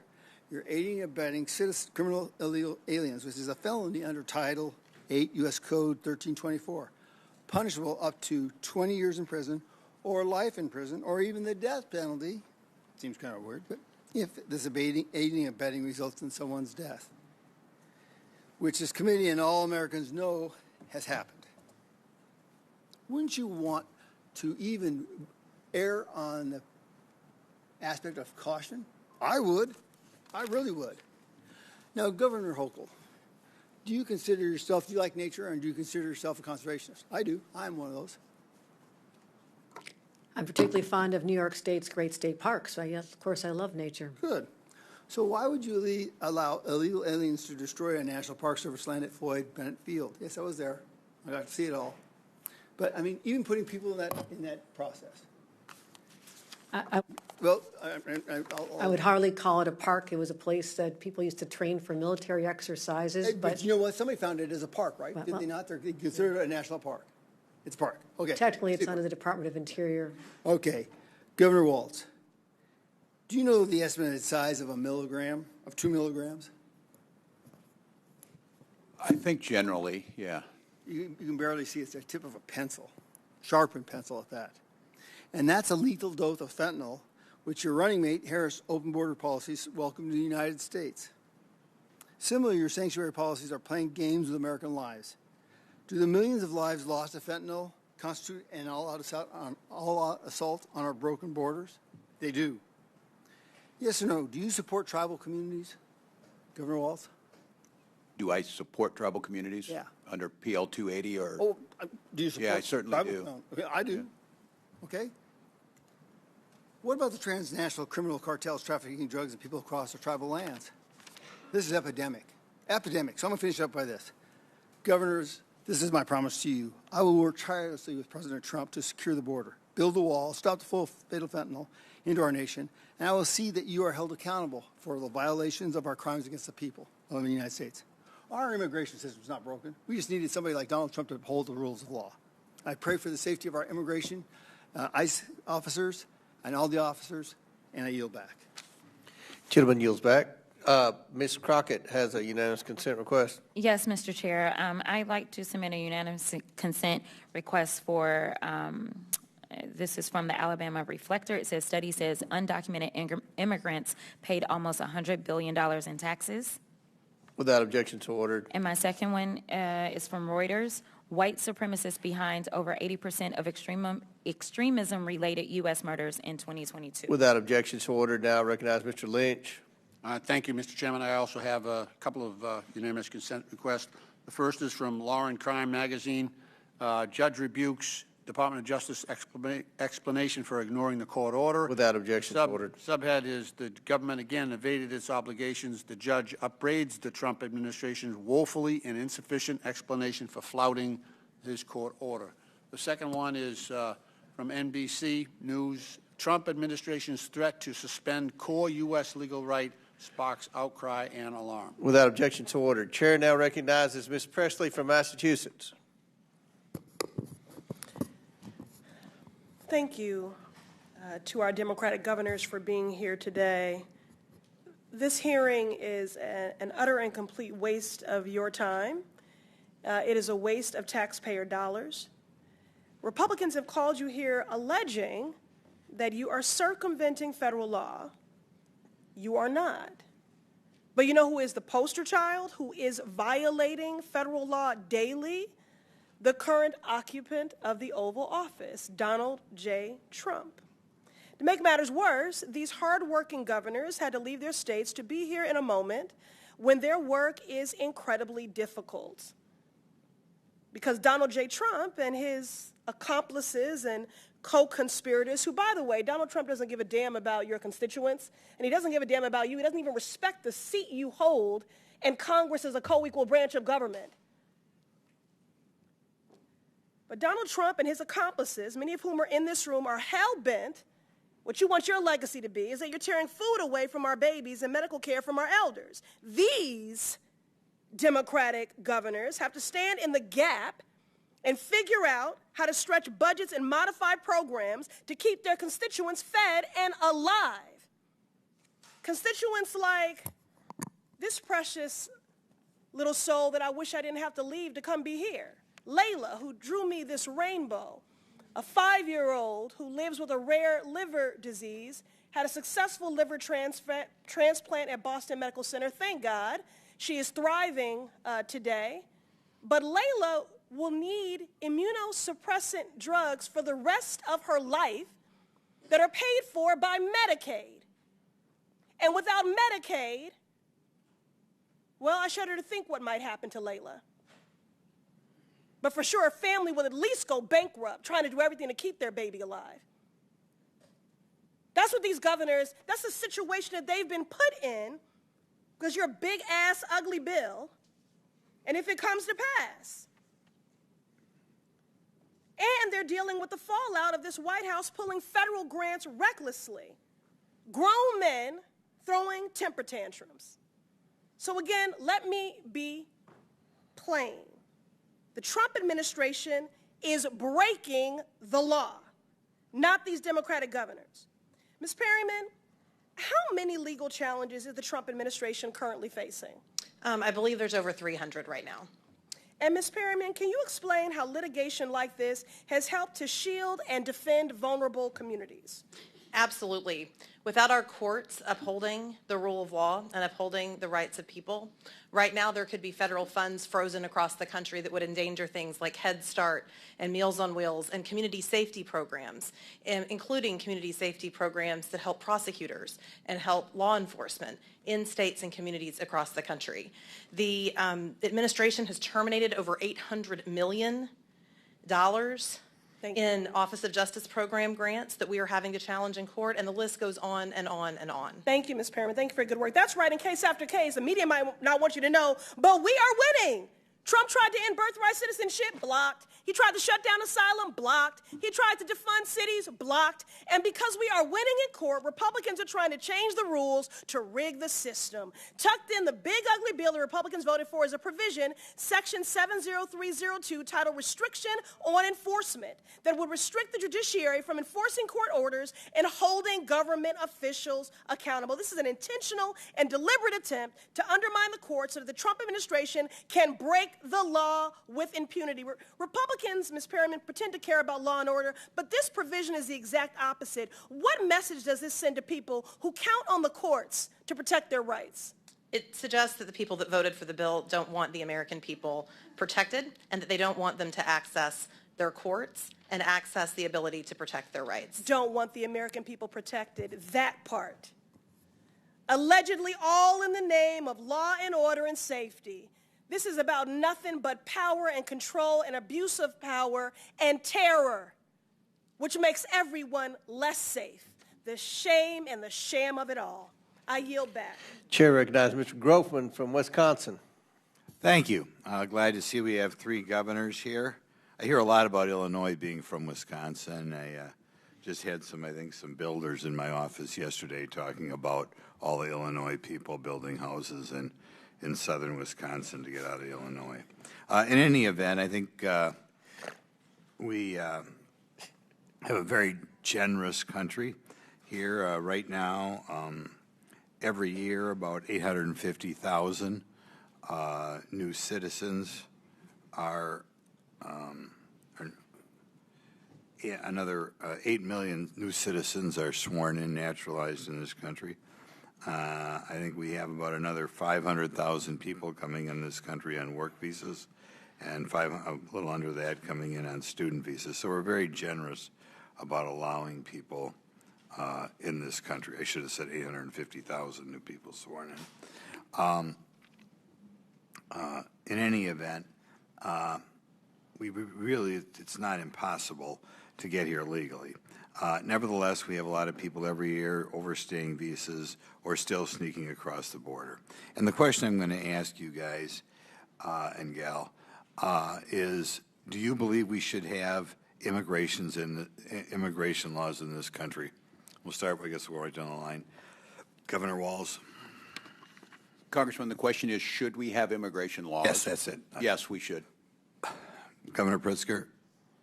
They're very important. In fact, we should have more robust immigration in this country, and it should be done under a law. Ms. Hochul? Yes, of course, we should have immigration laws. Okay. In fact, we do. The question is, when people come in this country and break those laws, do you believe they should be enforced? Let's say people come in this country, Gulf of Mexico, Pacific Ocean, however they come here. Should they be spun around and sent back out of the country, or should we just allow them to stay here? It depends if they're, Congressman, if they're coming on an asylum claim, protected status. Exact question. Assuming they come on an asylum claim and that claim has been rejected, should they be allowed to stay here? The judge denies their asylum claim? No, they should not. They should not be able to. Governor Pritzker, if somebody's overstaying, we'll say it a different way, overstaying their say, work visas, a student visa, should they be allowed to stay here or should they be removed? Given due process, sir. Should they be removed? Due process is required, yes. Okay, Governor Hochul. Yes, agree. Following due process, the federal government has the authority to make those removals. It has nothing to do with. I'll ask you: should people who are here illegally get welfare benefits?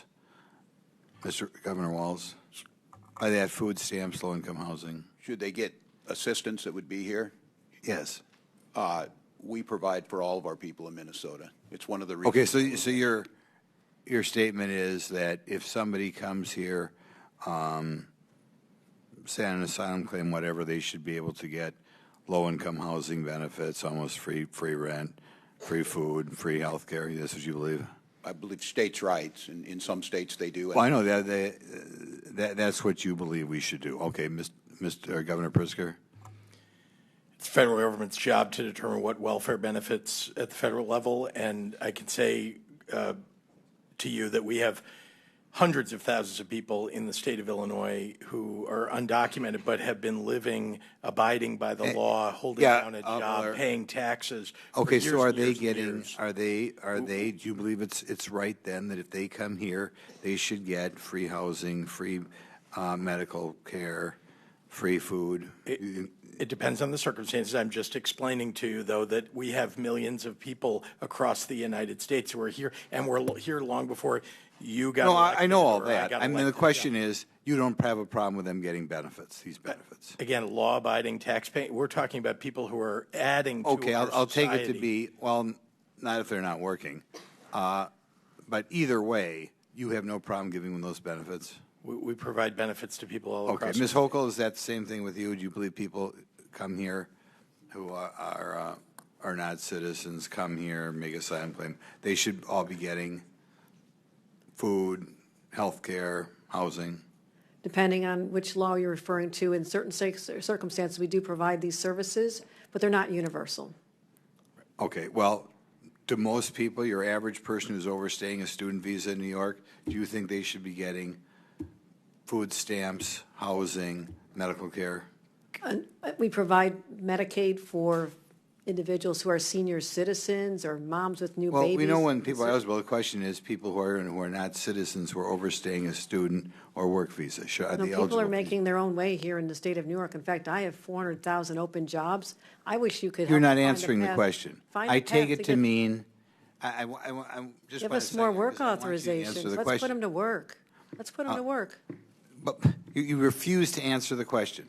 If somebody is otherwise eligible for low-income housing or food stamps or medical care in New York, do you believe they should be entitled to those benefits? There's not a blanket answer to that. It depends on which provision of the social services law. In some cases, it's allowed. In some cases, it's not. Okay. Thank you. Chair recognizes Ms. Simon from Arizona. Thank you, Mr. Chair, and I would hope that I am also able to go over my time. I'm sorry, California. Yes, thank you, Mr. Chair, and I, as my colleague did, I hope I am allowed to also go over my time by approximately 45 seconds. Well, I've been very fair. You've had Mr. Frost went over a minute and a half. Okay, I'm just asking. Thank you. I appreciate that, sir. I just want to I didn't say you could, but you can go ahead. I just want to make sure that I have a fair opportunity to also speak as an individual of this body. Thank you, Mr. Chair, and thank you, Ranking Member Lynch. I am so honored to be here today and having this really important conversation. You know, we've talked about victim advocacy in this place. Actually, I was a victim advocate. I was a 8133 in San Francisco for many years and had to sit with families who buried their folks and sitting, literally figuring out how to mend together obituaries. I've worked with young people who have been victims of gun violence and literally have had to scrub blood off the streets. There is nothing that anyone can say to a family, I get it, that is grieving. We have a lot of work to do, not just here in this country, around the world, to deter violence. I come from a state, the fourth largest economy in the world, with the best public education, higher public education system in this country. In fact, at California, Berkeley, we lead some of the research that are keeping folks here and your relatives alive. Those labs and that research is being attacked by this administration, but I digress. I have a number of questions today, but this hearing has been so difficult.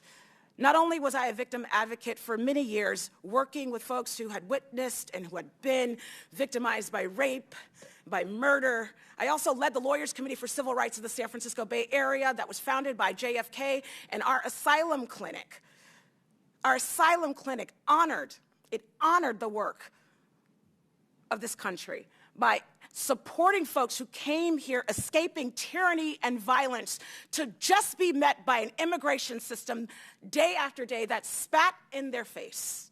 I'm thankful to both members of the private bar and our community lawyers who are doing their American duty by supporting people who are leaving tyranny. I have actually one question. I'm concerned that we're deflating the conversation around public safety. It's my understanding that the current administration, and this question goes to you, Ms. Perriman, has deducted or stopped payments of upwards of $1 billion in local public safety funding around the country.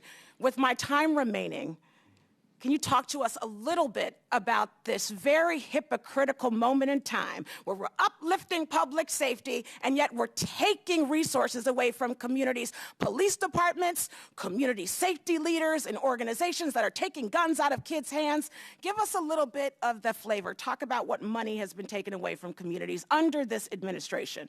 Yes.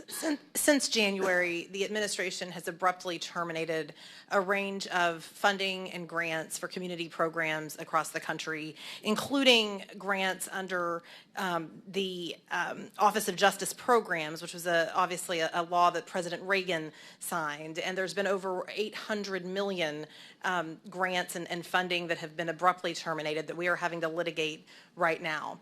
They have also cut off funding for programs that help lawyers and law enforcement become trained in what they're doing in communities across the country to keep people safe. And then I know that one of the colleagues mentioned terrorism, and as part of the administration's broader funding freeze, federal funding freeze that we had to block in the first weeks of this administration and that remains blocked by a federal court, officials from states like Arizona and Oregon swore out declarations in court talking about the risk to counterterrorism funding that they were concerned about with respect to this administration's federal funding freeze. Those are just some examples. Our team is literally in court every single day. Ms. Perriman, so would you say, is it of your knowledge that police chiefs, their grants have been frozen? Yes, many people in community safety programs. And so taking away literally upwards of $1 billion in local public safety funding from around the country, including violence prevention and gun safety programs, would you say this administration is making us more safe or less safe? Less safe. Any members, any other governors? Do you have any? I have a few seconds. We have programs that we work with the federal government between cities, law enforcement, and federal government law enforcement that are being torn apart. And, drug task forces, our gang task forces, gun task forces. This is making us less safe. Grants for rape kits and rape investigations, the disembowelment of the Department of Education, including the Office of Civil Rights that investigated rape and sexual assault on college campuses, decimated. I would agree that our administration is making us less safe. Thank you, and I yield back. Thank you, Chairman, for the extra time. Chair recognizes Mr. Perry from Pennsylvania. Thank you, Mr. Chairman. Sad to say I'm disappointed today, but, governors, Ms. Perriman, welcome to the House of Representatives. Great to have you here and hear about your thoughts and views on things. Governor Pritzker, you said, I think numerous times now, that the president broke the law. You're an attorney, right? Northwestern? Is that where you went to law school? Congressman, yes, sir. So just can you cite which law in this regard he's broken? Well, there have been congressionally approved appropriations that this president has cut off, and we've had to go to court. That's illegal. We've had to go to court to have it reinstated. It's illegal. It is illegal. If you have to go to court, it's illegal, and it's still working its way through the courts, right? Yes, but things have been ruled on already. It's not illegal yet. It's your opinion. But regarding when a judge rules on it, that's the law. Okay. It's the law at that moment until the next judge rules on it. Okay. Right? Because you understand the court system. You're the attorney here. I'm not. But you're not saying he broke the law regarding the riots in Los Angeles right now, or are you saying that? That hasn't been ruled upon yet, so. But are you saying the he broke answer the is law in I that believe regard that or he not? did, but that is not what I'm referring to. Okay, you're not referring to No, that. I just Okay, told you all right, there I are just want to be clear about congressional that. appropriations. Because the that have been implication, cut off. because of what this hearing is about, is that you're saying that he broke the law regarding the mobilization in Los Angeles, and you're not saying that. I want to make that clear. You're not saying that. What he is doing is overstepping his authority, and we are going to court. Oh, okay. So okay. So let and me we are ask you a backing couple up. questions because I want to go through a little Yeah. walk down memory lane here in history for you. In 1794, George Washington mobilized the military. You familiar with the Whiskey Rebellion? Yes, sir. Okay. So was Washington beyond his scope? Did he overstep? What about inciting riots I'm just on asking January if he 6th did. at the Capitol, right We're in this building? Sir, Well, you're asking. I'm asking. You're saying he's breaking the law. Yes. Ms. He Hochul, has broken Governor the law, Hochul, and he you're is also breaking an attorney. How about Abraham Lincoln, 1862? Did he do it? The abuse of power is an overreach into the Okay. responsibility How about of Dwight state- Eisenhower? Did he do it when he mobilized? in situations where John you're Kennedy. overruling. John Kennedy. You seriously don't want an Twice. answer from me. John I F. won't even Kennedy. bother. How about Lyndon Johnson, 1865, 1965, and 67, and 68? Is that you're saying that's against the law? What the president is now doing? Are you guys? You're the attorneys here, and I'm not talking to Governor Walz here because he's not an attorney. He called himself a knucklehead, so I'm leaving him out of this right now. Are you guys familiar with sections 251 through 255 of Title 10 of the U.S. Code? The conditions under which a president may usurp the authority of a governor in activating the National Guard is under an invasion or an insurrection. I would argue that neither one of those Governor standards have Hochul, been met. I would refer you to Section 253. I'm not going to bore everybody with reading it for you, but you're wrong. And to accuse the president, quite honestly, that's the least that you've accused him of. You've also, in this room, he's been accused of being a dictator, maybe not by you. And if you're willing to say he's not one, we'd love to hear it. But also that the law enforcement agents are Nazis with Gestapo-like tactics. Governor Walz, you mentioned that in a commencement speech. Now, let me ask you, I'm going to ask each three of you this. 8 CFR 287.7. It arises from the Secretary's power under Section 103A3 of the Immigration and Nationality Act, the INA. So do Sections 236, 241, 287. Are those things laws that should be followed and enforced? Are you okay with those things being laws and enforced or not? Federal immigration laws are designed to be enforced by the federal government. So you're okay? You're okay with that? Is that each one of you? The state cooperates. I don't know what you read. I don't have that in front of me. These are laws, Governor Walz, that are on the books. It's the Immigration and Nationalities Act, and those are sections of them, as is 8 U.S.C. 1226A, 8 U.S.C. 1357A2, 8 U.S.C. 1357A4, 8 U.S.C. 1357A5. Would the gentleman provide copies of that for the witnesses? If you're going to cite a law, you provide a copy for the witnesses typically. Out of order, Mr. These two governors, two of these governors are attorneys, sir. I'm not. They should know this and I shouldn't. But I'm just asking, let's just assume that these are laws. Let's just assume I'm not lying to you, that these are laws on the books right now. Are you okay with them being enforced? You might be asking us a lot. Governors don't get to deal in hypotheticals.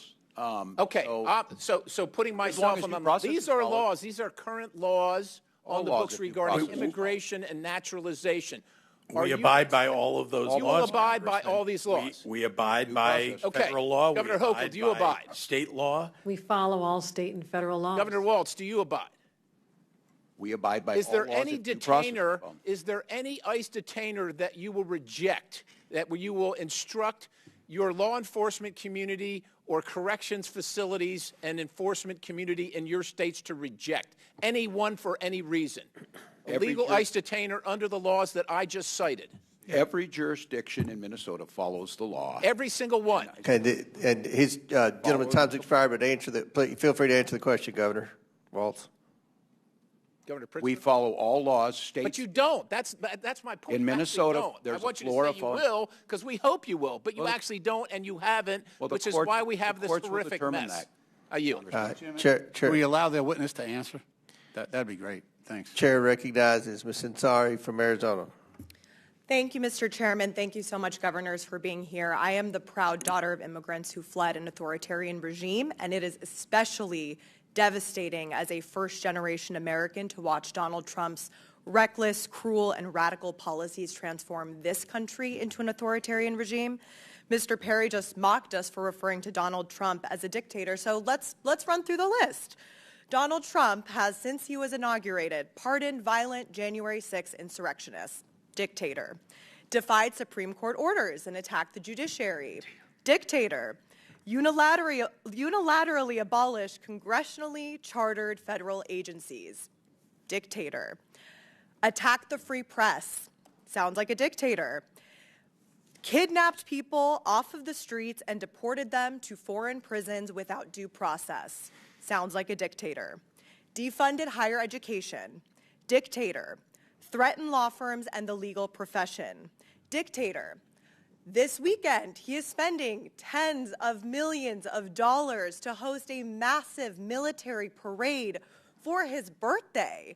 Is this North Korea? On top of all of that, our twice impeached president with a 34-count convicted felony president who is not a king has deployed the active duty military in American cities, and he has spent $134 million to do so. He has their guns trained on American citizens without the consent of local authorities or the state's governor to purposefully generate chaos and provoke a reaction. Meanwhile, we have Republicans on this side of the aisle asking governors of states about bathrooms.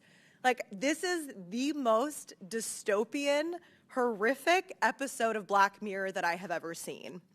To our witnesses, the governors, thank you so much for being here today. I agree with my colleagues who say this is a waste of your time. You have been instrumental in fighting back against cruel and illegal Trump administration actions. I represent an extremely diverse district, one of the most diverse in the country, where more than 64 languages are spoken. I can tell you that the actions of this administration towards immigrants and immigrant communities is a blatant abuse of power, but more importantly, these steps are harming our economy and our national security. So I want to ask you a little bit about that. Governor Walz, can you share the ways in which immigrants contribute economically to your state?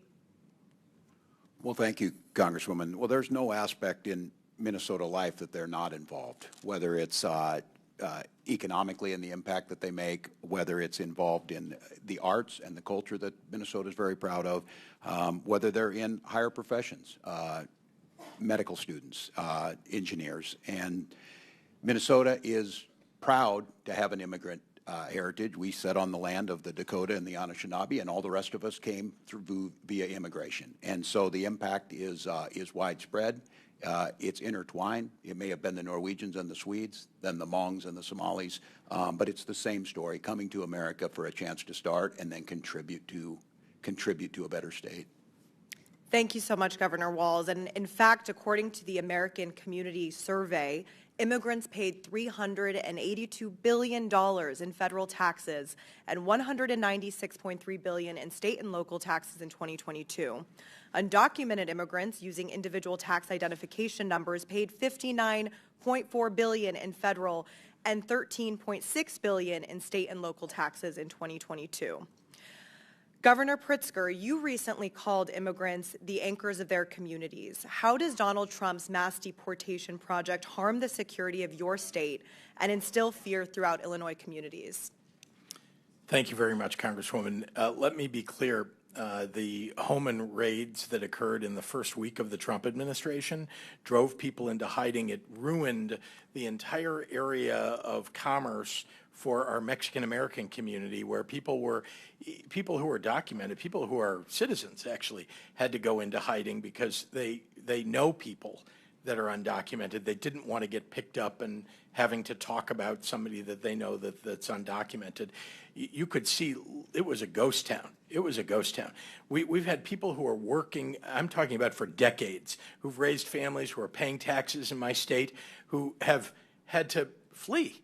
And these are good people. These are our neighbors. These are people that are bringing culture and art to our communities, people that should be given an opportunity, if we had good immigration laws, to apply to stay legally in this country and maybe to become U.S. citizens. Indeed, many of them have proven themselves to be maybe more worthy than some people who are already U.S. citizens. Let's give them an opportunity.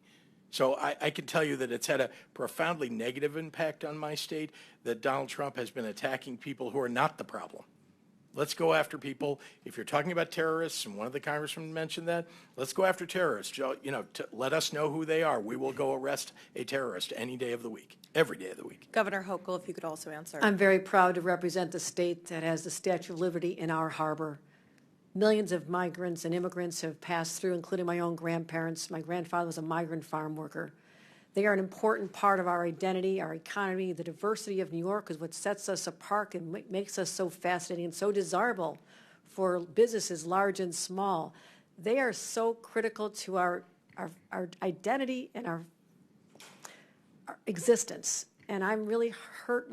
It hurts me as the leader of a state where people are living in fear in the shadows. People can't go to school. They can't worship. They can't go get health care. They can't go to their senior center.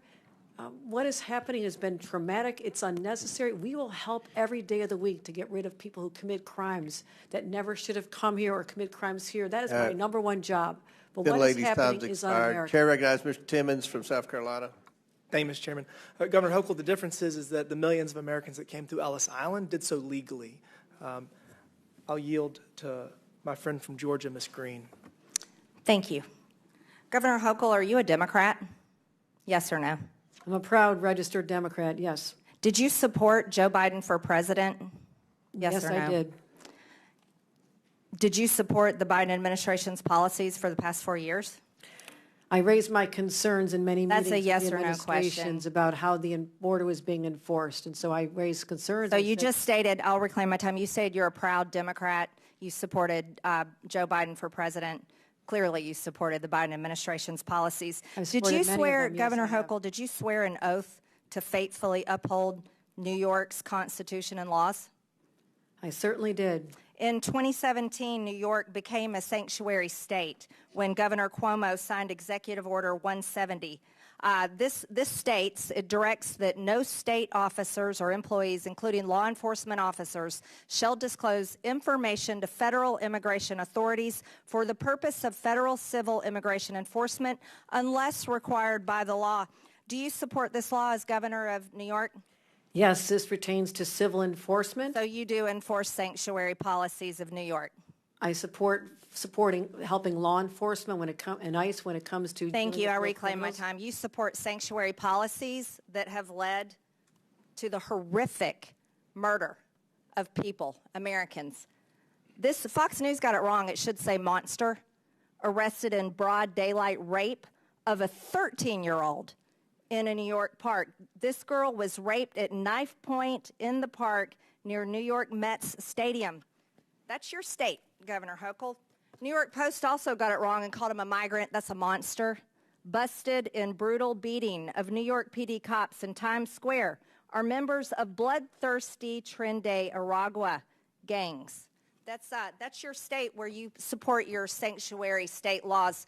Also, Governor Hochul, do you recognize this image? Yes. Where a homeless woman was burned alive by an illegal alien monster, where you uphold the laws to protect these monsters in your state, and then you force the New York citizens that pay taxes to pay for these people.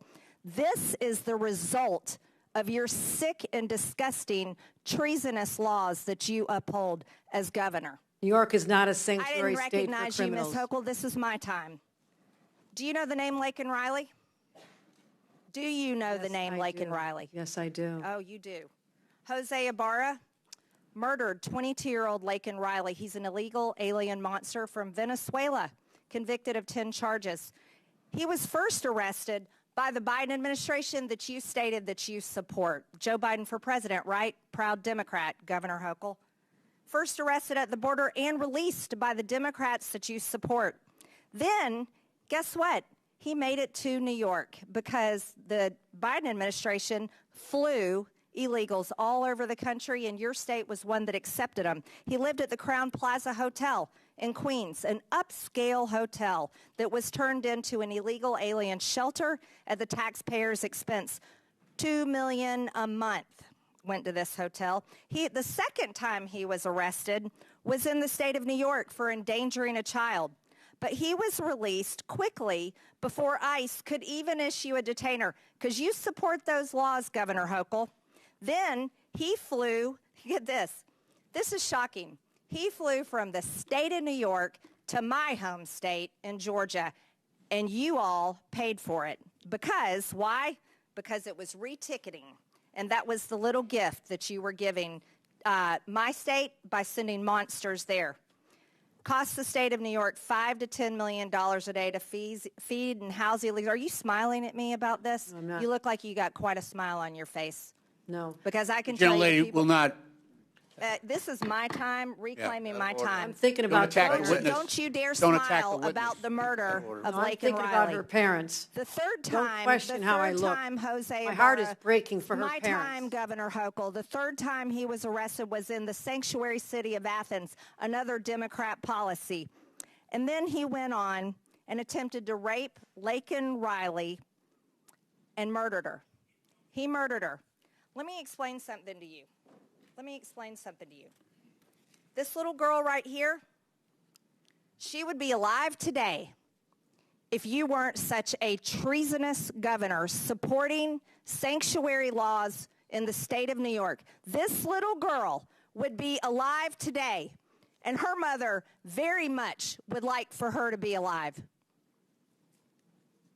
This is outrageous for anybody in this country to support for non-citizens to be able to come in our country, be able to travel wherever they want, and then make taxpayers pay to house them, feed them, and then give them a plane ticket after they had been arrested in their state. That's what you did.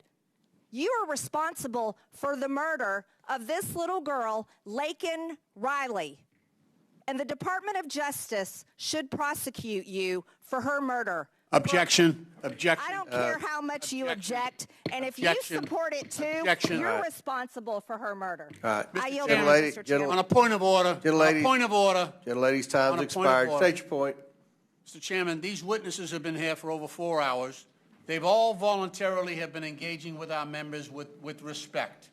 They've all treated our members with respect. Laken Riley is dead forever. Forever. Forever. They can sit there all day. My time. Hold on. No, wait, state your point. I'm trying to. State your point. No, it's a point of inquiry, not a debate. You've had your time. Our rules, if you would let me speak, our rules of decorum dictate that our witnesses should be treated with respect, and I ask you to enforce decorum and remind committee members to treat our witnesses with respect. Our members are treating the witnesses with respect. This is not a courtroom.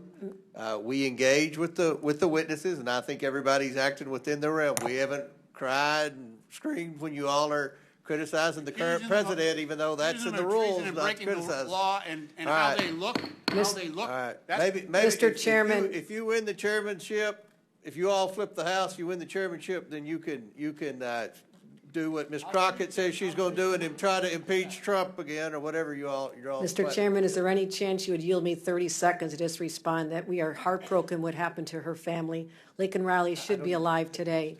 And I'm so sorry for what happened to her. I truly am what happened. But this has nothing to do with our civil enforcement of the laws. We are always cooperating with criminal investigations, always have, always will. So misstating our policies is not serving the purpose of making sure we have meaningful policies that will actually move the dime. Why aren't we working together to come up with meaningful immigration reform, secure our borders, do vetting at the border? We're going to go back. Okay, Governor, with all due respect, there was no the policy of the previous administration was an open border. It was an open border. You all supported that. Now you're saying we need point of order. You were saying it? you were no. I mean, point Ms. of inquiry. Whose time is it? Ocasio-Cortez. I will recognize you because I like you. Thank But, you. but here, Thank you just so a much, second. Mr. Chairman. I appreciate that.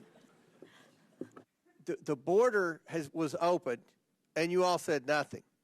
All right, now you said we had to pass legislation. We didn't have to pass legislation. Donald Trump secured the border on the first day.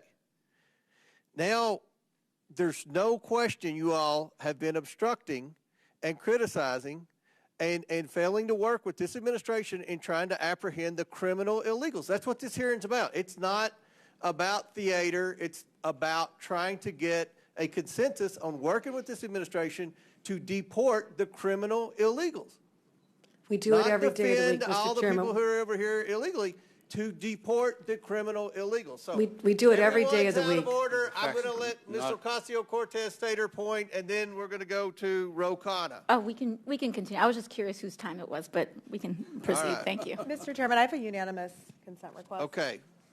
I'd like to seek unanimous consent to enter into the record this tweet. Just happened, stunning. Senator Alex Padilla from California was just forcibly removed from the news conference being held by Without DHS. objection to order. You just have to state the title. Go ahead. This is the title. Mr. Lynch. Chair recognizes Mr. Lynch. All right. Mr. Chairman, I have a unanimous consent request. This is from MSN. Unquestionably in violation. Judge says U.S. government didn't follow court orders on Without objection, so ordered. Deportation. The next one is from Rolling Stone. Trump has now deported multiple U.S. citizens, children with cancer. Without objection, so ordered. This is New York Times. L.A. deployments of the military to cost $134 Without million objection, in the so last ordered. 50 days. And lastly, Secretary Hegseth will not commit to obeying the court's order on Marines in Los Angeles. Without objection to order. Chair recognizes Mr. Khanna from California. Thank you, Mr. Chairman. Governor Pritzker, I've admired your moral clarity during these times. You had a speech about a month and a half ago where you said you would not bend the knee to any president of any party. I highly recommend the American people listen to that speech in its entirety. Professor Chenoweth has said at Harvard that if 3.5% of a population engage in peaceful protest, that is the single best way to bring change and stand up for constitutional values. As you know, there's the No Kings protests that are happening this weekend. I'd like you to weigh in and share your thoughts about what that could mean for the country. Thank you, Congressman. And let me say that peaceful protest has been the avenue for so much positive social change in this country. I think about the civil rights movement as the best example of that. And it continues to be civil rights for LGBTQ people, civil rights for immigrants, et cetera. I encourage people to peacefully protest, and I have said that many times. I think, getting out your microphones and your megaphones, speaking up, speaking out, and very importantly, for people who can vote, go to the ballot box and vote. Too many people don't do that, and too many people don't stand up and speak out because they're a little bit afraid. And in this environment, I have to say, President Trump has created a situation where people are afraid. They're afraid, and they're afraid they're going to get targeted, because that is what's happening under this administration. People are getting individually targeted when they stand up and speak out. Thank you. Governor Walz, I thought you conducted yourself with such dignity as our vice presidential candidate, you and Gwen, and many of your former colleagues are really proud of how you ran. And one of the things even people who voted for President Trump said about you is he's so decent, he's kind, he deals with people with respect. What is happening in this country that we've started to demonize immigrants? When I grew up in Bucks County, Pennsylvania, it was 99% white. I grew up as an Indian American of Hindu faith. I never felt demonized, felt different, made to feel like I didn't belong.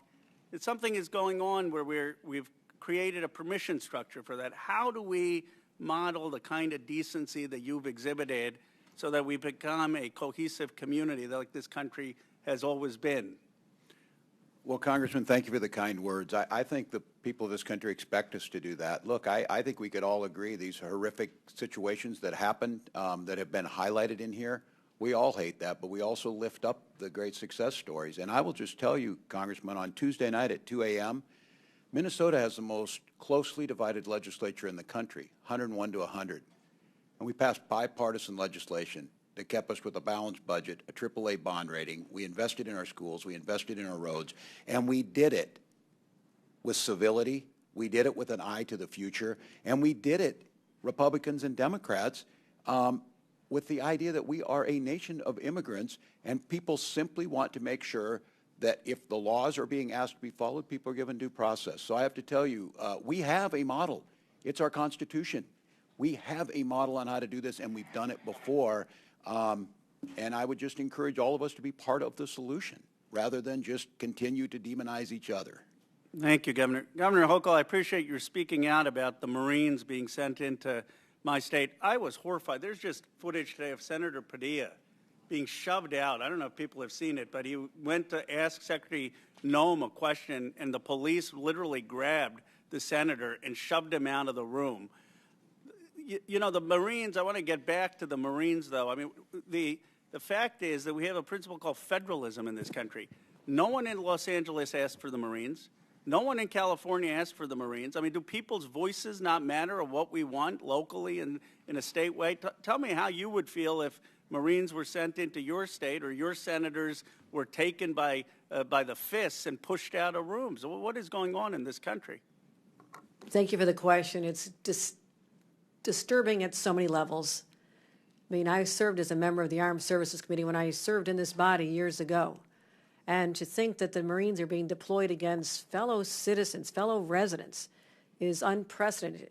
Now, we have different levels of law enforcement to manage crowds. That's all this is a crowd. When it gets out of control, when it's violent, there must be consequences. And that's what the police are trained to do, whether they're LAPD or what we have in New York is one of the highest trained organization of top law enforcement, people who put their lives on the line every day, who know how to deal with crowds and protests and if they devolve into riots. But to go to the extreme of not just the National Guard, which usurps the governor's authority, the governors are the commanders-in-chief of the National Guard, but to go all the way to the U.S. military as an indication that a mayor and a governor can't handle what's happening in their own streets is overkill at a level that is just unconscionable.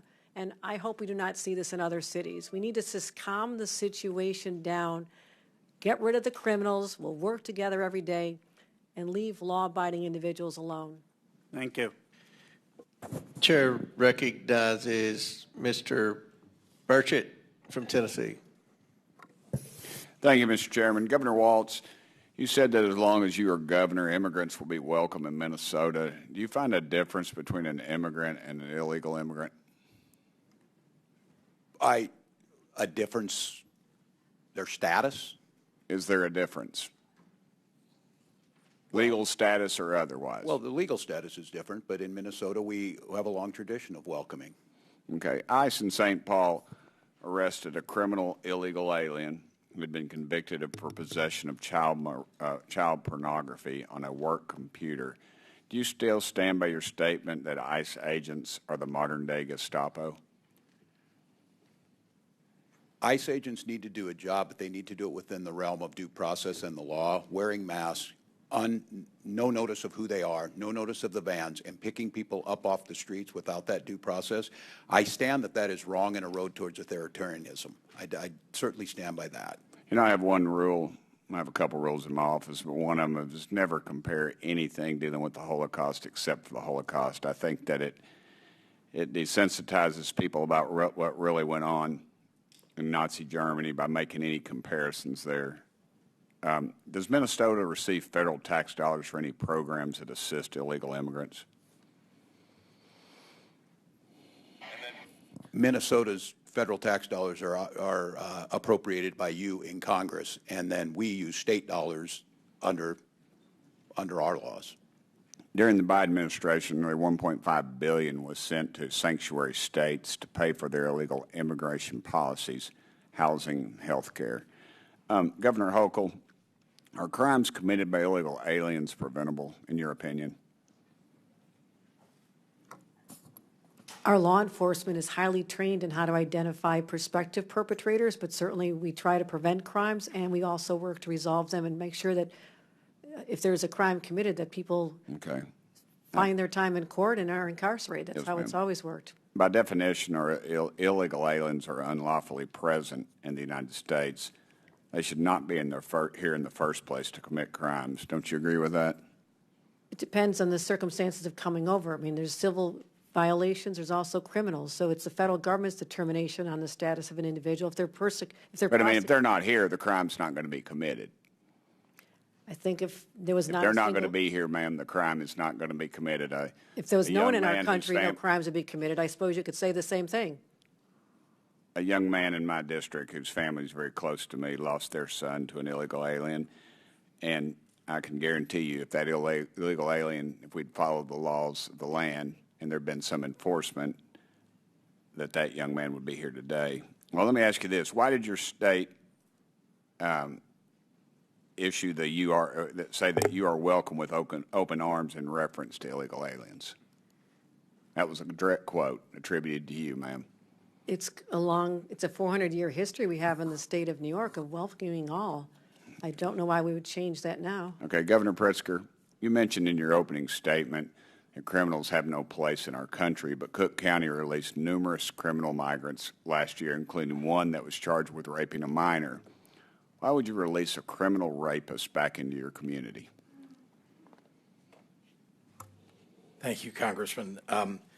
First of all, we don't need to release somebody if ICE or another law enforcement authority shows up with a judicial warrant. Then that's just the fact. And if somebody gets released, it's usually because they've had due process and determined not to be eligible to be held. That's okay. But do you know what happened after that individual was released? I don't. But again, a judicial warrant, if appropriate. I'll tell you, 17 days later, he was charged with a homicide. And in Cook County, he also released a migrant charged with domestic violence in August of 2024. Do you know what this individual was charged with 1 month later? No, sir, I'm not sure what. Aggravated criminal sexual assault and abuse of minor. And as governor, have you done anything to ensure local and county governments aren't releasing illegal immigrants charged with sexual or violent crimes? As a matter of fact, first of all, we chase down criminals every single day. We put them in jail. We try them, put them through due process. They get convicted. They get put into our correction system. We do that every single day. You're implying that we're not. We are. In fact, our law enforcement are some of the best in the country. They do their job. Well, if these laws were enforced, then I would assume these people wouldn't be back out on the streets so freely. How many programs does Illinois have that explicitly supports illegal immigrants? So we've created programs to deal with not illegal. I mean, we have one program that's related to undocumented people who are. I'm out of time, the most but vulnerable. the answer is at least four. Health benefits for immigrants, HBIS, health benefits for immigrants, adults, HBI, retention of Illinois students, and equity RISE is the acronym for that act, in the Illinois Dream Fund. And I'm sorry I'm out of time, Mr. Chairman. I yield back. Chair, that's Mr. Min. Mr. Chairman, I'd like to finish the title of the article that I was trying to read into unanimous consent. Okay. Stunning. Senator Alex Padilla, California, was just forcefully removed from the news conference being held by DHS Kristi Noem in Westwood. Senator attempted to interrupt. That's the title? He was handcuffed in the hallway. Yes. Thank you. Mr. Chairman, for the record, he rushed the podium. He was being disruptive, and that is not conducive to a senator member was of elected forcefully body. shoved Thank you, to the Mr. ground and arrested. All right, by order. House Chair recognizes Mr. Min from California. I just want to follow up my Republican colleague's comments since he's talking so much about sexual assault and note that our current president was found civilly liable for sexual assault. I also want to note that Elon Musk, and for the record, just want to note that Elon Musk, who was once part of this administration, not so long ago, accused the president of being part of the Epstein files. So all of great interest and something perhaps we should look into some oversight on. But governors, I want to ask you a few questions. Please raise your hand if your state has any laws or policies that prevent ICE from enforcing federal immigration laws. Note for the record that no one has their hand up. Governors, please raise your hand if you're aware of any laws or policies that prevent federal authorities from enforcing immigration laws in any city or state in the United States. Again, no hands are up, and that's because there's no such thing as sanctuary from federal laws anywhere in this country.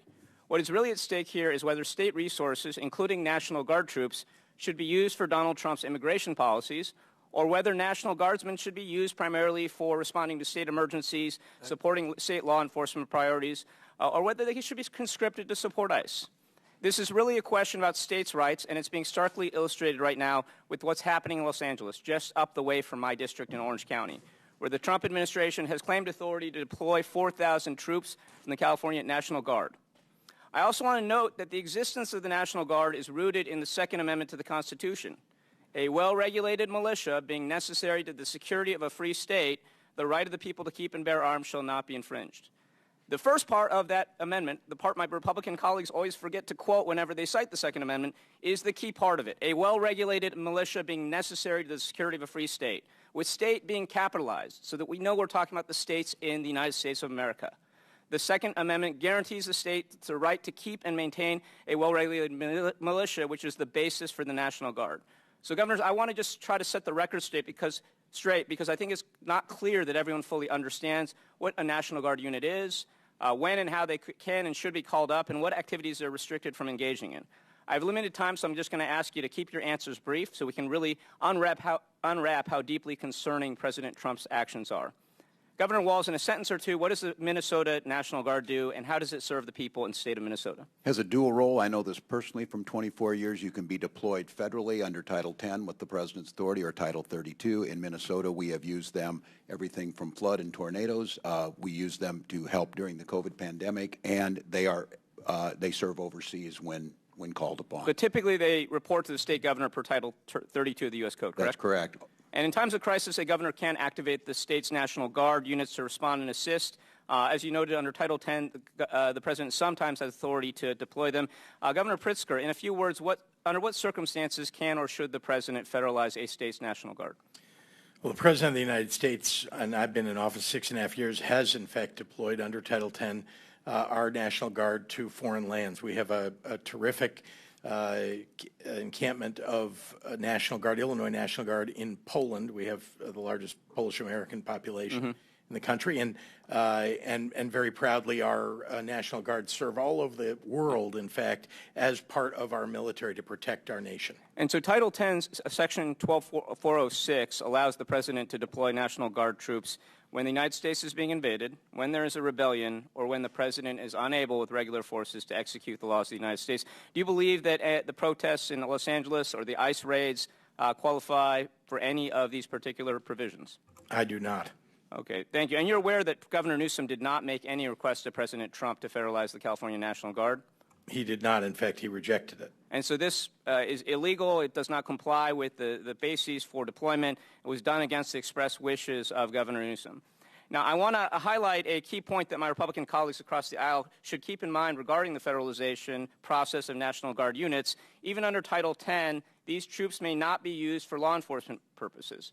And what we are seeing right now is a total violation of that. We are seeing them used to aid ICE raids. And I just want to note that ICE is acting largely as a civil organization at this point in time.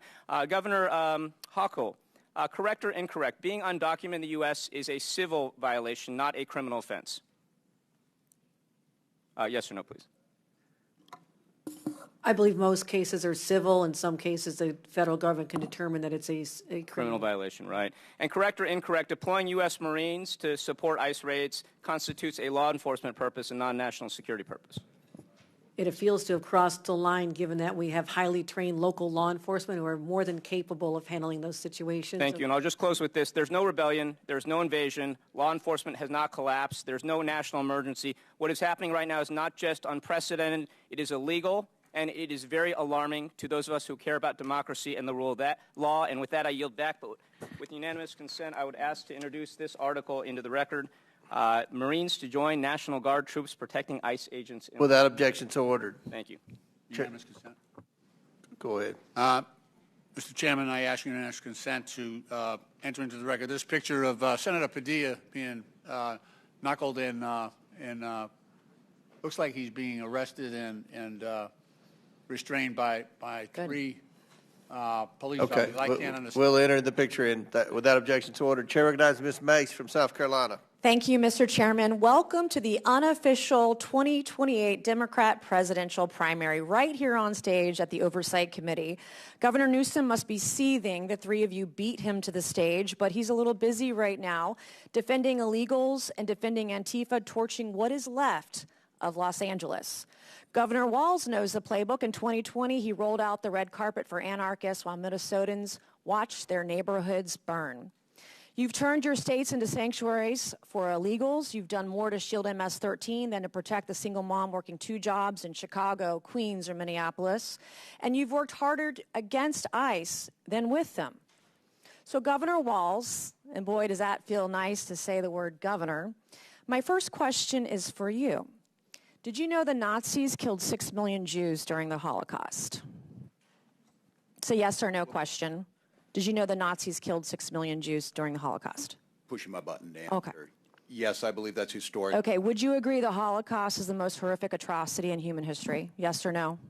I think the Holocaust ranks amongst them, yes. Did you know the Nazi Gestapo imprisoned, tortured, and murdered Jews by the hundreds of thousands and committed genocide against the Jews? Did you know that? I do know they operated as secret. Did you know ICE has done none of that? Yes or no? Operated as a secret police force? No, that's not the question. Did you know that ICE has not committed genocide against anyone? Yes, I do know that. Okay. Do you apologize for your disgusting comparison of ICE to the Gestapo, who killed hundreds of thousands of Jews during the Holocaust? As a history teacher? Yes or no is the question. A historical comparison. You're a governor. You understand what the question is. It's yes or no. Will you apologize for what you said about ICE, comparing them to Gestapo? To identify who they are when they operate, to not use unmarked. Okay. Mr. Chairman, this governor, or honorable, can't answer the question. Do you believe the Nuremberg trials were a good exercise in holding the Nazis accountable? Yes or no? I think due process. Okay, so are you calling for ICE agents to be brought to a tribunal under the threat of death by comparing them to the Gestapo? Everyone is afforded due process. What don't you understand about yes or no? Like, what can't you comprehend about yes or no questions? Do you still want to abolish ICE? Do you still want to abolish ICE? Yes or no? I said I wanted to abolish ICE. Didn't you march in a rally calling for ICE's abolishment? Not that I can recall, Congressman. Well, according to widespread media reports, you did. And the media is always correct. How do you rate Kamala Harris's job as border czar? I want a number between 1 and 10. How was she as border czar? I wouldn't have a way to measure that. I was not in the administration. Weren't you her running mate for vice president? As in the campaign. And you can't rate her role as border czar on a scale of 1 to 10. Was she great at 10 or was she a 1? Terrible. I think her proposal that she put forward to make sure we had the bipartisan immigration. It wasn't bipartisan. Did you ever personally speak with Kamala about Joe Biden's cognitive collapse? Not that I can recall, Congressman. Not as her running mate for vice president. You never once talked to her about the president and why she was nominated instead of him. No, not that I can recall. What kind of operation were you guys running over there? I was more concerned with Donald Trump's cognitive. Thank God he's president and J.D. Vance is vice president and not you. Have you ever served in a combat zone, Governor? I have not, Congresswoman. Okay. Are you still friends with school shooters? I have never been a friend with a school shooter. Didn't you say you were friends with school shooters on the debate stage? Oh, Congresswoman. Yeah. Is bullying, my mom was a teacher. I'm a high school dropout. We can talk about that later. Is bullying okay? Is bullying okay as a teacher? Is bullying okay, yes or no? Is it okay to bully somebody? I think yes there's or a no? time to push back at a bully. So yes, I do think there's a time. So you think it's okay to bully others? I think it's okay to bully the bully at times. Well, you're showing that the Democrat Party is a party of violence. Were you at Tiananmen Square? Have I been to Tiananmen Square? I have. Were you at Tiananmen Square? I have been at Tiananmen Square. When were you there? Oh, as I recall, January of 1990. Okay. What is a woman? What is a woman is the question. I'm not sure I understand the question here. Well, that. What do you want me to say? This is. I want you to say that a woman like me is an adult human female, that men can't become women. You guys are the party of violence, and you're the party erasing women. You don't respect us. You're a bigot. You're a misogynist. You're a sexist. Mr. Chairman, I yield back. Congresswoman. Good lady, yield Mr. back. Chairman, Chair I would recognizes ask Mr. unanimous consent. Ocasio-Cortez from New York. All right, well, that was some kind of bingo going on over there. I don't know what's going on. Anyways.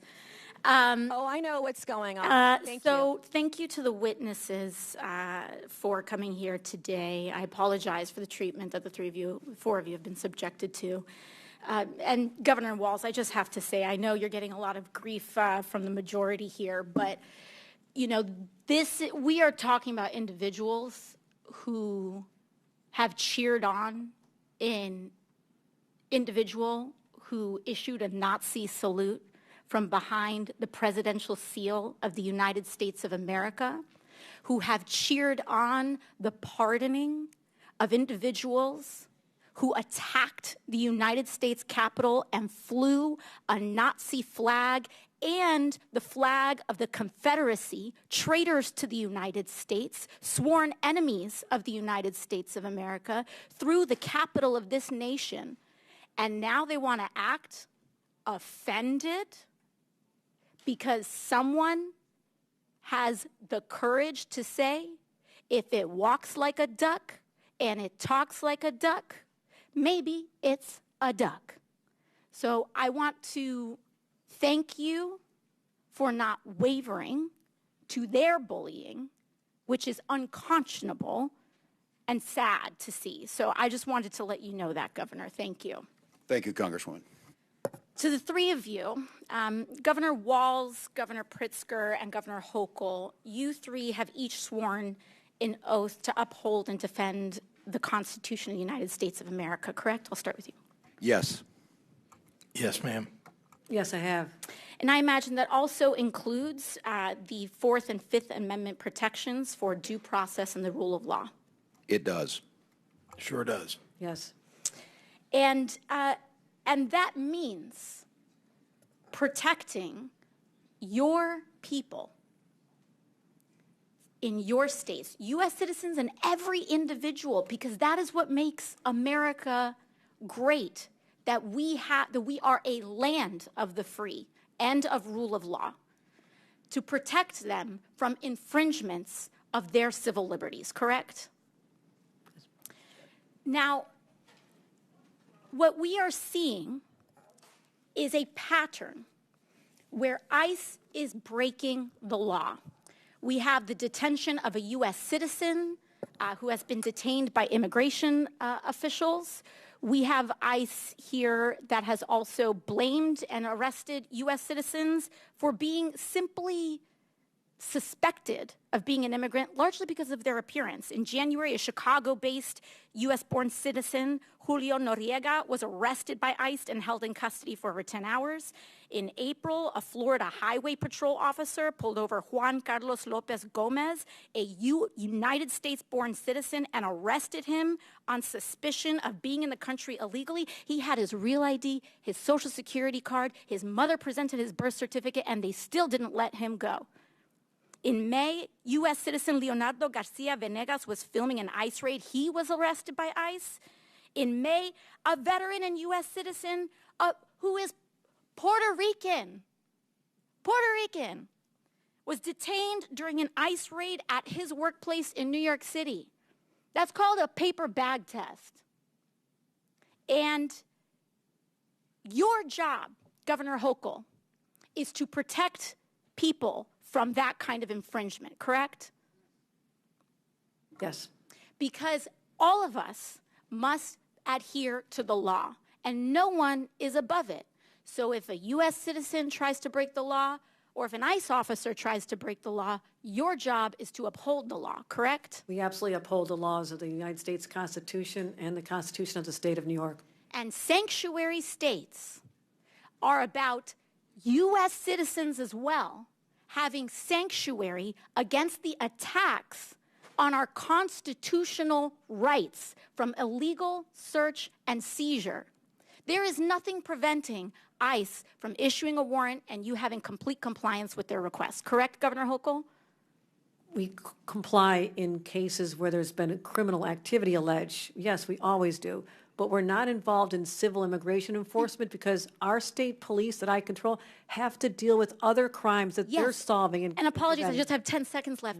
But when they say illegal versus legal immigration, they are trying to end legal status in the United States as well. Correct, Governor Pritzker, with the end of TPS and making people undocumented by removing legal status, ending legal status, and then having the audacity to call them illegal when they were here documented, correct? Taking students' visas away from people, taking their legal right to be in the United States away from them when they've been granted maybe years earlier to stay. So I don't want to hear about how this is about illegal versus legal immigration. They are attacking legal status and removing legal status. The Republican majority is anti-legal immigration in the United States. And I want to make that very clear, and I yield back. Chair now recognizes Mr. Chair, unanimous consent request. Mr. Frost. Unanimous consent request into the record a NBC article, Senator Alex Padilla removed from news conference with Homeland Security Secretary Noem. All right, without objection to order. I have another one, the Hill article, Padilla forcibly removed from Noem press conference. Without objection to order. And I have a third one, Axios Democratic Senator forcibly removed from DHS press conference. Without objection to order. Mr. Chair, also, we were just talking about this. I want to know if you can commit to working with us so we can subpoena. You're out of order. Chair recognizes I have Ms. a point. Green I have a point of order. No. I have a point of order. State your point.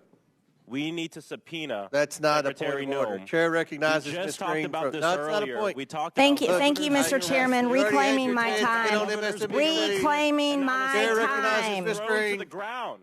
Reclaiming my time. And handcuffed in his own damn Oh, Democrats can't follow the rules. Can't follow the law. Can't follow the rules. Can't follow the law. We need to subpoena Kristi Noem. It's Chair her recognizes staff, Ms. Green. DHS There's federal a officers privilege of that the threw a majority, US and that senator means to the we're in ground. charge, Just not your we were side. talking about this Because happening to you governors. lost the All right, election. Ms. Green, we're going to start the because clock. you supported the about invasion that. of our Mr. Frost. country. All right. It's my Will time. you commit on the record Stop to the work clock. My on time. subpoena Thank you, Kristi Mr. Noem? Chairman. Thank you, Okay. Mr. Chairman. You're out of order. Chair recognizes Will Ms. you Green. commit on the record you. to subpoenaing Kristi Noem because a U.S. senator was just thrown to the ground and detained in his own Democrats state? can't follow the You're rules. out of Can't order. follow the law. Will you Can't commit- follow the Shut rules. up. Just shut Will you- up. No, you don't. No, Shut you're up. not going to tell me to shut up. How do on. you get him in order? You're running for do- this. Not like that. He has been out of order 6 times. He's trying to get on MSNBC. You probably knocked I get it. somebody off I don't have any problem MSNBC getting to on get on there. MSNBC. That's Ms. not I Green think as he's been is arrested as a recognized. former Yeah, well, Antifa okay, member, here, right? back Antifa. to order, Ms. Green. Go. He's a Go. former All Antifa right, Ms. member, Green. Mr. You're Chairman. recognized. You got no it. surprise. Who's a former Sure. Antifa member? Me? Yeah, you. I asked that these words be taken down. No, Ms. Green, Thank you. you're I recognized. asked that Thank these you, words Mr. be taken Chairman. down. There's a motion. on the floor to Governor Ms. Hochul, Green is recognized. Governor I asked that Hochul, these you words be taken stated down. that you're a proud Democrat, proud registered All right, Democrat. we got to Needs to suspend. retract. There's been a parliamentary move. They said they weren't going to do that. What's the? Just ask her to strike what she said. What?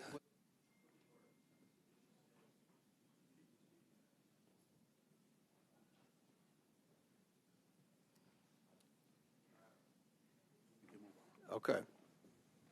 Suspend for 2 minutes.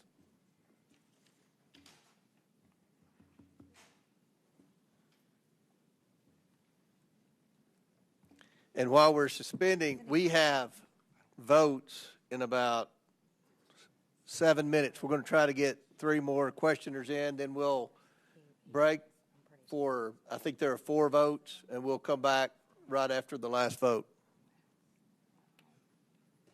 We don't have that many more questioners, so.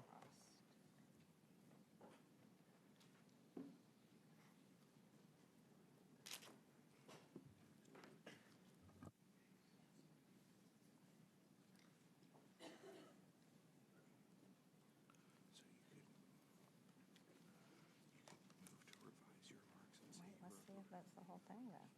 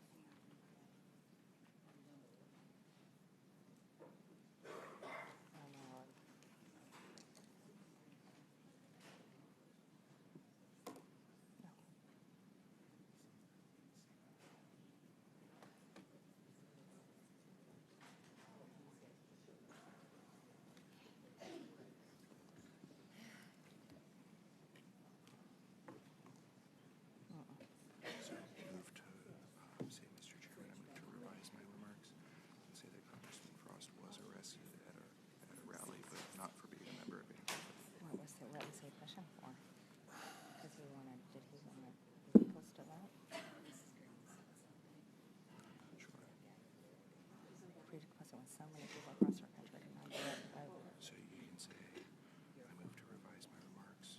Mr. Frost was arrested at a rally for moving to illegals votes, but not member of Antifa or something like that. If that works. We were called what do I want to do? By the ranking member. Move to revise your remarks and say, Mr. Frost was arrested at a rally, but not as a member of Antifa. Okay. Affiliated permanent demonstration. Mr. Chairman, I move to revise my remarks. Congressman Frost was arrested in 2021 at a voting rights rally. Okay. Without objection? Proudly. All right. Chair recognizes Ms. Green. Thank you, Mr. Chairman. Governor Hochul, you stated that you're a proud registered Democrat. Yes, I did. Is that illegal now, too, in your country? Governor Hochul, this is not a laughing matter. You also stated that you swore an oath to uphold the laws of New York. And one of the laws that you have upheld and proudly kept in place is the executive order signed by former Governor Andrew Cuomo that directs that no state officers or employees, including law enforcement officers, shall disclose information to federal immigration authorities for the purpose of federal civil immigration enforcement unless required by law. And because of your state's policies of paying for flights of illegal aliens, we ended up with Jose Ibarra in our state of Georgia. And, you know, I'm a mother of 3 children, and 2 out of my 3, I have 2 daughters. And you're a mother, is that correct? Yes, it is. Yes, and I think you've got 2 children and you have 1 daughter, is that right? That is correct. And so you and I are both mothers, and there's one mother that I wish could be here today and could talk to you instead of me, and that's Allison Phillips. That's Laken Riley's mother. And we talked about Laken a few minutes ago, and, you know, there's a really special bond between mothers and daughters. And we speak with our daughters daily. We speak with our daughters all day long. We speak with our daughters about every single thing that's happening in our lives and every single thing that's happening in their lives. And I want you to know the last time that Laken Riley and her mother, Allison Phillips, tried to talk to each other, and that happened to be in the morning when Laken was getting ready to go out and go for her morning jog. And on the morning of her murder, at 8:55 a.m., Riley texted her mother and said, "Good morning, about to go for a run, if you're free to talk." And I can tell you that's something I do with my girls, and they text me, and I'm sure you and your daughter text each other as well. But she didn't get her mother, and then Riley called her mother just a few minutes later at 9:03 a.m. as she was starting to listen to music, but she didn't get her mom on the phone. And the trail cam actually captured her going out for her run at 9:05 a.m. At 9:11, Laken called 911. This was just not but a few minutes after she had tried to call her mother. And then at 9:24, Laken received a call from her mother, but it went unanswered. And at 9:28, Laken's heart stopped. And according to the smartwatch, the data of her smartwatch, Laken fought for her life for 17 minutes. 17 minutes.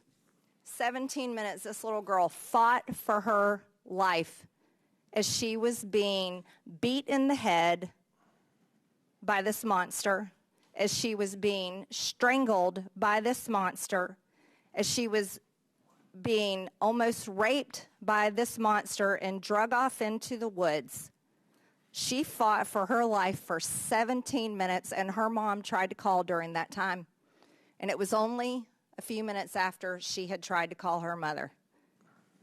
And I think as mothers, not politicians, this is something that we should easily share with Allison Phillips. So when we are talking about the laws in place and the policies that we uphold as elected leaders in this country, do you know who we should be thinking about? We should be thinking about our daughters. And the fact that, look, everybody can fight all day long, Democrat, Republican. I got to tell you, though, it's so much bullshit when it comes down to the fact that this little girl fought for 17 minutes of the end of her 22-year-old life. The end of her 22-year-old life. And Governor Hochul, for the love of God, as you are a proud, registered Democrat, I don't know how on earth you can uphold laws that protect and give aid and comfort to monsters, especially one that was arrested in your state and let go because of your policies in your state. And I can't comprehend it, Mr. Chairman, just one more second. Laken Riley and her mother deserve to have one last chat. Like, you know what? Me and you get to have chats with our daughters. Mr. Chairman, I yield. Yield back. They've called votes. We're going to try to get 2 more questions in. I'll recognize Mr. Davis from Illinois and then Ms. Luna. Thank you, Mr. Chairman, and I thank you and the ranking member for letting me wave on to this hearing. I want to thank all of the witnesses, all of the governors who've been here and who've been here all day. But I also want to thank you, Governor Pritzker, for the outstanding leadership you have provided to the state of Illinois. Our state is characterized as being progressive and humane. Could you share why we think that's important, you as governor and I as a citizen resident? Well, we had to do a lot of reform of our state government in order to get there, but it's important to me that we provide health care, that we provide education for all of our people, that we have policies and a government that take care of particularly those who are most vulnerable in our society, including working families, including the middle class. And it's very important to me that we be known for that. We are a state that is, frankly, cares a great deal about our fellow man. We are a state that is humanitarian in so many ways, and that stands up for the law. And so I'm very proud of our state. We have the greatest state in the country, the land of Lincoln, and we say that proudly because we know that Lincoln would be a Democrat today if he were alive.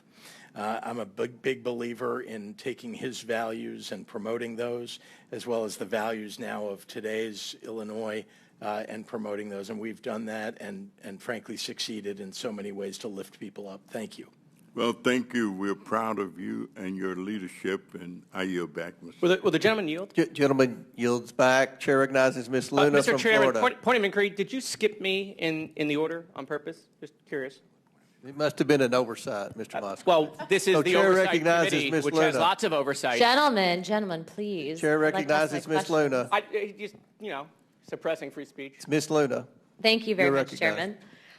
First and foremost, I would like to take this opportunity to educate the American people on what's really happening right now with these riots. So I see right now there's a lot of back and forth and finger pointing, but the fact is that there is a financial tie to these riots, tied to immigration, that actually leads right back to the Communist Chinese Party. Straight up, the LA riots have been organized by an organization dubbed PSL, the Party for Socialism and Liberation, funded by billionaire Chinese activist Neville Singham, who spends parts of his year by living in Shanghai.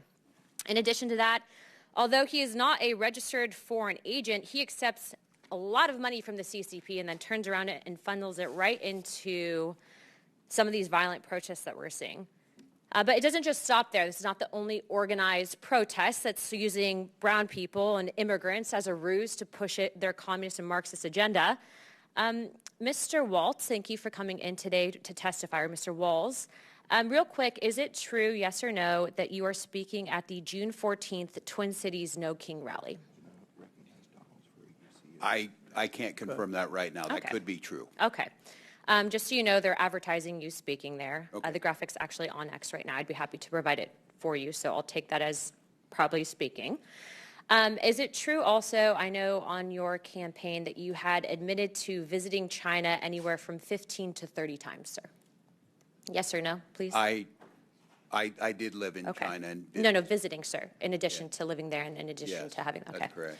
All right. Also, too, I'd like to note that during your time in Congress that you filed for a $5 million earmark that actually was secured. $2 million of it went to the Harmel Institute that actually collaborated with the Wuhan Institute. Also, the Department of Homeland Security, sir, just to you, so that you're tracking, actually had an internal memo that was released that stated that the government of China considered you a prime target for influence operations. I'm letting you know that now because I do believe that you should be made aware of, if you are not already, that you are working with and going to be speaking at an organization and rally that not is just funded by Christy Walton, the heiress of Walmart, but also has ties to the Chinese Progressive Association, largely funding it, that actually brags on their website that they are pro-Maoist. Also, too, funded by the National Endowment for Democracy. I know there's a lot of people on this committee that don't like billionaires interfering in politics, but say nothing when George Soros gets over $260 million from USAID through the last administration that's then funneled into some of these nonprofits and organizations. So I guess my question for you guys is, now that I've made you aware that these riots are not about illegals and they're not about immigrants, if they did, they would have been protesting under Barack Obama, who's also dubbed the deporter-in-chief. And frankly, I think many of you would say that Barack Obama was a good president. Are you going to say that Barack Obama wasn't a good president? Yes or no, Governor Walz? Do you think he was a good president? Do I think Barack Obama was a good president? I think he did a good job. Okay, how about you, Governor Pritzker? I think he did a good job. Hochul? Hochul, and yes, he did do a good job. Okay, next. Perryman? I think President Obama did a good job. So then you would understand that Barack Obama had the very same policies, for the most part, on immigration that Republicans are parroting today, and yet you guys are sitting here saying that we're Gestapo. And what I would tell you is that what happens with open borders is that the real people that are coming here, the ones that are exploited, actually it hurts people on both sides, not just Americans, but the illegals. Some of you had said here to the actual committee that you are doing what you can to assist these people, but what I would say is that your policies aren't actually done from a place of understanding and sympathy. I would say that it's actually doing the exact opposite. And when you use brown people, just like they use black people with BLM and Marxists during BLM to usher that in, when you use brown people and you put Mexican flags with them saying that you stand up for illegal immigrants, but you follow the money and it's going back to the Communist Party, what you're essentially doing is using your platform as elected officials, the trust that the American people have put in you, essentially to usher in communism. You're not actually fighting for American values. Don't roll your eyes, because it's a serious topic and that's where the money's coming from. So now I'm informing you, so now you guys can make your decisions, but please be informed, sir, Mr. Walz, that if you truly do uphold the American ideologies and perspectives on the Constitution, you should not be speaking at that rally. I've given you the correct information, and as of right now, I've authorized a letter to be sent to my office to the President of the United States to rescind millions of dollars in funding that we know are going to the No Kings protests that were authorized and basically given under the last administration. That is what Congress is supposed to do, not point fingers, not blame people, but actually ensure that the American people are protected and not fighting for foreign interests, foreign governments, and also the communist Will the gentlelady yield for a question? No. You don't want to tell us what your evidence is of all this connections? Actually, no, I will yield. You know, I appreciate Mr. Goldman, you'll get 5 minutes. Take your word for it, but you'll appreciate we might want actual evidence. I would be happy to provide that, and I'd also be happy to inform Chairman that actually we have a letter of which you can sign on to. I know you like to sign on to letters with us, especially on the Epstein stuff. But we actually have a letter going out to Neville Singham on Friday, and it's actually signed by every single member of Oversight. I'd like to extend that to you because that letter is calling him to testify, and it's also calling for his financial transactions. And do you agree, sir, that we should not be accepting money from the Communist Chinese Party? I think anyone on this platform would agree that that should not be accepted, correct? I would like for you to actually present evidence rather than just, quote, inform the witnesses, and now that they're informed, look, I don't disrespect you. I'm going to answer your question. We are having a hearing on it where we can present all the evidence. Order. No, but let's have this dialogue. Yeah, go ahead. You're recognized, Ms. Luna. We are going to be having a hearing, and you can gavel on to the hearing. I'd appreciate you to do it, because the fact is that the Democrat Party, remember, is it going to be as good as the Biden impeachment hearing? Mr. Goldman, you'll have 5 minutes in a moment. Let's focus real quick. Well, Mr. Chairman, she's out of time. I just think they're trying not to let me talk. Guys, if you guys want to talk about it, I'll answer the question. But Mr. Singham is also funding Code Pink through his wife. You know, it's my turn. Can we ask Elon to divest from China while we're at it? The lady's time's expired. The lady's time's expired. We'll be having the hearing. Y'all are invited. We might have you guys All right. back. Thank you. Before we go to votes, which have been called, I'm going to recognize Mr. Donalds for unanimous consent. Mr. Chairman, I want to submit a letter into the record from Congressman Richie Torres to Governor Hochul, speaking specifically about that the Penn Station Center is actually being led by MTA, where the chairman is actually appointed by the governor of New York, and the cost overruns are $7 billion. Without objection, so ordered. And again, the witnesses, I apologize. The votes were supposed to be at 4 o'clock when we scheduled this. They've been moved to 3.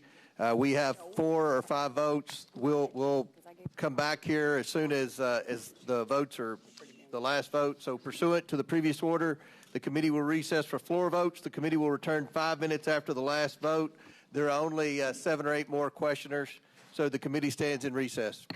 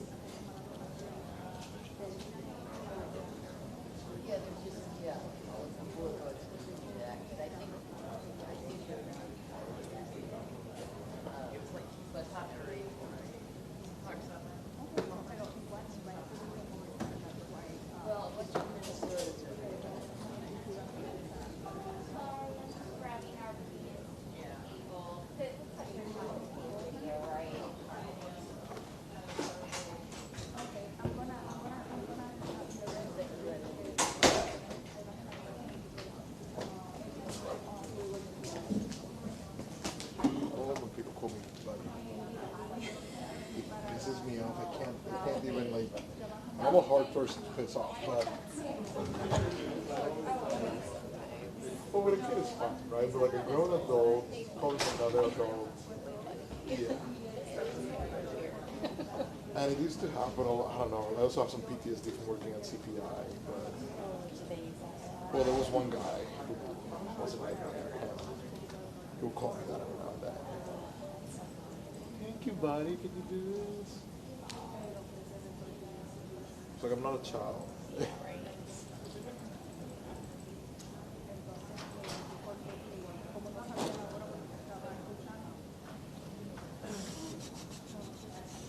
I don't know, these Celsius flavors they had are kind of weird. These Celsius flavors they had are kind of weird. Oh, really? Like cosmic vibe, I feel like I'm going to die after this. I'm going to go into the cosmic world.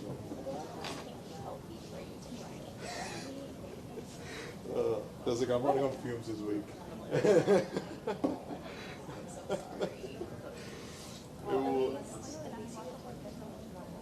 Yeah, I guess. At home, I feel like I get, sometimes I get more done at home, most of the time. You can't get interrupted as often. Yeah, yeah. We'll see. Yeah. I'll go celebrate Juneteenth or something. I'll go, hey, I'm 15% black. I'll go celebrate. Slow and gentle. I rechecked it yesterday on my 23andMe. Well, so I'm gonna delete it, but during the hearing I requested my data so I can download, because I already paid for it. Yeah. So I requested my data. Once it's ready to download, I'll download it, and then. What is your ancestral lineage of the first 23? Oh, I'm like Pitbull. I'm Mr. Worldwide. It's like everywhere. I mean, it's like I think most Puerto Ricans are like that. Oh, really? Okay. Because we just like, I mean, we had Spanish come in, and they mingled with the natives, and then mingled with the slaves. And, sorry, I know I'm trying to be a no, you're just like, oh, sorry, I know my stuff. It's just like you're a child. Yeah. Somehow I'm Jewish. Make a joke about that. We're gonna make it down. Yeah, so there's like 15% total African. Is it just Europe? Oh yeah, like it's like Irish, German. According to Ancestry, I'm like 1% Irish. Oh really? That's so funny. Where is it? Yeah, 1% Irish. There's probably some like colonizer. Probably. Yeah, I'm like Irish, German, some Swedish. Yeah, those are like the main ones. There's some English, like British too. Oh yeah. Like, it was funny. So Some royalty there. We didn't have people come over on the Mayflower on my mom's side. So it's funny, my mom, her mother's kind of she was adopted. She was born in 1930s in the Great Depression. And she always wanted to know more about how German family was. And in school, like one day my grandma got a phone call from some extended relative. Well. And then she had my first time there. So we found out who great grandmother we don't know who the father was. But it was funny with my family, like my mom was very Scandinavian looking, and so she always just assumed that there's more Scandinavian coverage with her, and she's so Irish. Really? No one else she knows is Irish. So Wow. yeah. That's cool. So we didn't know very good about them. Yeah. I feel like, so one thing that people from the mainland have is that there's a lot more lineage to track. Like in Hispanic countries, you can't really track it that much. Because records aren't as good, and like, you know, it's so very. So I can't really track anything further down the generation. So. There was some fathers and grandfathers that were stuff that they like done at all. Yeah, it was like outside has like some fiction that was for like flowers.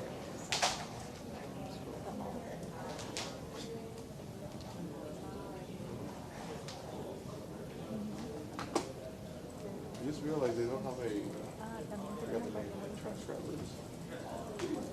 Yeah.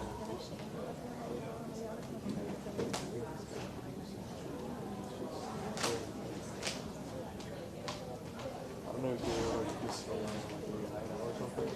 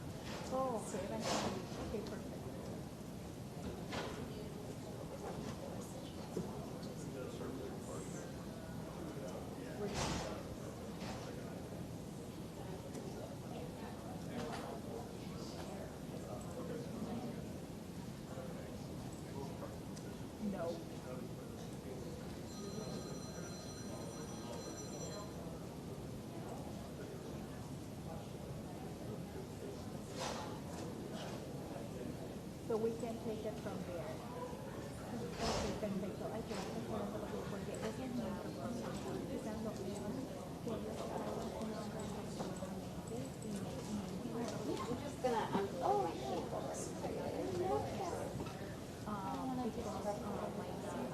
You guys are leaving us? No. It's just, oh, don't worry, we're here for the long haul. We're just kind of realizing there's probably we don't use the video feed anymore. Okay. So might as well get a head start and breaking that down. Oh, yeah. Oh, that too? Oh my gosh. Oh my god. Oh, Jose Carlos. Yes. Jose Carlos. Even for me. It is? Okay. Yeah. So earlier I had to disconnect from the VPN and reconnect because everything's going really well. So try that.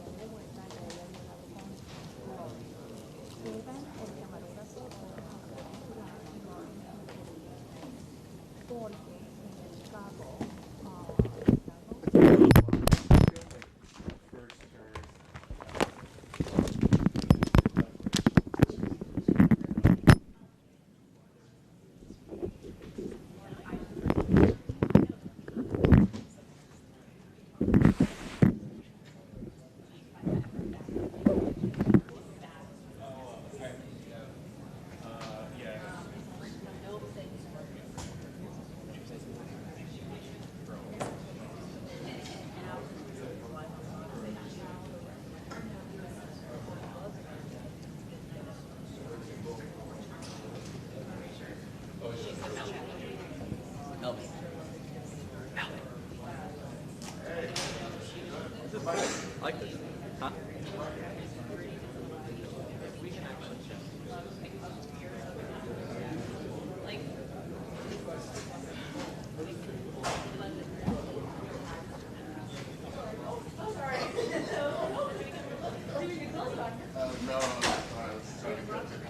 I was just about to text you. Yeah, and then we'll save it. Sean. So we're just gonna go. Now let me stop. What's up? No. Sean, what? Just continue. No, I love the way you where'd this come from? Sean said that to just break down the Stanton order. So I just did that. And then Oh, for tomorrow. Okay. Because we're not gonna They've moved her to the center now. Okay. They've moved her to the center now. Since they are going to come back, he wanted wanted us to figure out what to do about the monitor because they're going to be coming back after they break down, and then they want to go. Well, Gabe, what if I wanted my they don't want picture? to go back. What if I wanted my picture? That's fine. I'll take it back. When do you break it? Like they're coming over here to help us break down, right? Yeah. So when, well, then at that point, I can walk, take that to Jefferson and walk back because Mouse can help y'all over here. JV, you know?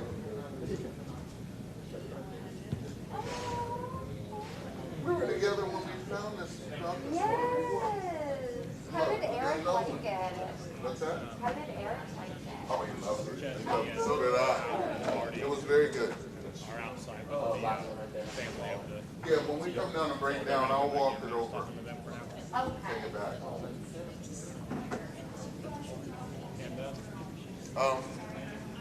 So you already broke it down. Craig Walz said Yes. You got the cable from the government? Wow. I know, I had to like, I had no idea where it was going, and I like slowly traced it to that door, and then I didn't realize there was somebody like behind the door. And then it was... You're in there doing their work. Yeah. So that's cool. And also like the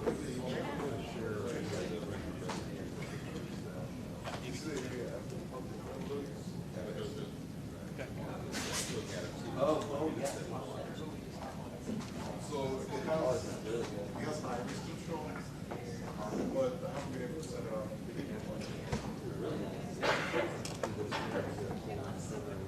The settings for this kind of stuff.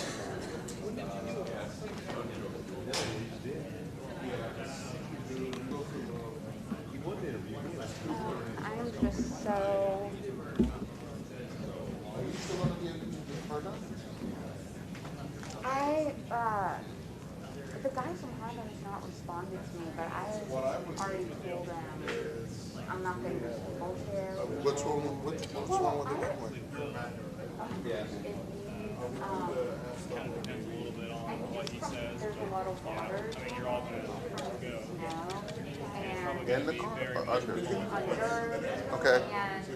And I already paid for the park a while ago. Okay.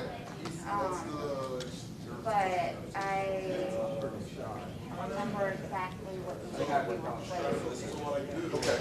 But I the father thing is on Sunday, and it still has like this really trick to run everything off. Is this why you're a standby? That's why you got it? Yeah. Oh.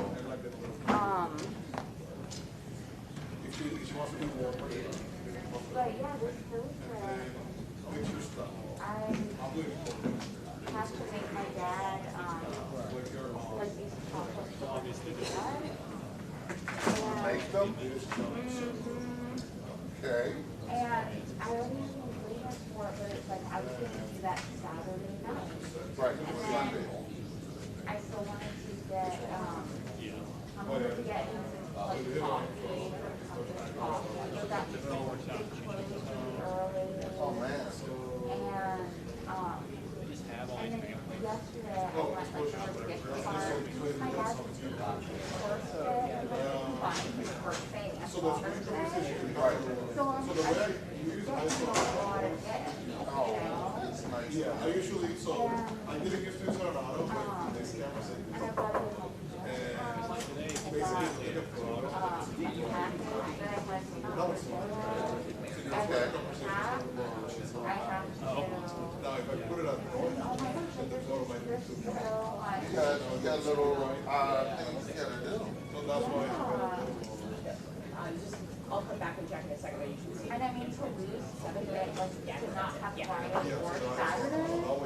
I mean, I'm leaving Saturday, like, whenever I get back on Saturday, that's when I'm gonna actually wrap the gift and do the cards and everything, but, I and pulling out and finding too, but the car dealership, but the dealership is open, right? Thank you. Yeah, but my appointment for 5:30. Okay. And I tried canceling it. I haven't heard back from the guy. There's no way I'm going to be able to make it. I asked him to schedule for next week, and I want to take a photo. Can I go over there, maybe? So what happens? Don't make it, they don't charge you, right? Yeah, you can go on the side. They don't charge you if you don't make it, do they? Yeah, can you go with your constituency, where the committee staff sit to take photos? Oh, like a medical appointment. right. No, you can go on the pit. Well, and I just did it yesterday, so I gave him more than 24 hours. And then I checked it again. Oh, I did it earlier. I want to get like a nice, like, Yeah, I did it earlier. But it still runs. get the nail started in the morning. Yeah, pretty much. Okay. You don't want to guys don't do it. Or at the very least. Miller, open it up. Here's why we're here. Here's what's going on. We came to see. Blah, blah. Albrecht, talking about Pritzker's testimony. I went down with you. So is Sean going to come over here for breakdown? So then he'll have the key to the trunk with him. Exactly. And I'll lock it. We are terribly, painfully familiar with the But if it's open, reality. Try to get her on location. You know, Pritzker, Jimmy Pritzker's you testimony, obviously, don't need to key the lock. The lock. Lock it close. testify about, talk about how in general, So that's the case. I don't need it for that. and then blame for sanctions.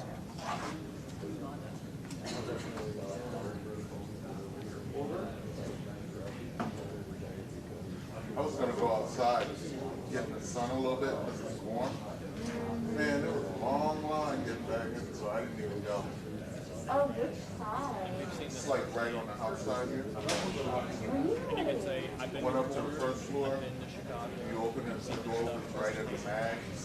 A lot of people trying to get in. I've been in and out, and I haven't seen a line at all. There's been, It's there right now. I've noticed that in person. Oh my gosh,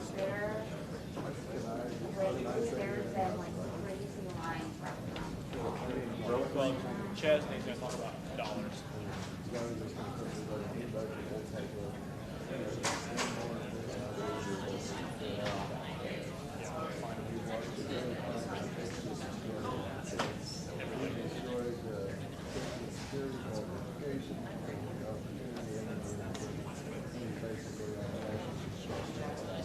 I would just keep it really tight.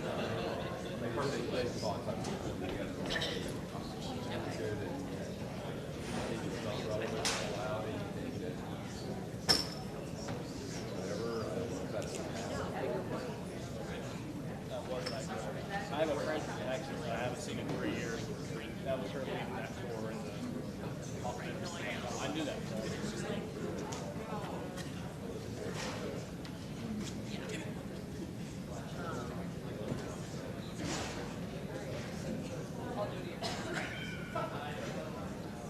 So then I think, and then just, you know, we're generally talking about the fact that he's destroyed everything, including his sanctuary state. And for, I'm going to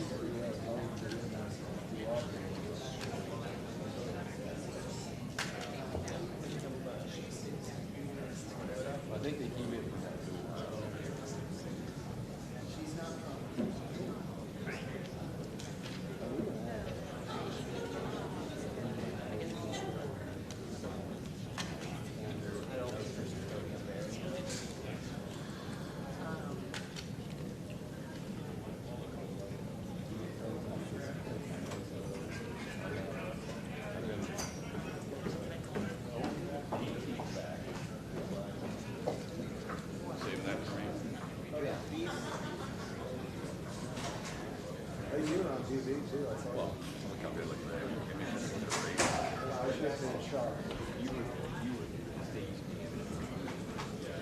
is that one open? I got to sit. Hey, Chairman Miller, so I you're can on. whisper in his ear. Would you nominate it as a track record yelling at yours?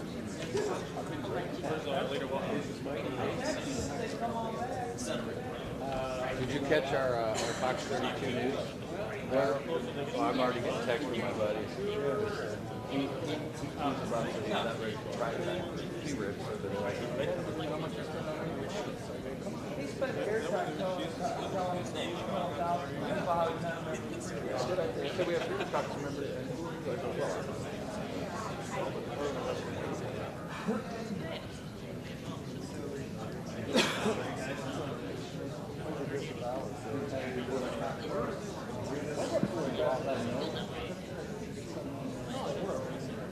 I wonder whether they're getting that impression. Spiritual references. We did it last time.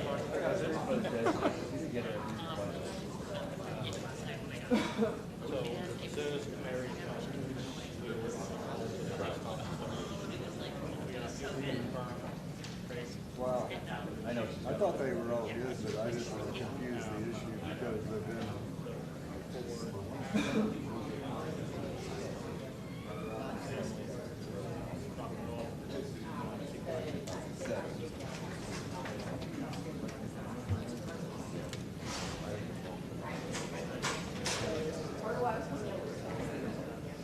You know what? Is what time are you? 7 a.m. Where? Yeah, I'm out of here. 7 a.m. Like my plane. You're having a call today. Rotary meeting. No, 7 a.m. I'm leaving at 4. I think I'll leave at House Oversight. Yeah, plane.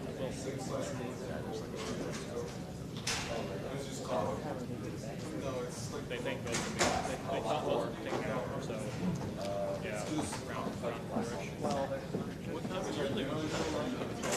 I gotta leave the hotel, get my bag, I gotta probably come here, because I don't know how much I'm going to go. Probably by.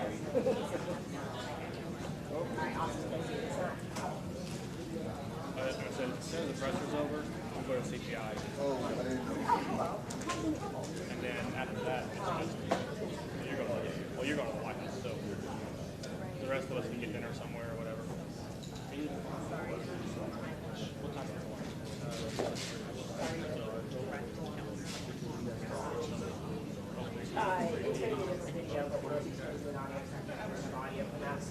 I'll leave that for you. I'll look at plan, let you know if we'll have it. All right. Awesome sauce. You guys, ma'am, you all gonna have another video? Yeah, right. Sean, are you there? I was told no. Yeah, no, I get it.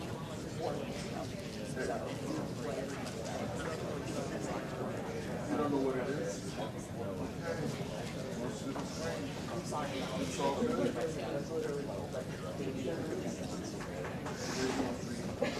Sorry. I'm texting Sean. Usually it's the honorable. Yeah, South Carolina. Is that the? I think that might be a shot. Is it open to the sides? Watch it get. I mean, you can go up. It's just not that high. I think once we get it, You can just turn over that way there. far enough.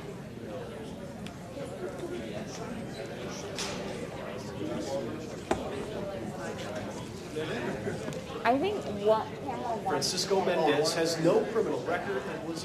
Sorry, guys, audio check.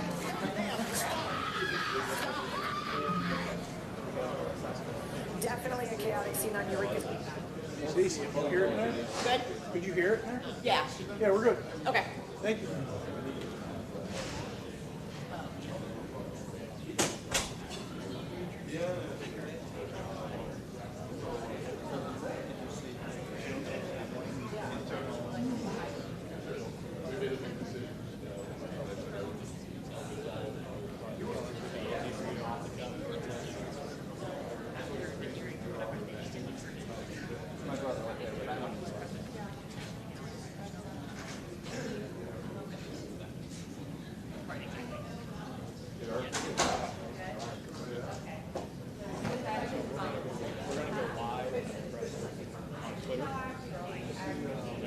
up the network, and then I'll record on the GoPro.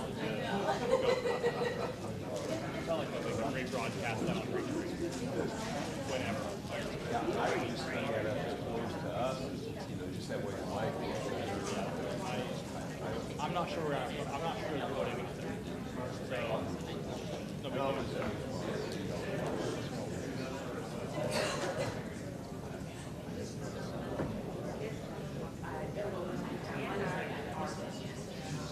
I may have to just hold this. Yeah, because that's super stable with that extra battery. Jason, how long? Compared to what he said he was going to do. Yeah, well, maybe I should hold my phone and have this on my phone. This is going to be the rebroadcast. I probably could get this closer for audio purposes.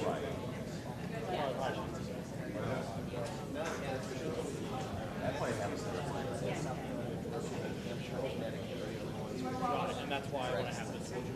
Yeah, you're saying as far as distance.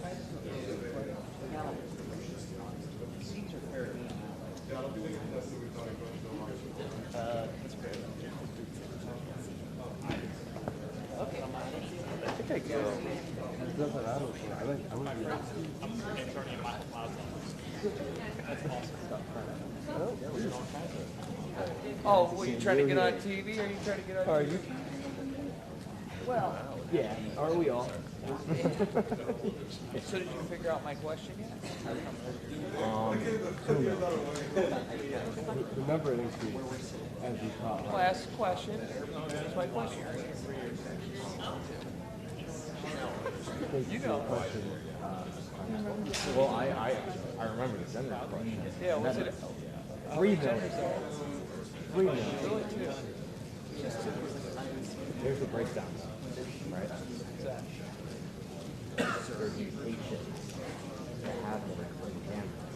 For example, you're going to go deeper on that? Yeah.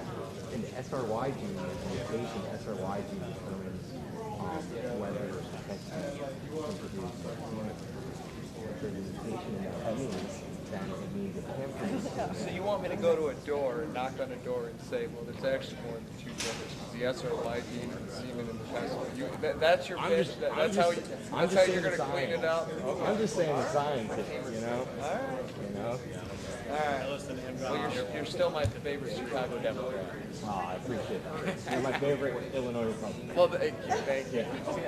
Glad we found. Where do you all live? I live in northern Virginia, but I also live in How about you up here? We all do. I'm from Deerfield. Oh, you're all okay. You got the It's a whole. posse. I'm from Deerfield. Okay. North suburbs. Bob Morgan territory. Yeah. He's got a big apparatus. Like a big. Yeah. This is only half of us. This is not even half. This is the Because his Frank is over the top. Yeah, I'm in Chicago as well. Yes, like actually, a city. So are you just running seats or are you here for the? No, we're here for it. Okay, you want to see the action? I've been here since 8 morning. I didn't have a sip of water or any food for like 8 hours. Waiting for this? No.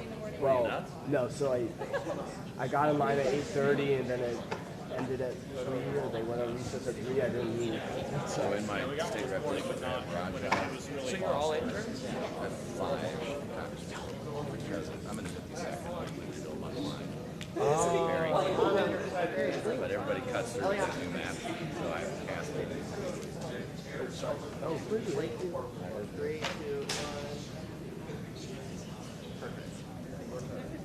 Yeah, so every time there's a federal issue, I'll just punt it, whichever the one that picks it. Yeah. Not a bad spot to be in. Kowski comes out. That's like she cares.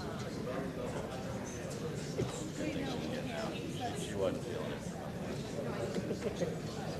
It's okay, I can say I said, yeah, no problem. You're laughing at it out. My neighbor take those.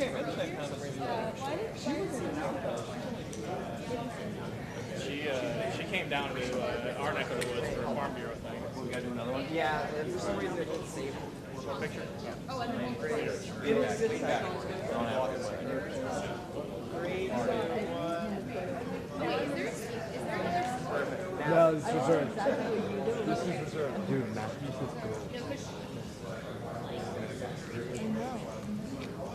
Oh, yeah, I know you can get it too. That's in Paris, right? Yeah.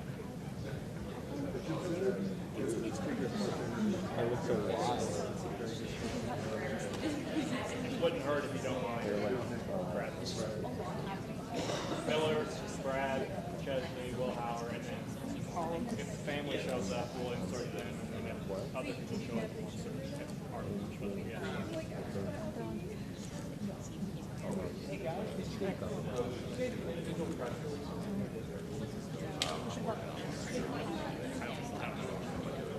We're doing one national press. We haven't done one. I was starstruck. I was standing there and I was trying to argue. I'm waiting until our press is over. We have an advisory. Just probably not.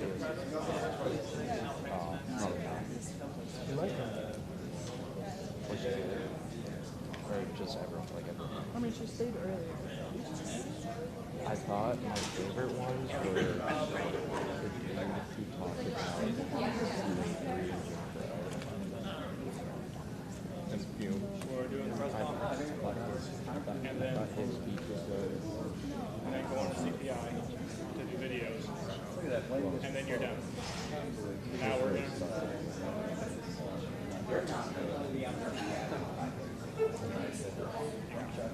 and you can go first, so we can get you out there. Summit promo videos. And then, because they wanted me to do another video too. Something about being out here, I think.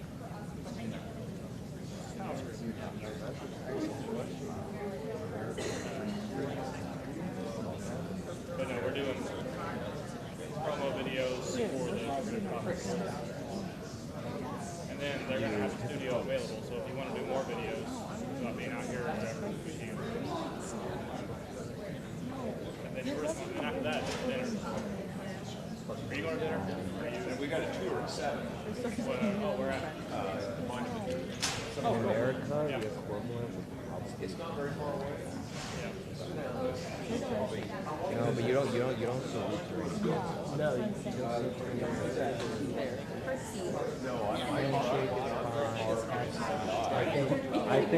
I think that's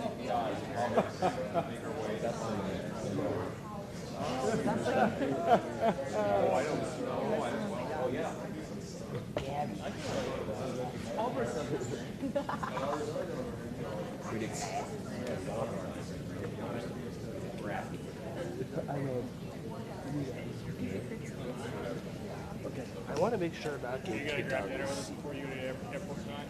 I don't see you. TBD. Dude, I think you're good. I think. Well, if you're booted, I'm booted. Well, we're in the back row. I'm booted and I'm booted.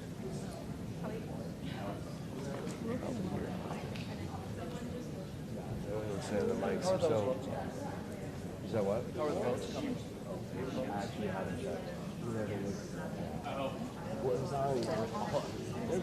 All I know is that Chris was wrong.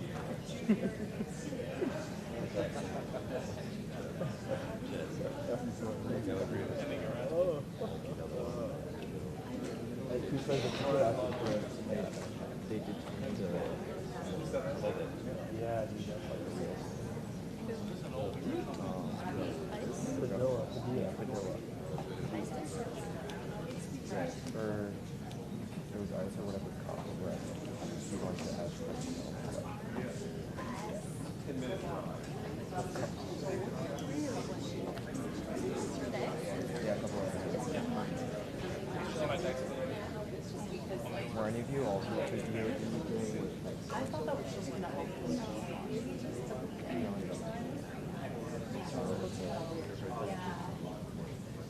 Oh, when? I'm just gonna delete that whole thing. I don't know what happened to that.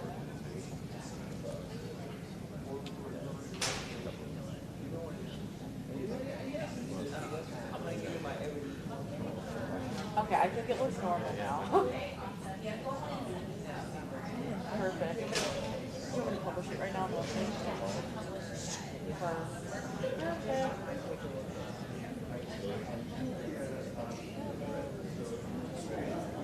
First one.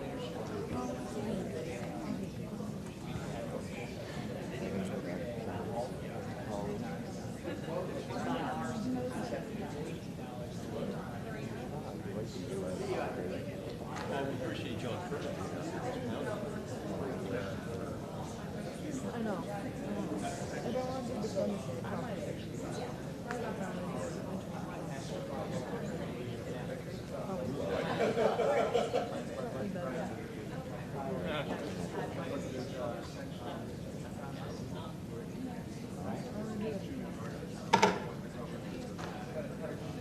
Well, you're always on. That's the thing. Like, they're always on. They're always. But our committee staff structure in Springfield, we're okay. Make sure we're okay over here. Jim, what y'all getting bored and neglected?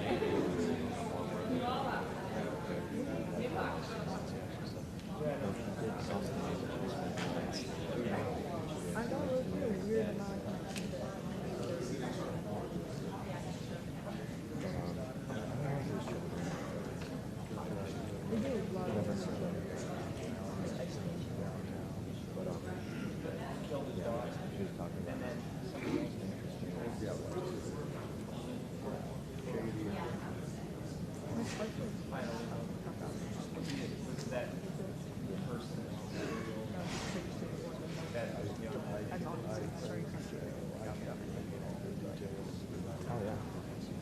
Well.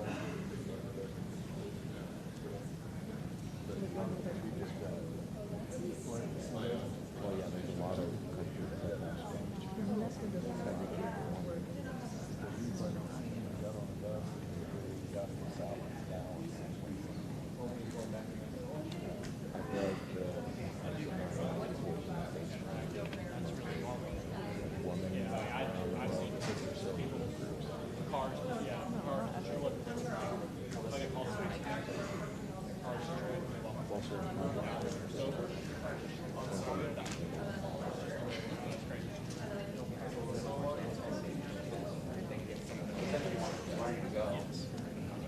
I got called to the guy. I got called to a wreck one night. For the rest of the The guy hit a tree so hard. Oh,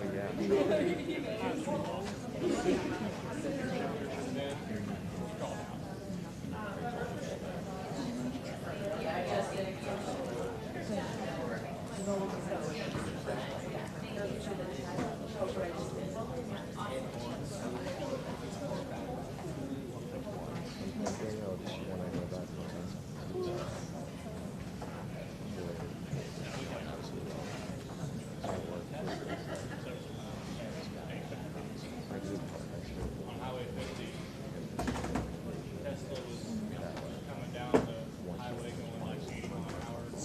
The car went fast.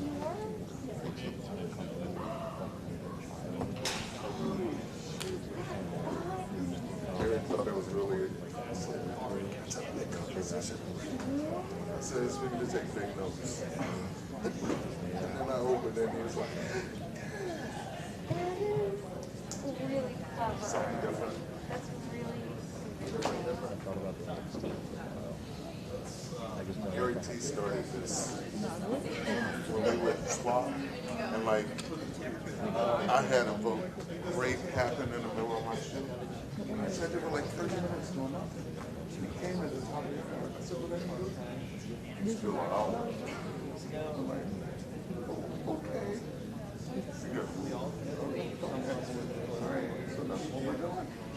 So that's what I care. That's what I do. I go with the flow. Huh? I go with the flow. If somebody offers me, sure. If not, I won't. He said he would have been working shooting for an hour or something. Like, he keeps time. If Anna could never Right. So you're actually like working because they don't know when it's going to pop back up. Yep. So there you go.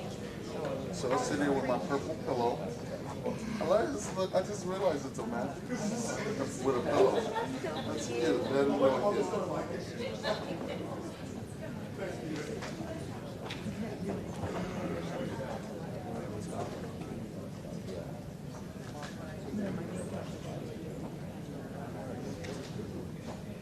I do think that. I don't want to take the security route.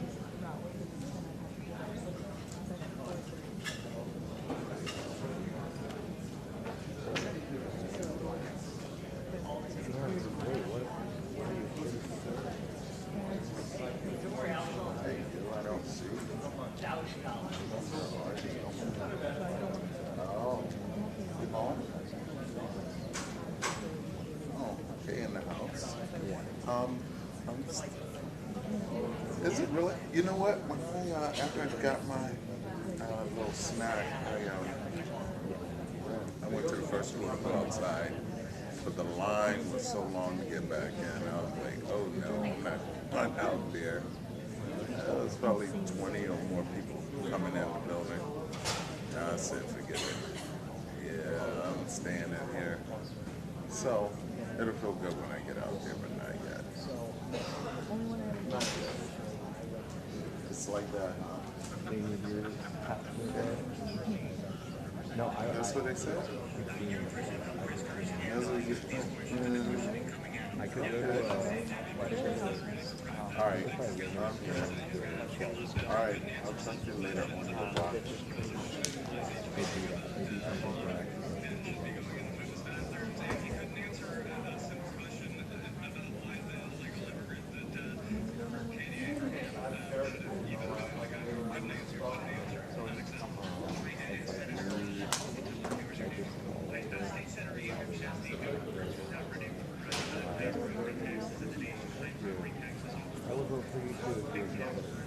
Cancel anytime. Cancel anytime.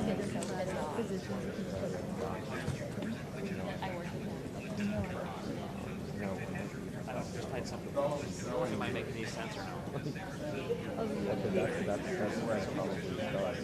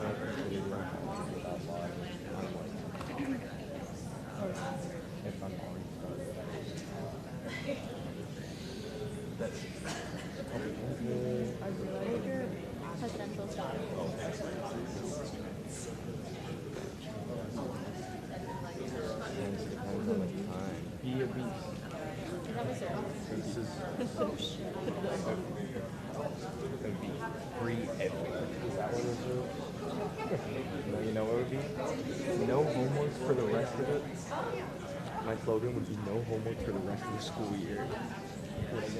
No more homework. Wait, no way. No more.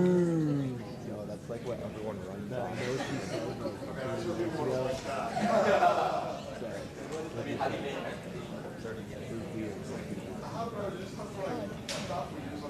No, he wasn't there.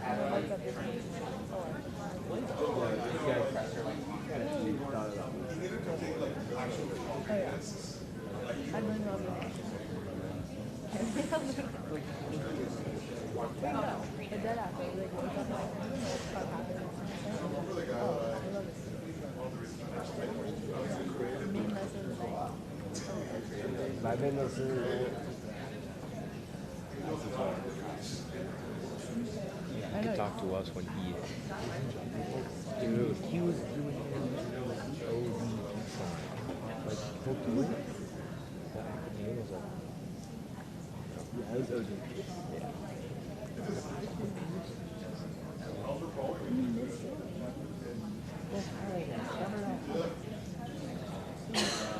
And he goes, oh my god. Did he laugh? That was so disgusting.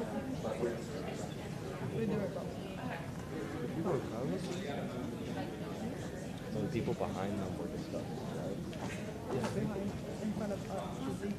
They didn't know what was going on. They kept hearing people like, oh my god. They kept thinking around. Dude, they were every time he took something,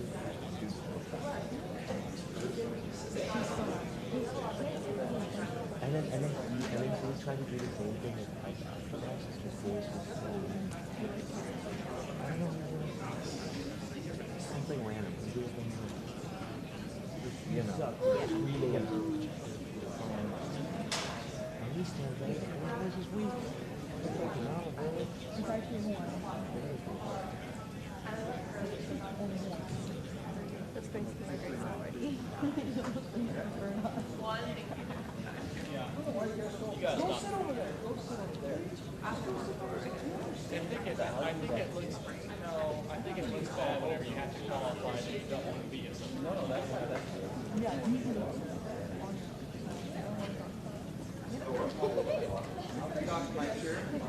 I didn't even read the text. I just. It's like, you should do this. You should do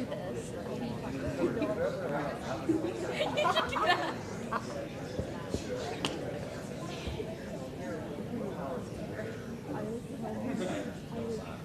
She was there.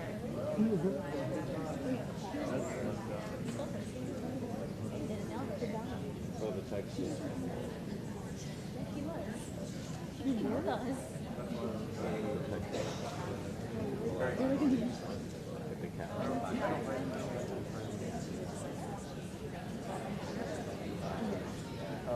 We heard about the whole down.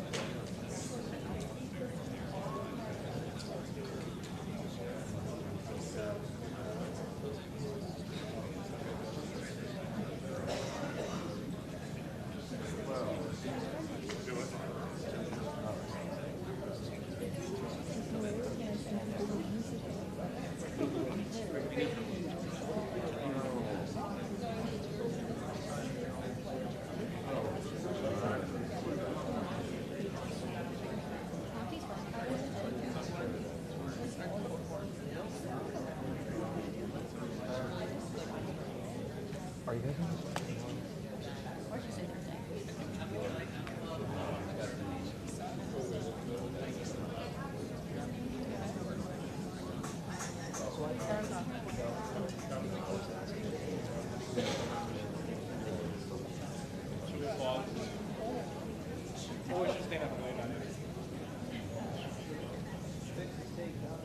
Dude, my music professor this semester is a concert. Yeah.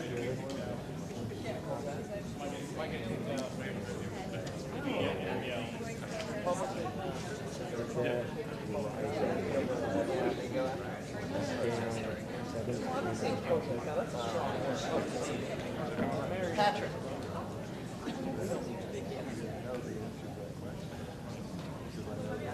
I think you should wait.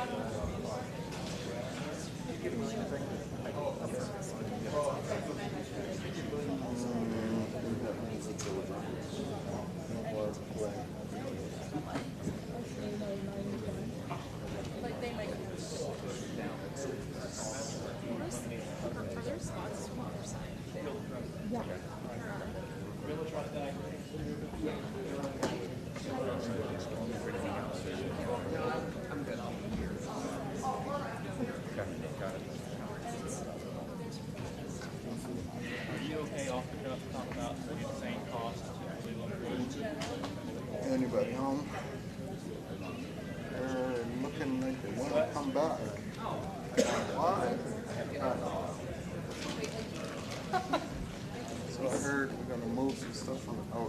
Is anybody coming in here tomorrow? You leaving the gear? Huh?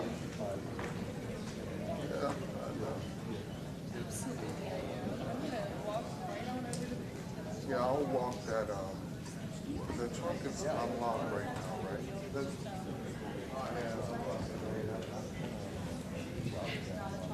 If you leave it unlocked, we're going to keep it and I'll lock it back. Put the monitor in there and lock it. The chairman is here. We're going to leave it about an hour and a half. Two crews? Sit up with John and ask him whether he had a crew coming. Not John again. When does he go? No.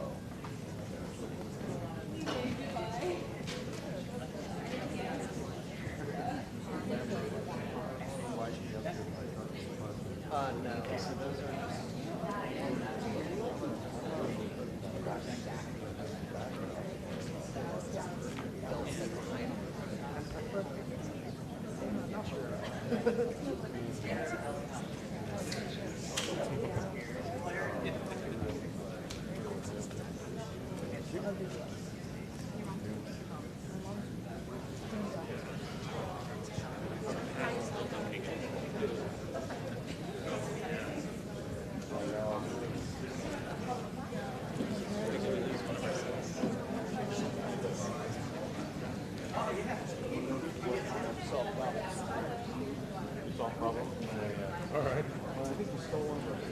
We did. That was the first problem we solved.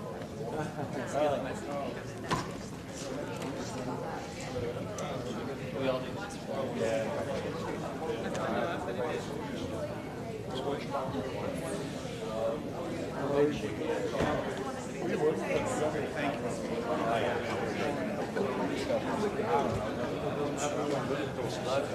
You don't want to listen to him?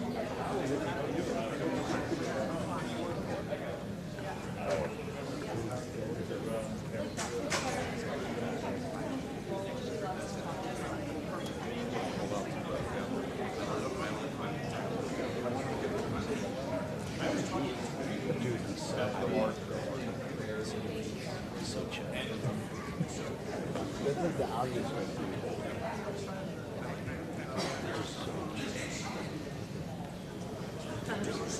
So now Maggie sent an email that it's down.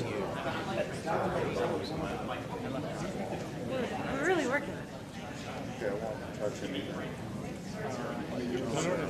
The striped tile. Blowing up. Yes. Lost I yes. And it's a real shoot, but it works. Once I continue making a press release.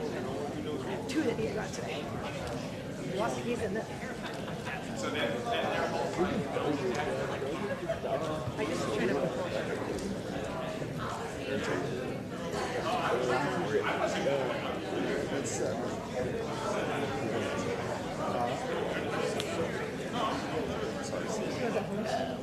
Hi. No, she was. No, yeah.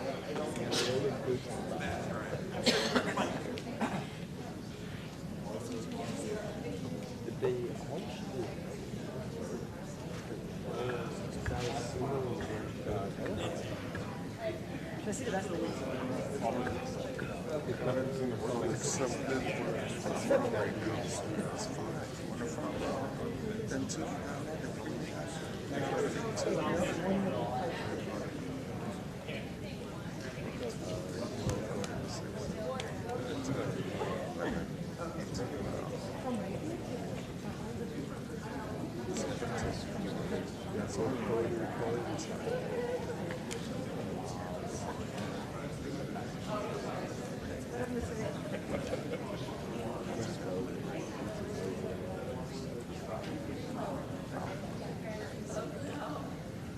So, can camera one see a screen?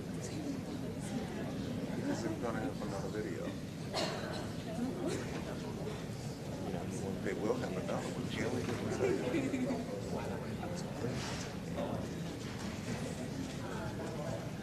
So can one shoot across the room to the screen?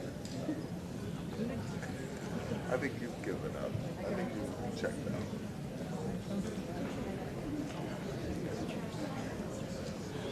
It's mine. What are we doing?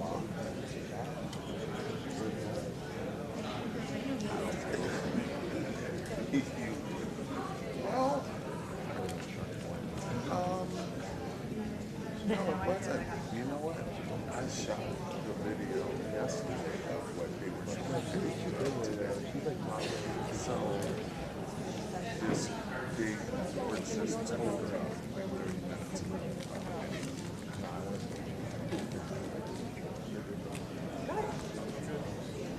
It was after.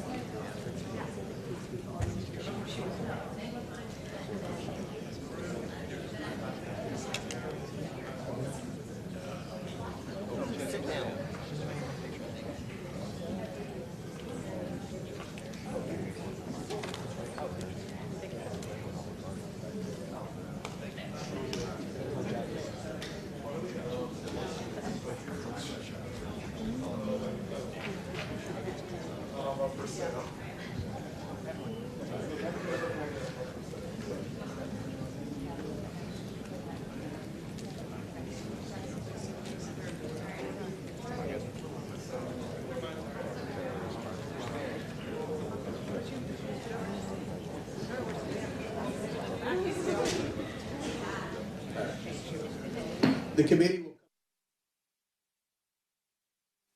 And the chair recognizes, and I appreciate the witnesses' indulgence here. Again, we were told the votes would be at 4:15 and they were at 3 o'clock, so I apologize. We had 2 more votes than we were supposed to.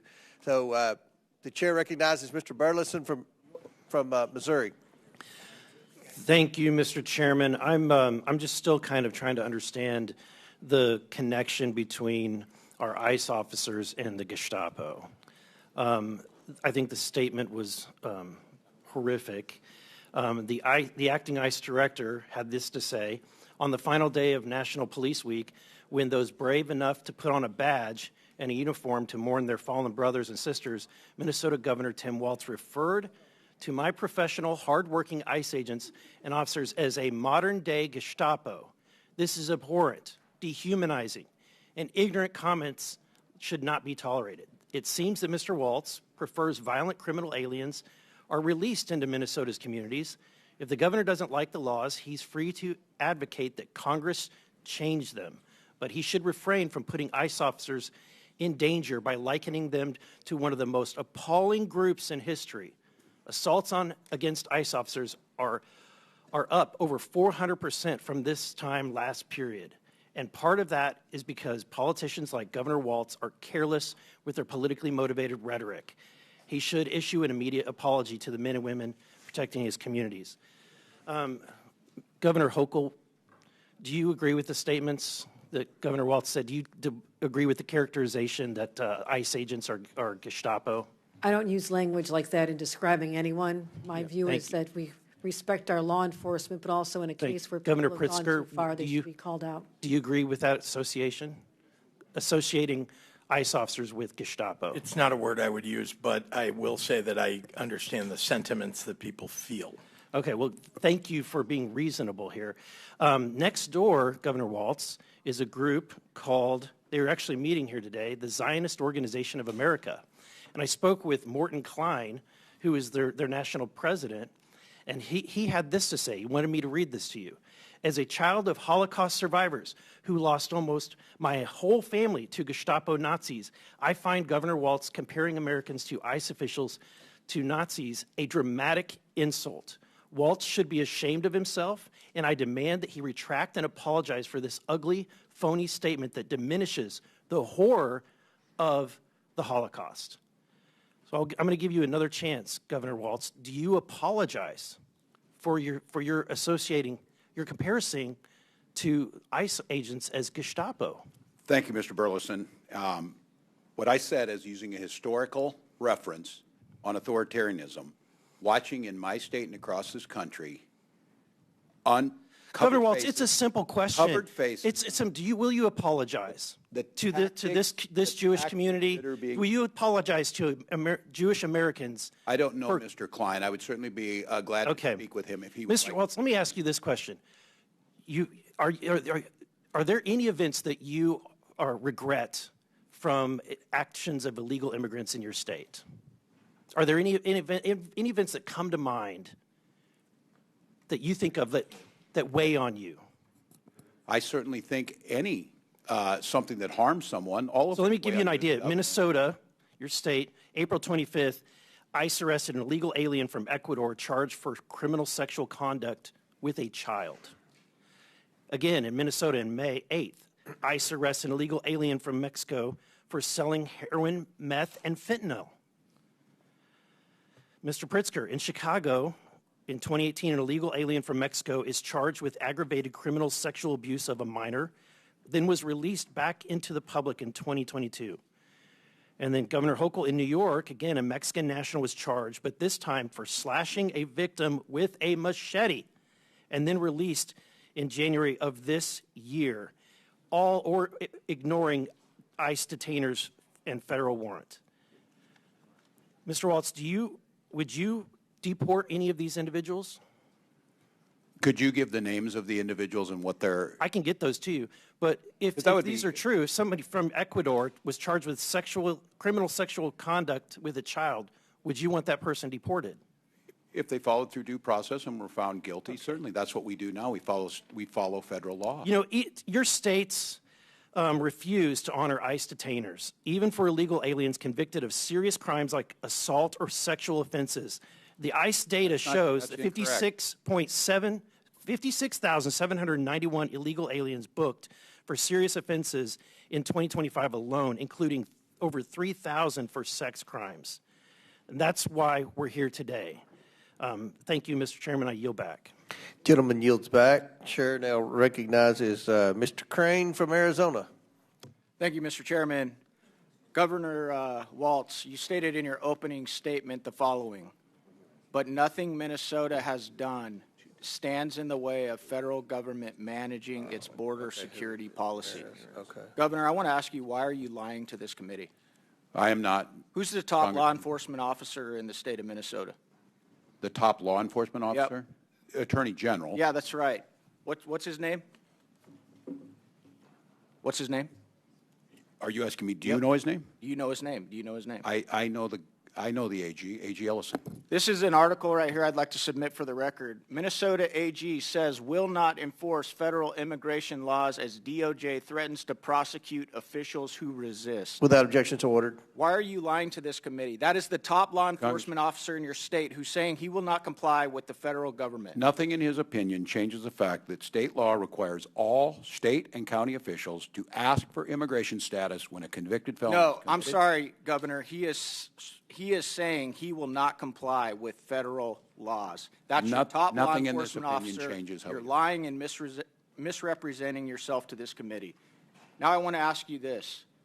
Do you think in that line of questioning, free health care, food assistance, free college tuition, driver's licenses, and cash assistance, do you think that that's helping or hurting this government manage its border security and policies? Well, Minnesota ranks first in health care. We rank third in safety on our roads. Let me answer that for you. Okay. It's actually hurting because what you making created my state safer and more you've created prosperous. a state that is now a magnet that is There's drawing no law. illegals There's no sanctuary to law in Minnesota. Minnesota, Congress. I know you guys haven't put it that way on the books, but your state has everything, every element in it that is consistent with the sanctuary state. That's Moving incorrect. on, Mr. Walz. How about you calling ICE agents modern-day Gestapo? That also stands. Do you think that helps our federal government carry out its law enforcement? I think best practices in law enforcement policies? by identifying who you are, identifying the vehicles, and making sure everyone has due process helps our law enforcement. I think covering your faces. So you think that that helps calling our law enforcement agents that? What does ICE stand for, Governor? Immigration, custom, enforcement, right? These are the guys that are tasked with enforcing immigration, federal immigration laws? That's right. That's their job. It's not the state's job. So you think that calling them Gestapo is helping? You're not standing in the way. None of the messaging, none of the rhetoric is standing in the way of this administration doing what they've been tasked to do. Is that what you're saying? I think what would help them is to follow due process, and when they do these missions, do the things that we expect of law enforcement. How about when you went on Anderson Cooper, Governor Walz, and you said, how high is this wall? If it's 25 feet, then I'll invest in a 30-foot ladder factory. Do you think that helps our federal government carry out its law enforcement, its border security, and policy operations? When did I say that? You went on Anderson Cooper and said that. Do you not remember saying that? Because you've said so many outlandish things that you can't even keep track of them? The point being is... The clip is there for everybody. It's there for all Americans. If you guys want to go watch it, it's an easy Google. All right, Governor, you recently went on Gavin Newsom's podcast. You stated in regards to MAGA voters, I scare them a little bit, which is why they spend so much time on me. No, I'm serious because they know I can fix a truck. That's your direct quote. You also said on the show, I think I could kick most of their asses. I want to be very clear with you, Governor. You do scare us a bit, but it's not because you can fix a truck or change a tire. It's actually because of your radical left-wing agenda. You supported putting tampons in boys' bathrooms. You advocated for the disarming of Americans of their Second Amendment rights. You're pro-sanctuary city, as we have uncovered here today. You claim there is no guarantee to free speech when it comes to misinformation and hate speech. That right there is why the American people have such a hard time with you. It's not because we're crazy MAGA people. It's because of your radical left-wing agenda. I want to ask you on that last one where you claim there's no guarantee to free speech. Did you pick that up on one of your 30 trips to communist China, Governor? That sounds a lot like something that they would do. Yes or no? So I don't believe hate speech has a place in there. Hate speech that incites violence. Governor Walz, you said that Kamala Harris picked you for vice president to code talk to white guys. How did that work out for this administration? How well did you do with white guys? I don't have the data. You lost by 22 points to white guys. And it's because you talk like the way you do, you say the things you do, and you have this radical left-wing ideology. So if you want to continue that rhetoric, go on, brother. Keep doing it. We'll keep destroying you in elections. And Thank you, and I yield back. The people of Minnesota will continue to have me serve them. Chair recognizes Ms. Ramirez from Illinois. Thank you, Chairman. I want to start by acknowledging Governor Pritzker from our great state of Illinois and thank him for coming before the committee, especially given the deeply unserious nature of this hearing. I want to start by asking Governor Pritzker a few questions. Governor, you have said that actions that bring all branches of government to stand in respect of one another underpin the guardrails of democracy. Is it your assessment that this administration's actions reflect the commitment to stand in respect of all branches of government or honor the guardrails of our democracy? Thank you very much, Congresswoman, and it's good to see you. This administration has ignored court orders. This administration has ignored the laws that have been passed by the Congress. This administration is, in many ways, telling its agencies not to follow what the laws and the regulations that have been on the books, and this administration has been going after people individually and as groups that they believe are opponents of theirs, political opponents of theirs. That is not the way that a president ought to operate. We ought to have a president who follows the rule of law and doesn't break it. Thank you, Governor. I agree with you. In your 2025 budget address, you noted that our state, the state of Illinois, is among the best in the nation for workforce talent, clean energy, educational and scientific institutions, and more. I couldn't agree with you more. Our economy is over $1.1 trillion, the 5th largest in the U.S. and the 18th largest in the world. And I understand that we are one of only 9 states, including New York and Minnesota, whose taxpayers contribute more to the federal government than they receive. So I just want to make sure I put that to the record. This is who we're putting here at a hearing. Governor, earlier this year you noted that the authoritarian playbook is laid bare here. They point to a group of people who don't look like you, and then they tell you to blame them for your problems. Governor Pritzker, do you believe that the Trump administration is using the authoritarian playbook, particularly as it relates to immigrant communities across the country? It's clear when you look at every action that they've taken with regard to immigration since they've taken office, including going in and attacking our communities in the state of Illinois. I think in the first week in office, Tom Homan bringing Dr. Phil with him unseriously, and then bringing the very serious ICE officials in to break down doors, to scare communities, to keep people from going to work and so on. It is clear that they are targeting communities of people who don't look like them and going after people that they think are opponents of theirs, or including United States senators, Governor. Including, thank you, and Alex Padilla. And by the way, I want to say to all of you on both sides, but particularly those on the Republican side, that I cannot believe the disrespect that was shown to a United States senator who was thrown down, handcuffed, and not allowed to ask a question of our Secretary of Homeland Security, Kristi Noem. That seems completely irrational. Governor, I agree with you. And because I have a limited time, I actually want to show the footage because I think what you're saying has to be seen here. I'm going to ask now that we play a clip of Senator Padilla being wrongfully arrested while we're in this hearing. Go ahead and play it.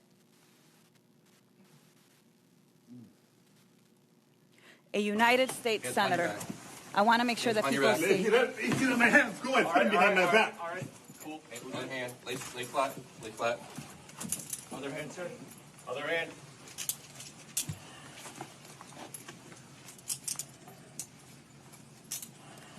There's no recording allowed out here. What? I do not know. There's no recording allowed out here per FBI, right?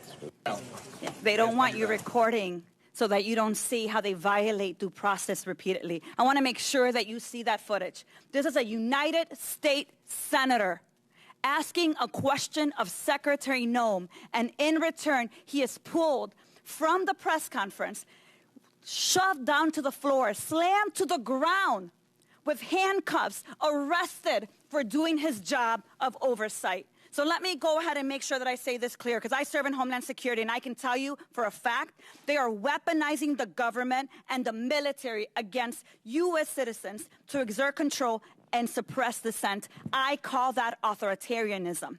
We've seen it before. Here's the point: terror. That's what they're doing here.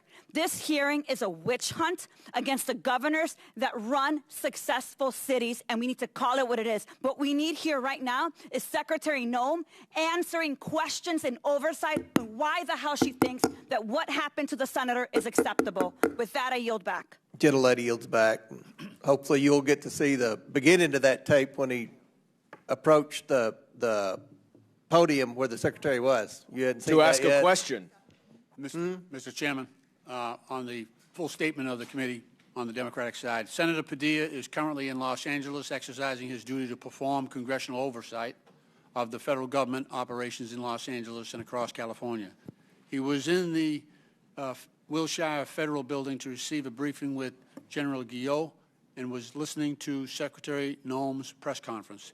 He tried to ask the Secretary a question and was forcibly removed by federal agents, forced to the ground, as you saw, and handcuffed. He is not currently detained, and we are working to get additional information.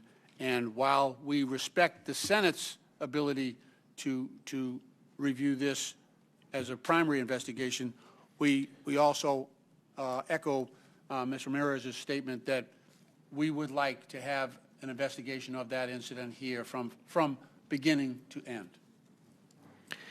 You want to enter that into the record? I do. All right, without objection, so ordered. Now, Chair recognizes Mr. Jack.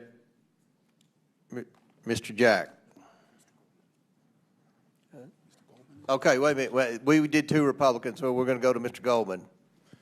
Thank you, Mr. Chairman. I would urge you to reserve comment on what happened to Mr. Padilla until you get full information. In fact, I would urge all of my Republican colleagues to take a breath before you once again desperately run to bend the knee to Donald Trump and to Kristi Noem. Because anyone with two eyes that can see that that was authoritarian, lawless behavior that no person in America, much less a senator conducting constitutional oversight, should have received. And I know it's hard for all of you to speak up against Donald Trump, and that's why we're here at this hearing talking all about Joe Biden, talking all about Joe Biden's policy this, Joe Biden's policy that, all these people who committed crimes under Joe Biden. Is it just because you're consistently trying to ignore the fact that Joe Biden is not president? Donald Trump is president.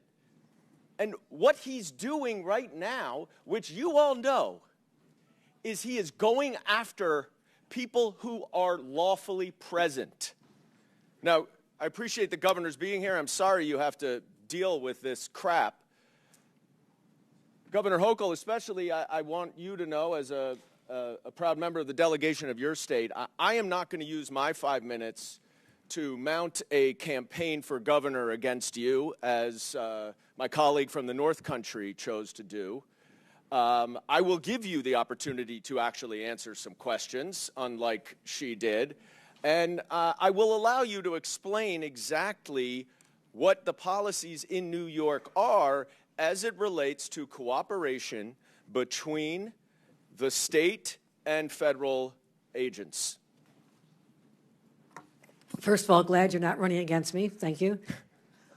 Secondly, I appreciate the opportunity to break through all the noise here today and to stop the talking points that keep mischaracterizing our policies in the great state of New York.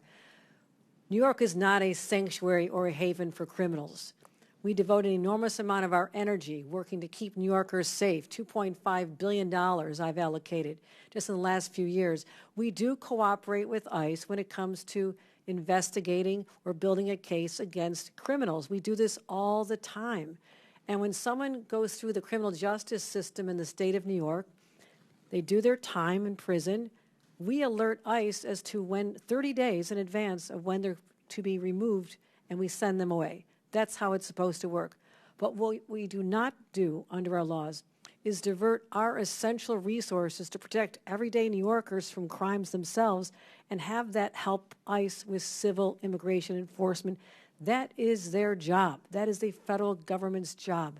And we cannot be told to enforce federal laws. It's not constitutional. Or to use all your limited resources to spend all that time doing their job. My concern is that every minute that ICE officers are going after moms and dads and kids and separating families, perhaps one more criminal is still out there at large. Well, it's Why funny don't you say focus that. I'm on sorry, them? Sorry to interrupt you, because I actually, in my district office down in Lower Manhattan, witnessed ICE officers waiting for immigrants to come out of a courtroom. These are immigrants who have asylum applications. And I'm sure you agree with me that asylum is a lawful pathway to immigrate to this country. Is that correct? That is absolutely correct. So in order to make these immigrants here unlawfully, the DHS is now dismissing their cases, their own removal proceedings against them, to void out the asylum claim. That way, when they go downstairs in the elevator, there are ICE agents that can be there and to arrest them and put them in expedited removal. And they don't have an asylum claim that is live anymore because they've just voided it out. These are non-criminal, these are non-violent immigrants who are here going through lawful process. And this is who the Trump administration is going after every single day. It's a disgrace. You said you were going to go after the worst of the worst. You were going to go after convicted criminals. You're here questioning about all these criminals. You're going after people who actually are going through the lawful process you say they should. But just because Donald Trump and Stephen Miller need to bump up their numbers because they can't do a good enough job in actually finding convicted criminals, you're going after moms, dads, separating parents from children. You have a voice, Republicans. Speak up.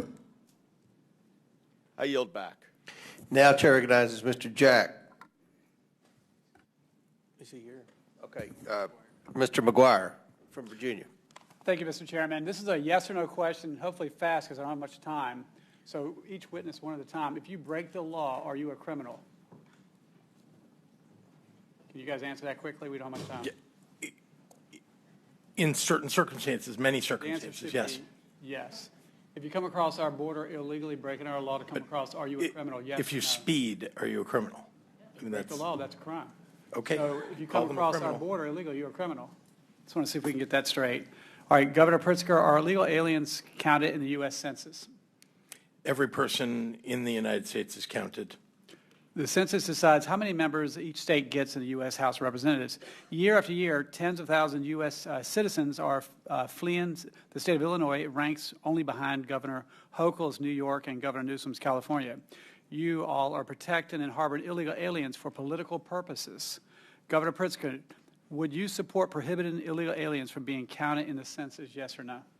Your numbers are wrong, sir. Would you, yes or no? Your numbers are wrong, sir. Would you Constitution support says how you prohibiting count the illegal census. aliens from being counted in the census? Would you? Or No. is harboring illegal aliens part of the strategy to get more Democrats in Congress? The bottom line is this. All illegal aliens have committed a crime and should be deported. Any additional act of violence committed by an illegal alien is entirely preventable. All sanctuary jurisdictions are unlawful. Each of you are breaking the law. And my message to you, or the message from the people, is you need to get it straight. Governor Walz, just over 3 weeks ago, you compared ICE agents to Donald Trump's modern-day Gestapo. Governor, do you regret those comments? I regret that law enforcement is not following best practices, showing who they are, not taking people off the street, not giving due process. We It would puts not all have a of us at country risk. without our men and women in law enforcement. Yes That's or no? correct, Did you and know those who ICE show their officers faces. are Did you know ICE officers are facing 413% increase in assaults? Don't wear the masks, identify yourself, and work with local law enforcement. You guys are doxing them. All right, your attacks on ICE officers are putting our law enforcement in deadly situations. It led to destructive riots breaking out in Los Angeles last weekend. President Trump had no choice but to step up and stop Los Angeles from burning buildings to the ground. Did you see videos of rioters throwing rocks through the windows of police officers' vehicles while they were driving on the highway? Did you guys see that? We wouldn't have a country without our men and women in law enforcement. In 2023, you signed legislation to expand eligibility to illegal aliens for taxpayer-funded health care, Minnesota driver's license, and free college tuition. America Last policies. Let's take a look at some of the illegal aliens you so boldly want to support with taxpayer funds. I'll probably say his name wrong, but Aberhashad Alimi, illegal alien from Somalia, criminal history includes convictions of murder, DUI, and disorderly conduct. Eric Martinez Mondragon, illegal alien from Mexico and known member of 18th Street Gang. He served time in robbery and possession of a firearm. And Marco Granda, illegal alien from Ecuador, he was convicted for criminal sexual conduct of a child.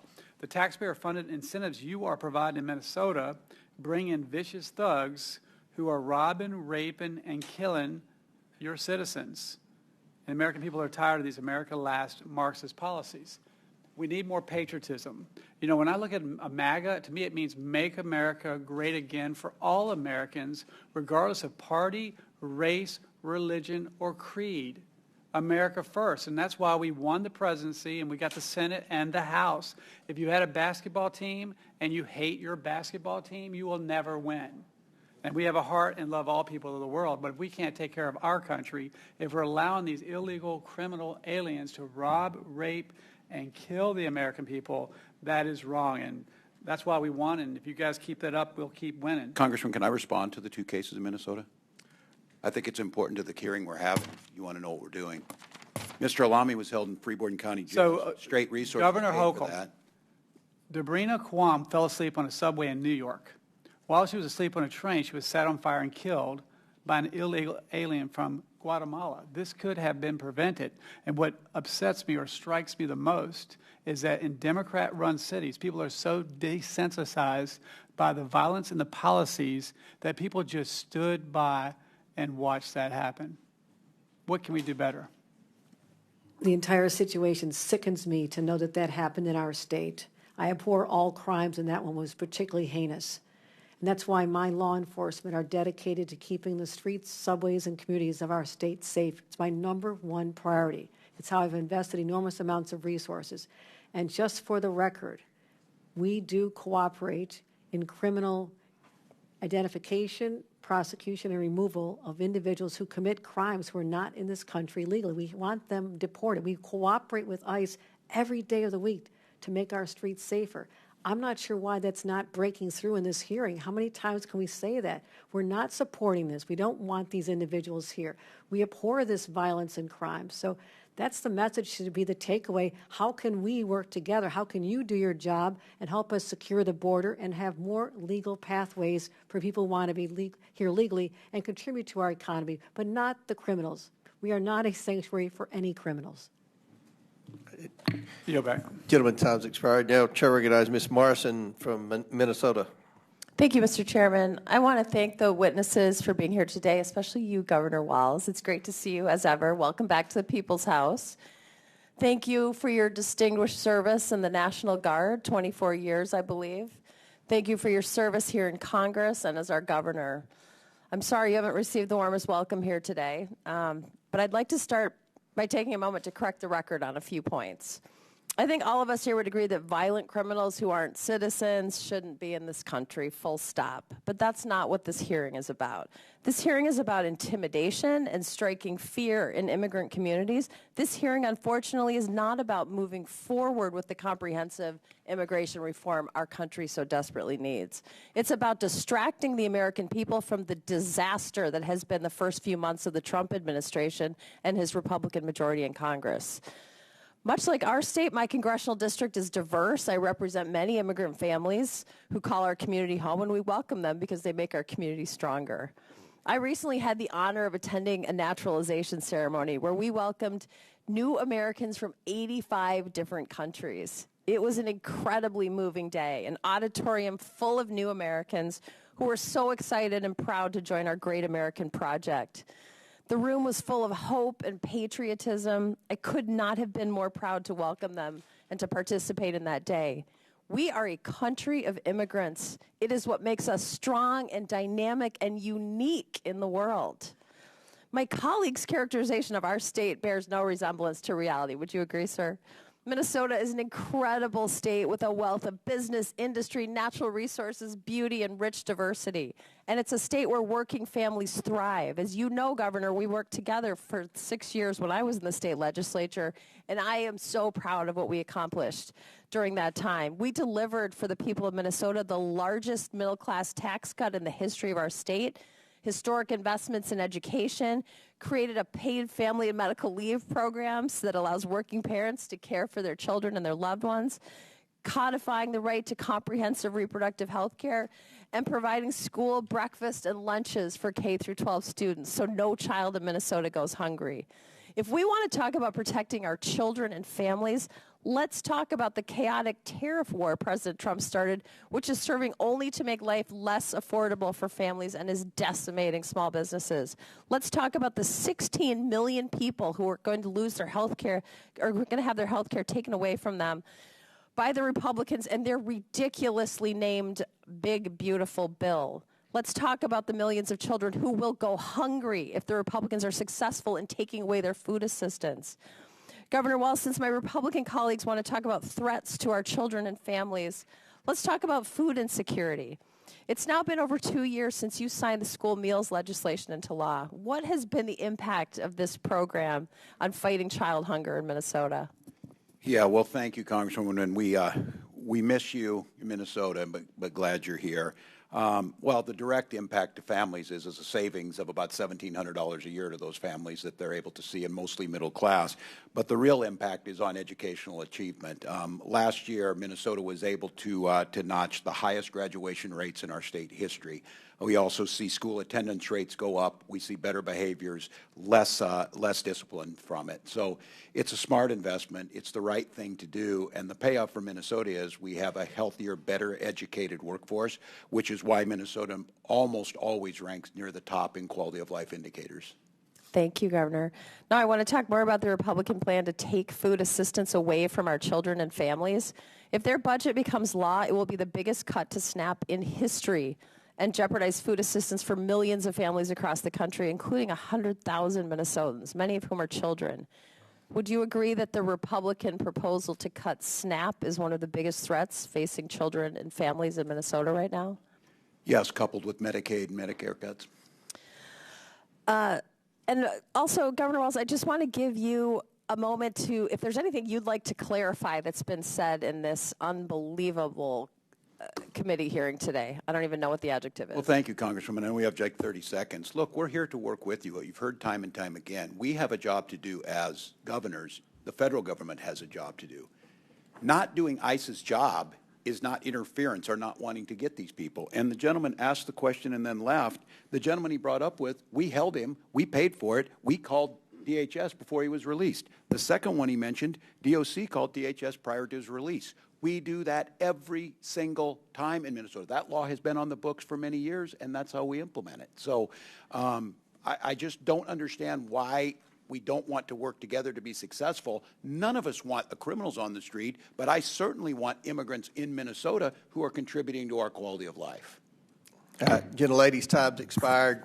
Thank you, Governor. Chair recognizes Ms. Boebert from Colorado.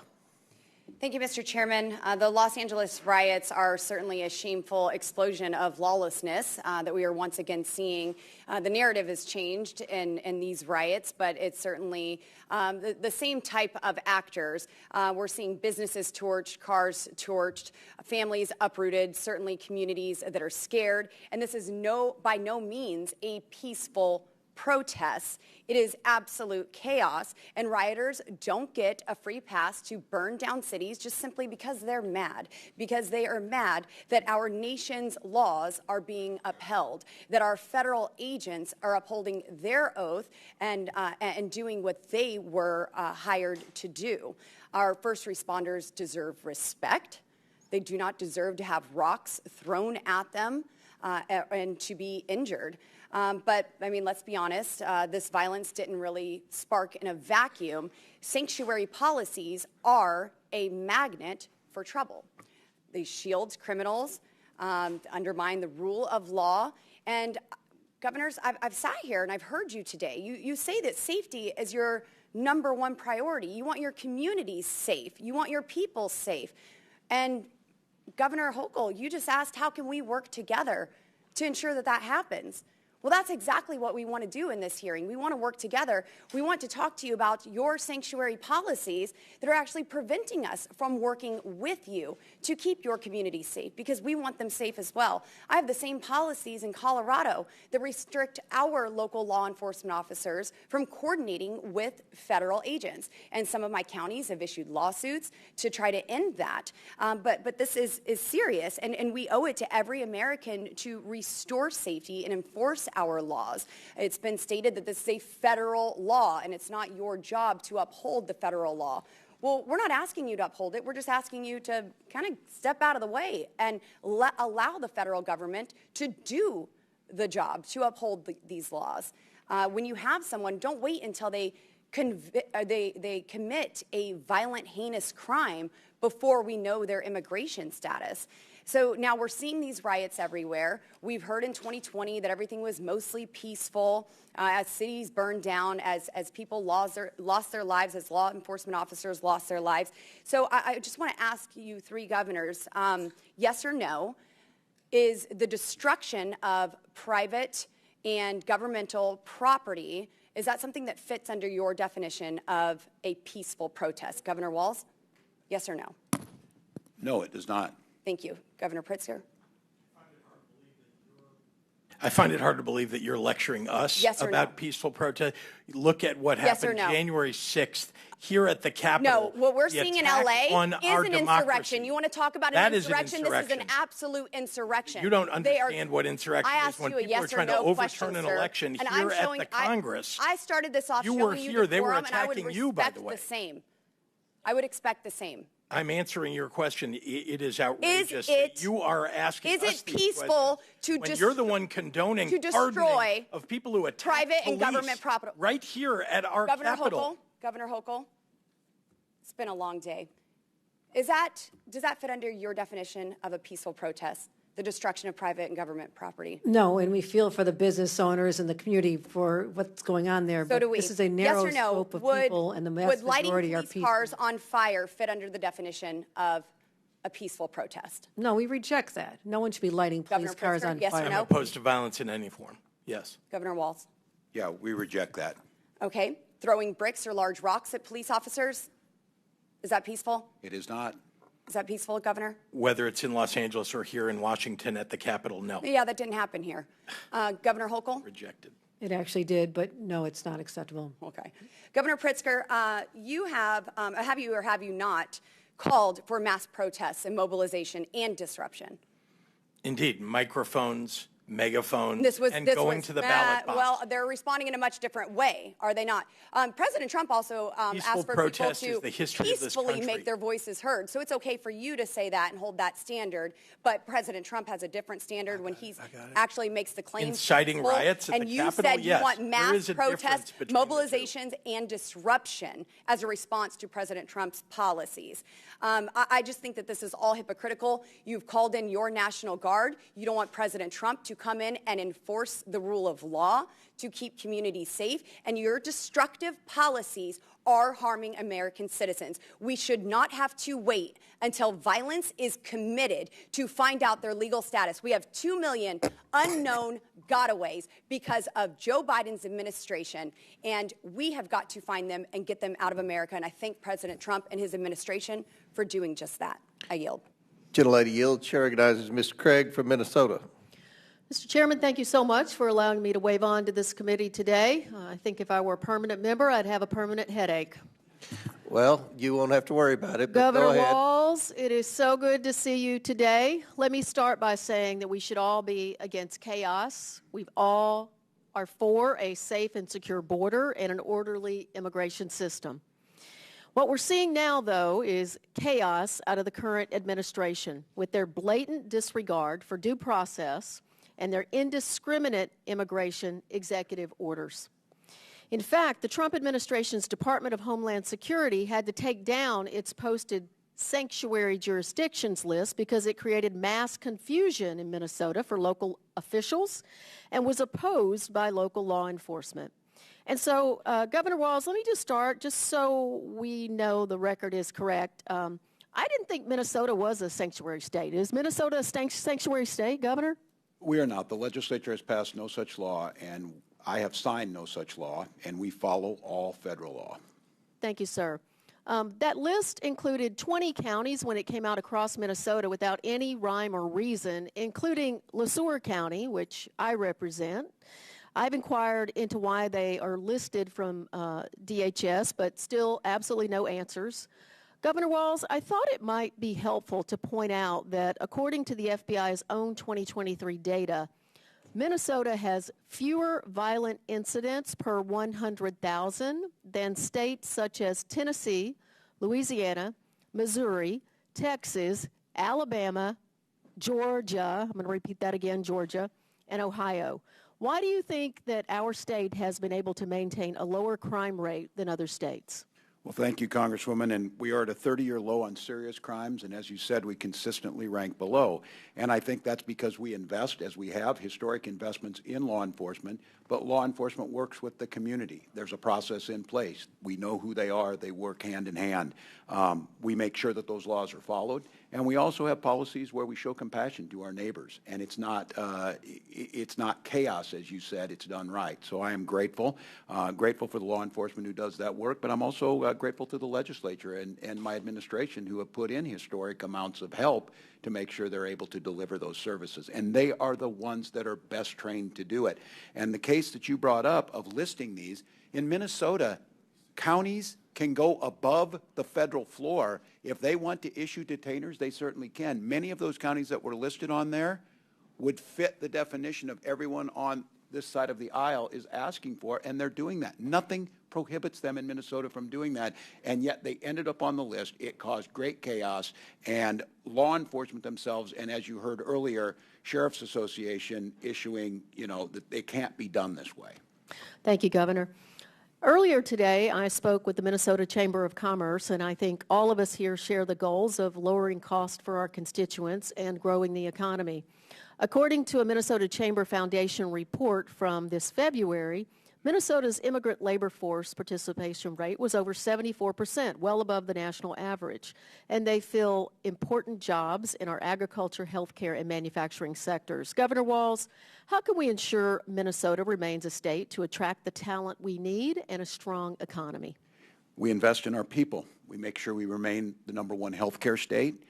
We make sure that people are safe in their communities. We talk about focusing on the work that the State Patrol keeps our roads safest. Top 3 state for the lowest number of traffic accidents. That's what they should be focusing on. Investing, and as the Chamber is focusing on, Minnesota's #4 in Fortune 500 per capita, and we were ranked 6th best state for business. Continue to have a well-educated, a healthy, safe, and make sure we're investing in those opportunities for people.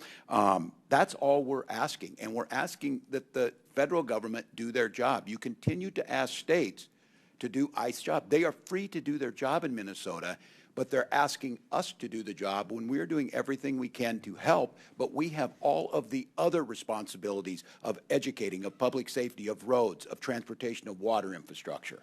And that's why Minnesota remains a top state, because we invest in our people, we invest in their growth, we invest in their families. Thank you, Governor. I appreciate this. And Mr. Lynch, I'll yield last 20 seconds to you if you've got that. Thank you. I'm happy to take that. Thank you very much, Representative. For this 12 seconds, I just want to read. This is from the Minnesota Reformer from February 12th, 2025.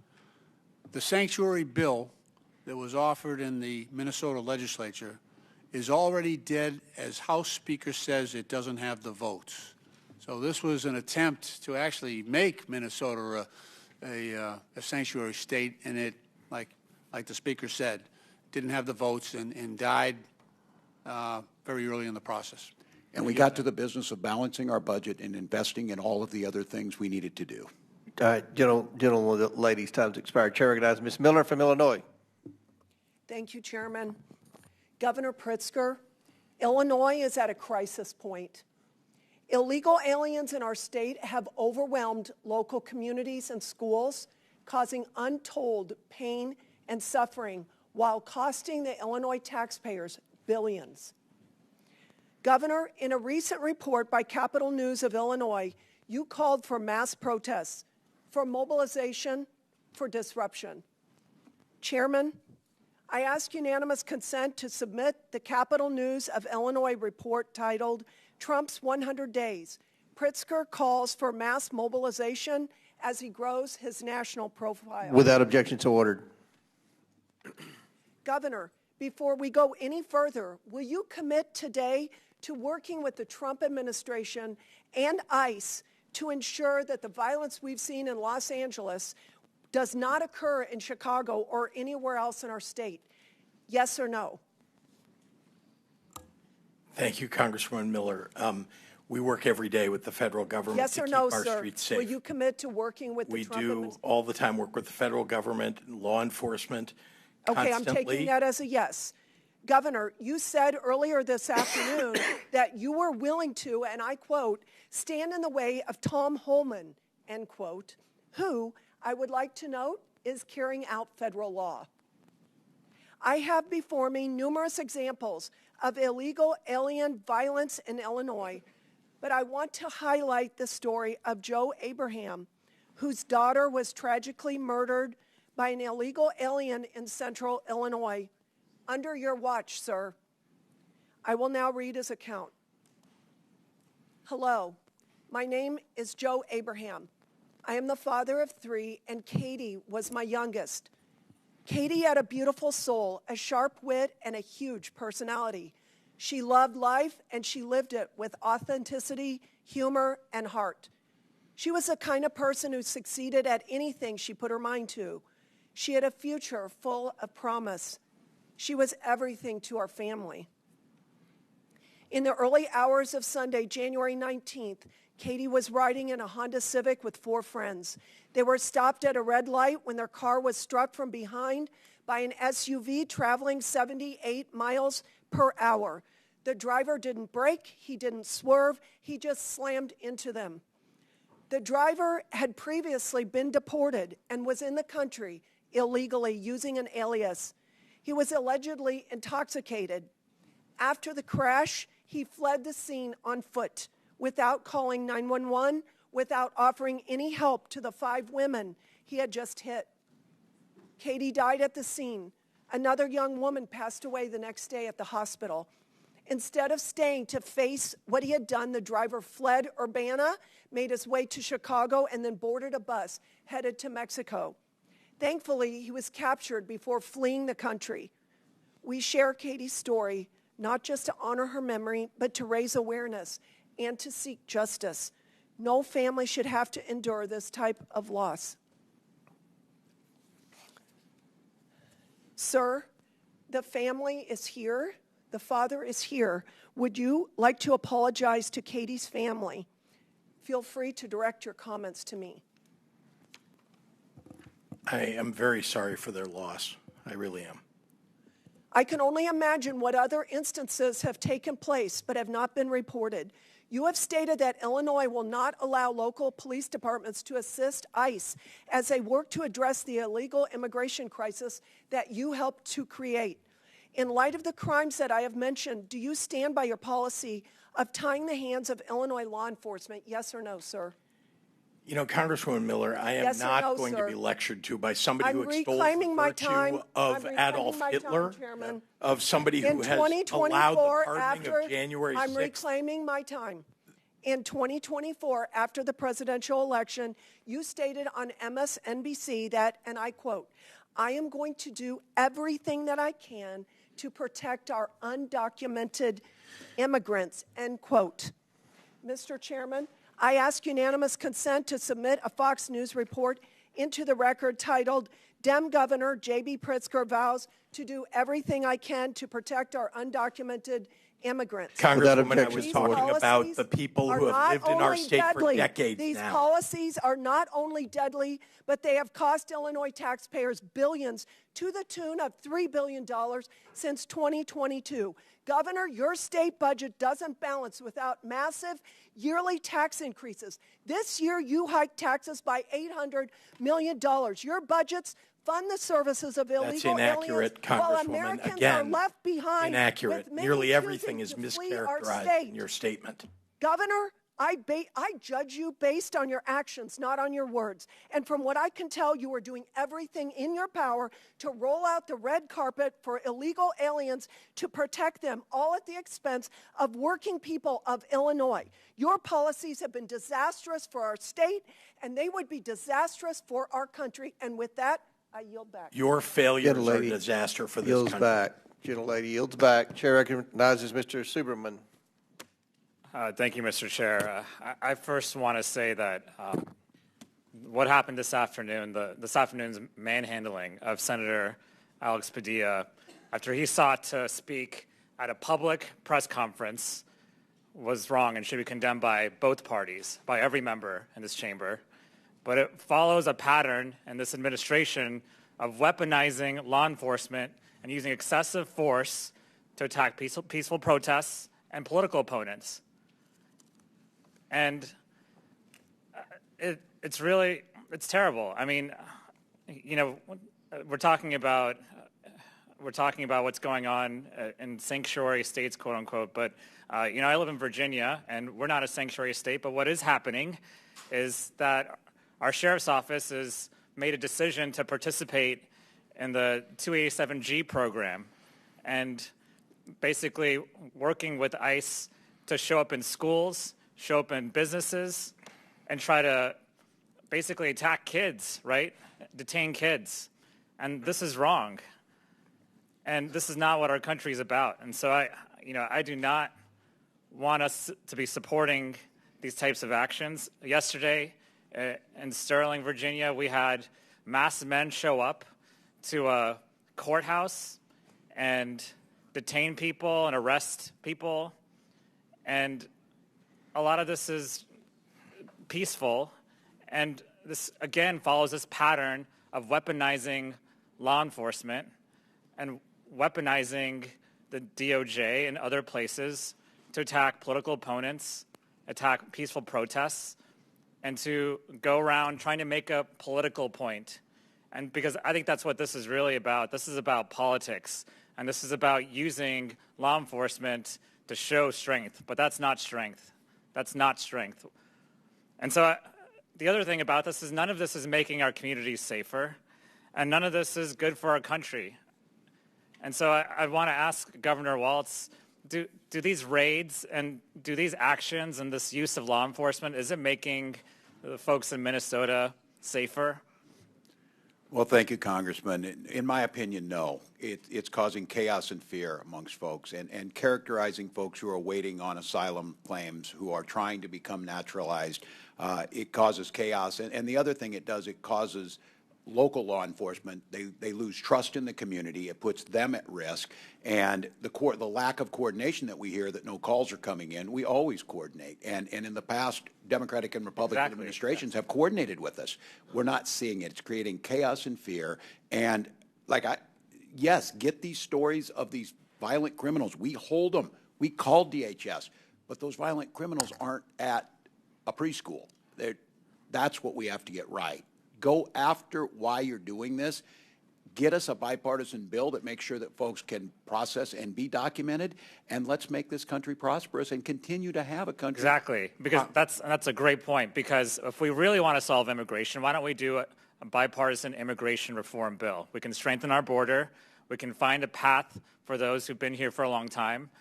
We can actually solve this problem in Congress, but instead we're going around with masked men, intimidating people, throwing U.S. senators to the ground, and not solving any problem.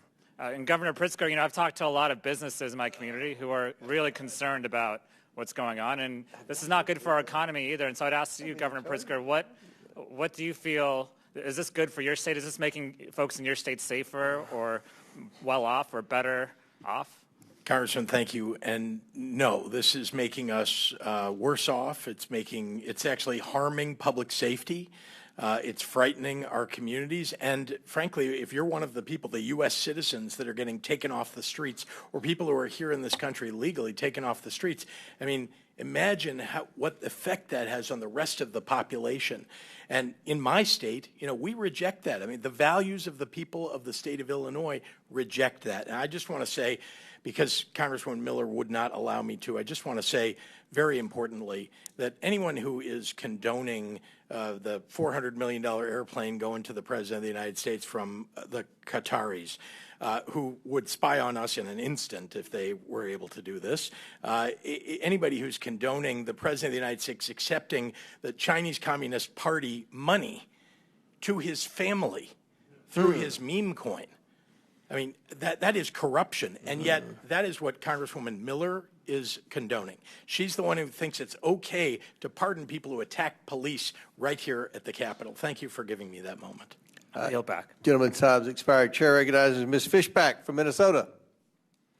Thank you very much, Mr. Chair, and I just want to say thank you so much for allowing me the opportunity to be waved on today, Mr. Chair. And I will just say that oversight is far livelier than Ways and Means. But, and Governor Walz, I want to say I thank you for being here because I know you've been very, very busy running around the country, giving speeches and having town halls in Republican districts. Yeah, well, you were running around, though, I know, while they were trying to negotiate that. It's my time, Mr. Governor Walz, it's my time.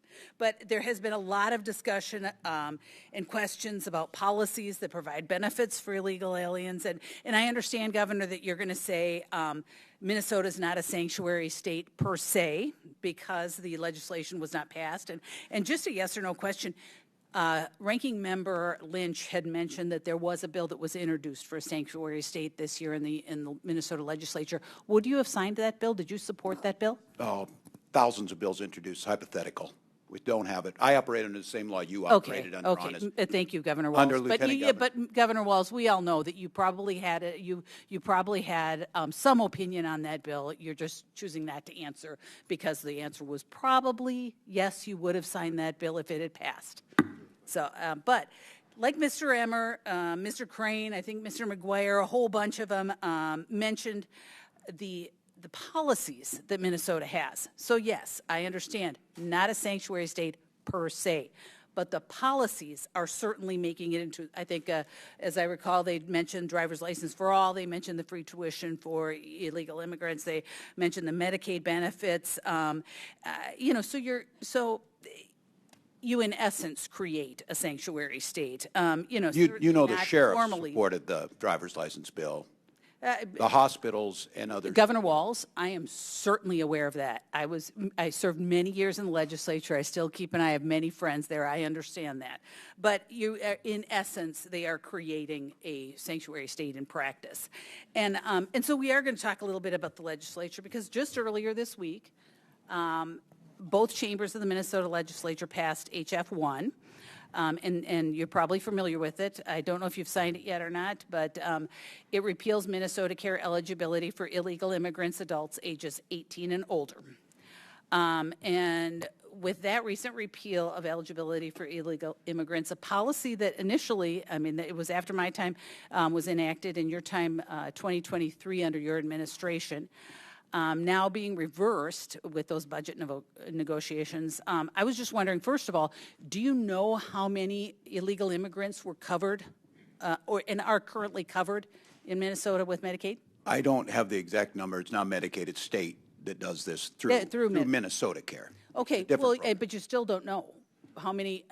So I don't all of those negotiations you were deeply involved in earlier that you mentioned you were deeply involved in, that number never came up? I don't have it in front of me right now. Okay. So we could certainly get it to you. I would love it. I would love to have that. But do you support, I understand, did you support that provision that removing the illegal immigrants? I will sign it into law. No, did you support it during the negotiations? Do I support it? I'm going to sign the bill. But there's negotiations. So I guess what I'm We're very hearing, good though, at it. That's why we have a balanced budget. You didn't And so I negotiated with the Republicans. Do I think it makes sense? Look, you know, Congresswoman, that federal law requires us to provide health care to people when they show up in emergency rooms. That's why the hospitals have uncompensated care.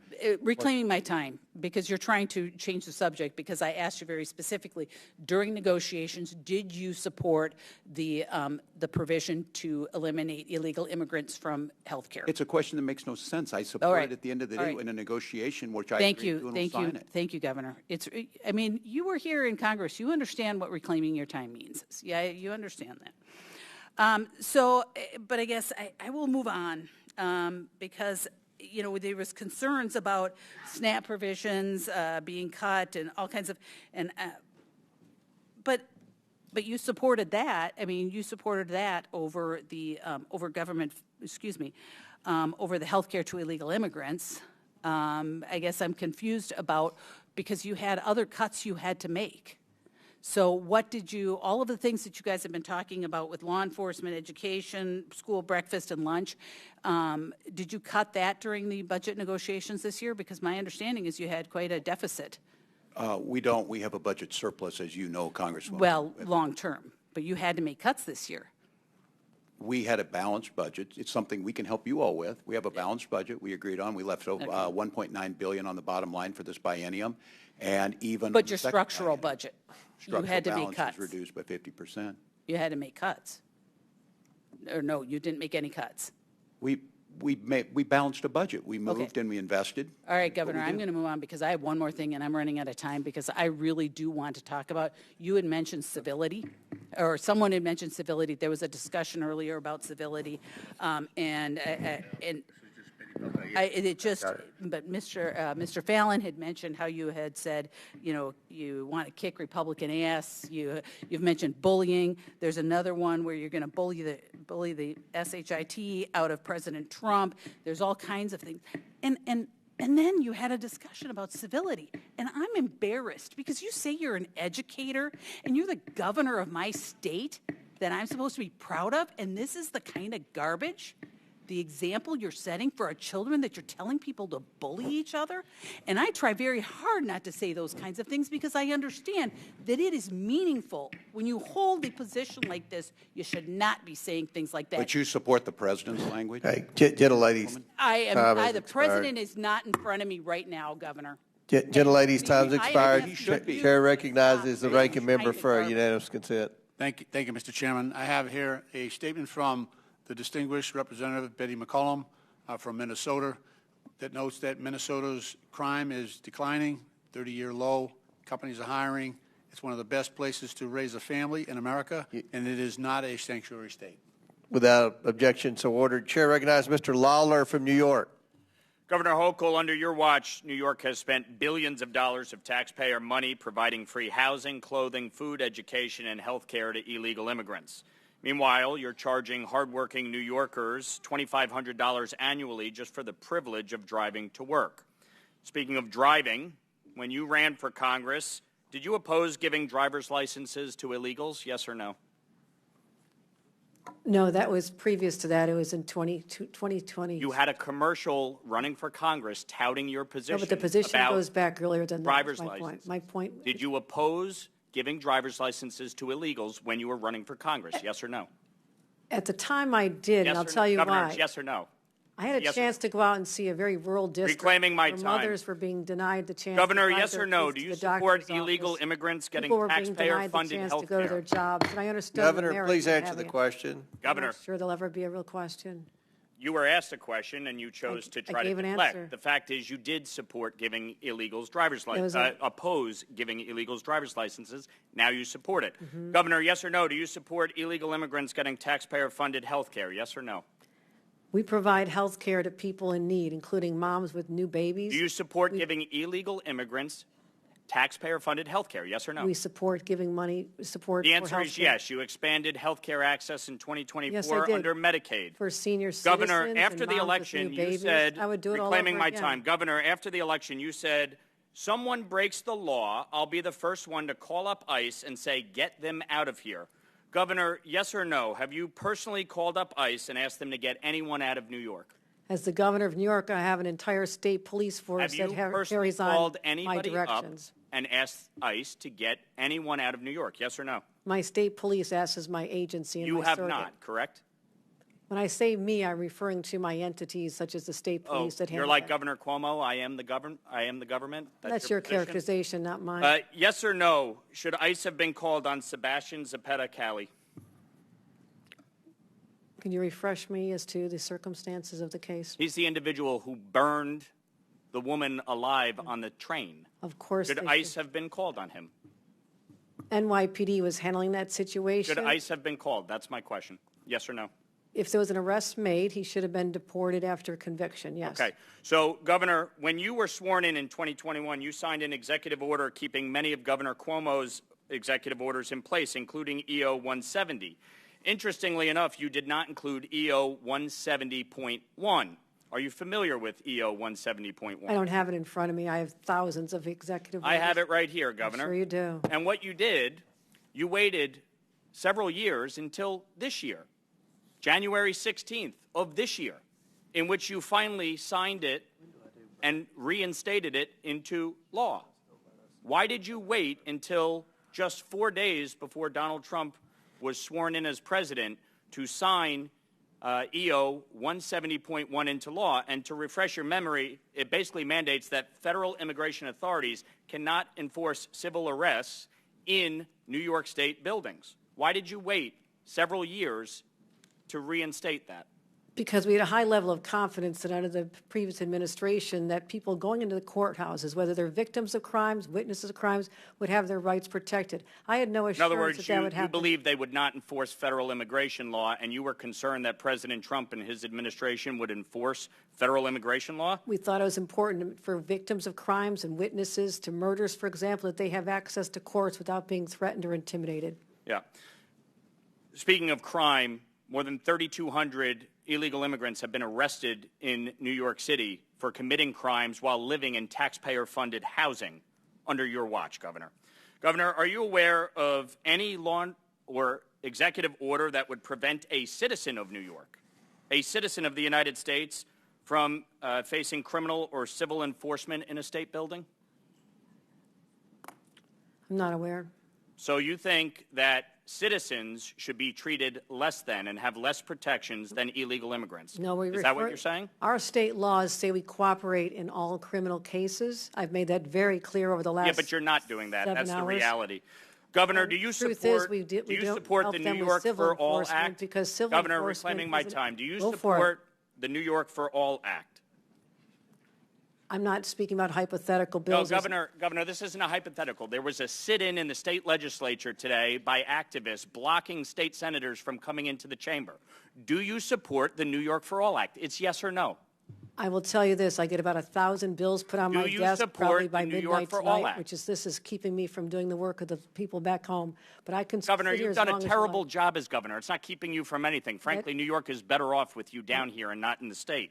The fact I don't is, think we're better off with you the here. fact is, Governor, you will support the New York for All Act. You will sign it into law if it passes the I have no state confidence it's legislature. going to pass. You have no confidence it will pass. I don't If know. it does pass, will you sign it? I'm not able to keep an eye on it. They're voting on Will it you for sign it positions now. into law if it passes?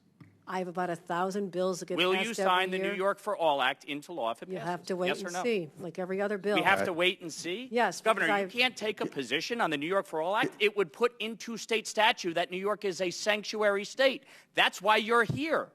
That is the exact reason why you're sitting in front of us testifying, because of your disastrous EOs, your disastrous pro-criminal policies that have resulted in the death Chairman. of New Yorkers. Mr. That is your failure. And the fact is that you can't even answer the question. No, the Will reason you I'm support sitting here the is New York because for All Act? Republicans are Gentlemen, looking Yes or no? to time's deflect from the expired. big, bad, ugly bill that's going to hurt people. Governor. in your Governor, district. gentlemen, will time's you expired. Governor, are you going to support answer the New his York question? for Will you All Act? sign the I don't know bill? what he's asking me. He asked if you were going I to sign don't, the I bill. don't ask anybody in the state of New York. I never say how I'm going to vote on decide on a bill until it lands on my desk. You are the Thousands- governor of the state. You are supposed I'm to well lead. aware. You well want aware New I'm York the to governor. be a Gentlemen's time's sanctuary state. expired. It's shameful.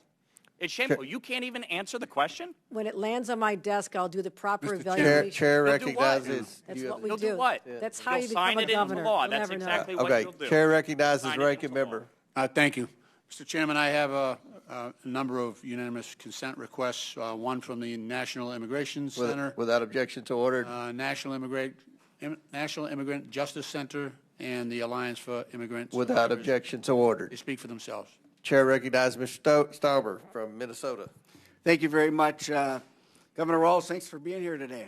I'm going to ask you a few questions, and I ask you to keep your remarks brief. I got a lot to go through. As you know, I spent 23 years as a law enforcement officer in the state of Minnesota. You know that, right? Do you know that, yes or no? I don't know how question. It's not a trick question. I don't know. I'll answer it for you. 23 years in Duluth. Thank you for that. So, Governor, do you recognize this picture? I do recognize the picture. Briefly describe it to us. What is it? What's going on? These were folks, I believe the people in the picture now are incarcerated in Minnesota. It's a precinct 3 burning down because of your decision. Was this a peaceful protest? Was this a peaceful protest? The gentleman standing there? Was this a peaceful protest? It was a criminal act that people were prosecuted for. So it wasn't a peaceful protest, right? As I watched lawlessness devastate Los Angeles this past week, I was reminded of your failure to protect Minnesota from similar riots. Governor Walz, on May 29th of 2020, during your own press conference, you described your response to the riots during the 2020 Summer of Love as, quote, an abject failure. Governor, I couldn't agree with you more. That's out of context. And on May 17th, 2025, you were at the law school, graduating Minnesota Law School, talking to the graduates. And we've talked about this. You called the enforcement of illegal immigrants a modern-day Gestapo. You've been asked 3-4 times if you would rescind that, and you won't. Will you rescind it? This is like the 5th time, yes or no? Congressman, I was talking to law students about due process, and I said you took an oath to due process. Governor, was there a violent al-Shabaab terrorist who entered our country illegally, arrested in Minneapolis last year? Yes, there was. Were there 3 illegal child predators arrested by ICE in St. Paul earlier this year? I certainly hope so. That's their job. Yes, there was. Are the officers who arrested the al-Shabaab terrorists or the child predators, are they Nazis or the Gestapo? The tactics of wearing masks. They're not. The tactics of wearing masks. Why did you? Unidentified. Why did you tell us that they were the Gestapo? Do you believe that any of the violent illegal immigrants I have mentioned have a right to be in this country? I don't know what their immigration status was. They're illegal, violent criminals that ICE took off the streets of Minneapolis. You did not say, Congressman, what their status Governor, was. Last week, law enforcement officers in the state of Minnesota took 900 pounds of meth off the streets. Do you support that? We certainly do. Do you know that ICE assisted in that arrest, those arrests and investigations? Do you support the assistance of ICE in that enforcement action? Yes or no? I can't speak to that because we were not included in the briefing. You don't know if ICE was part of it? I'm telling you they were. I don't have that data. I would have to trust you. Will you apologize to our constituents and law enforcement officers for making them and their families less safe with your incendiary actions? I'll congratulate them that they helped us work on the largest pension bill for Minnesota law enforcement in 30 years. Claiming my time. Governor, what weapons did you carry in war? Congressman, for 24 years I carried... No. What weapons did you carry in war? What did you carry in uniform? I'll tell you what, Governor, you're barking down the wrong tree, okay?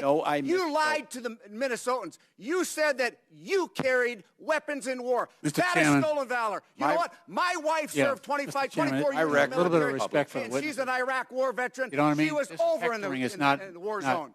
That's stolen valor, and I'm so disgusted with you. And so are the people that you served with. Point of order. That's stolen valor. Just a minute. Stolen valor.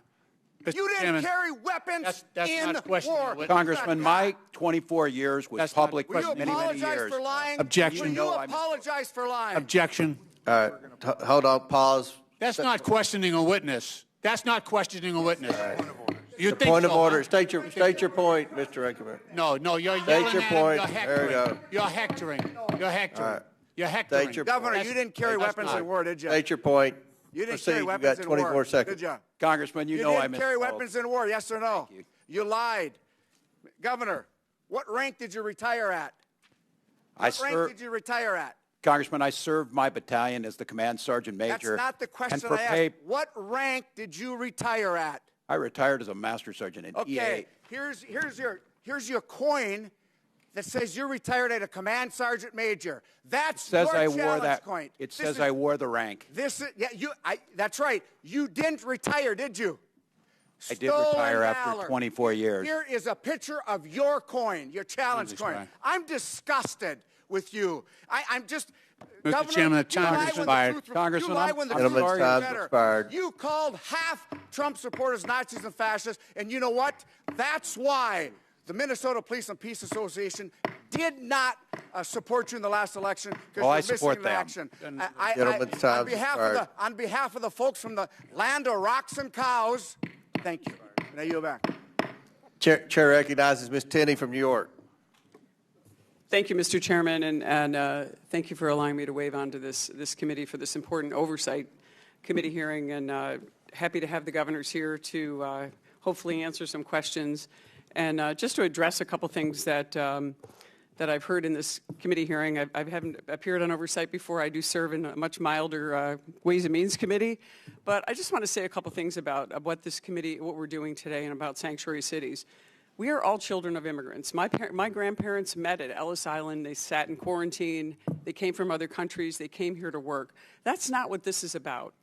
This hearing is about people who have taken advantage of our borders and our country, who have come in as illegal cartels, who have overrun our northern border, which is part of my district in upstate New York, in New York 24.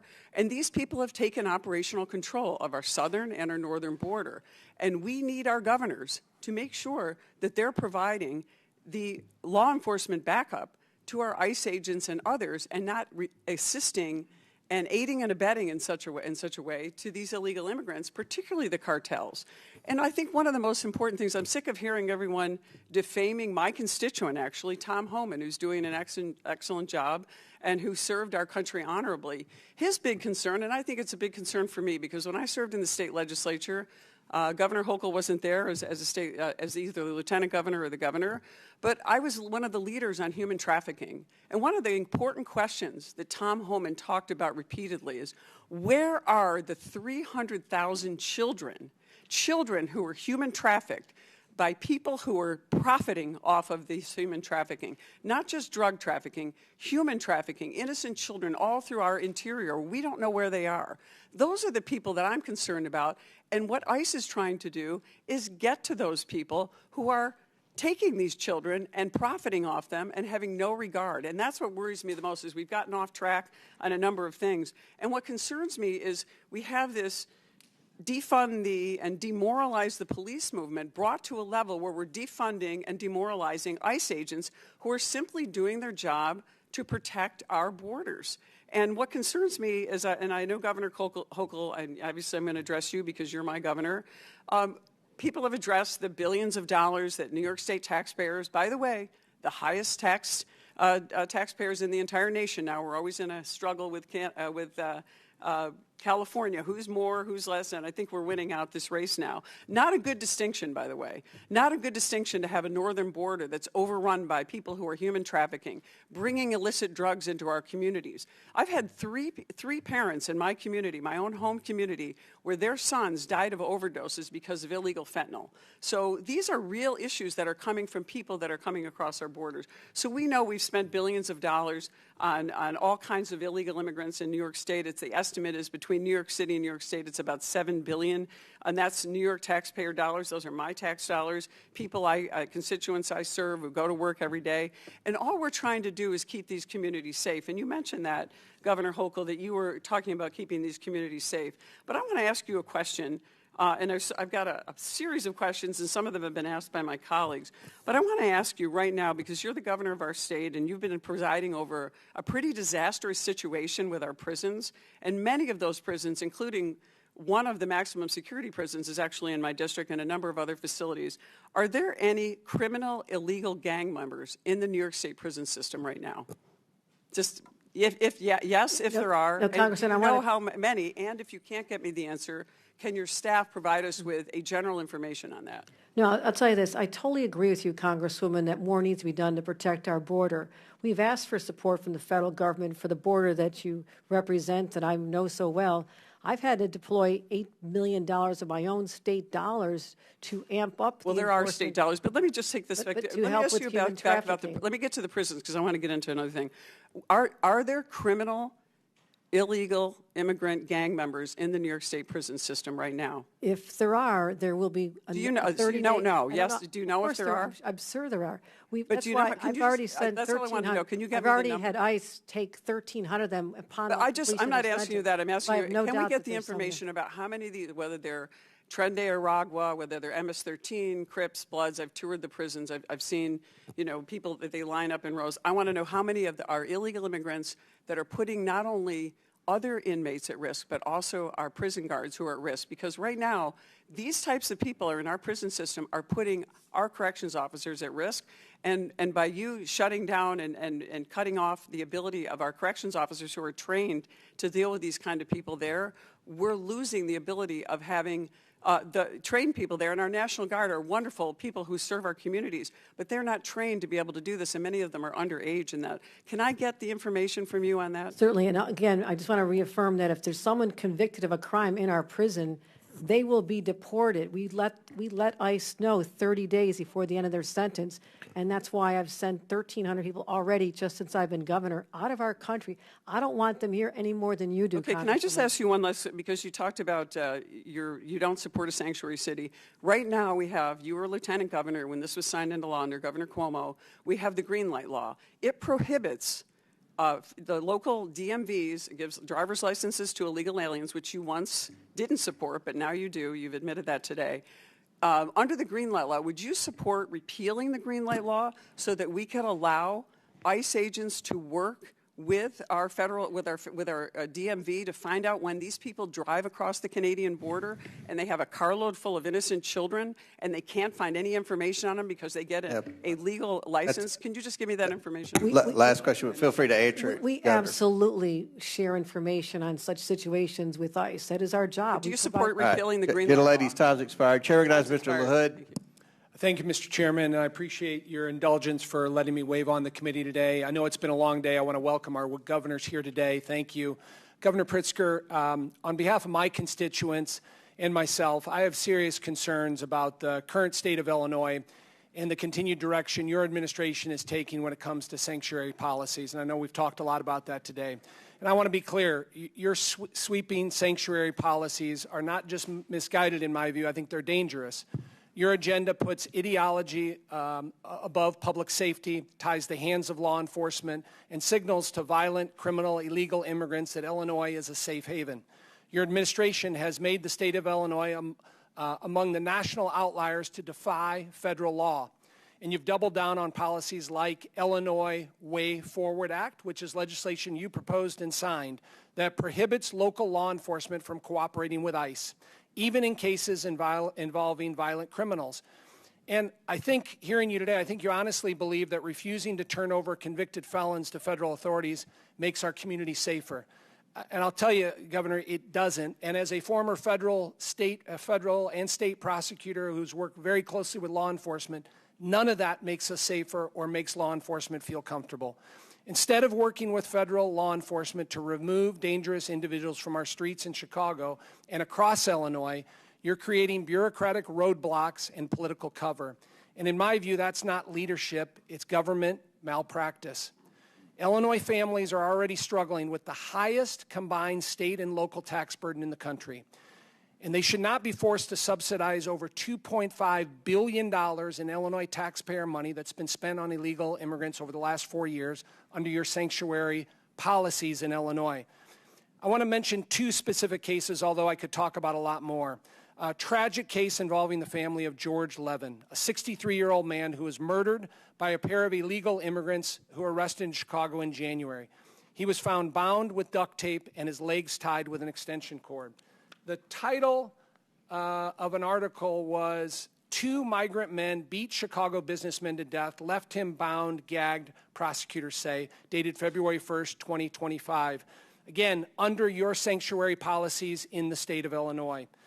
I'd like to submit that for the record, Mr. Chairman. Without objection, so ordered. Second one is a case of two families, and I want to highlight Chloe Polzon and, of course, Catherine Abraham, two girls in their early 20s that were killed in a fatal hit and run by an illegal immigrant in Urbana, Illinois.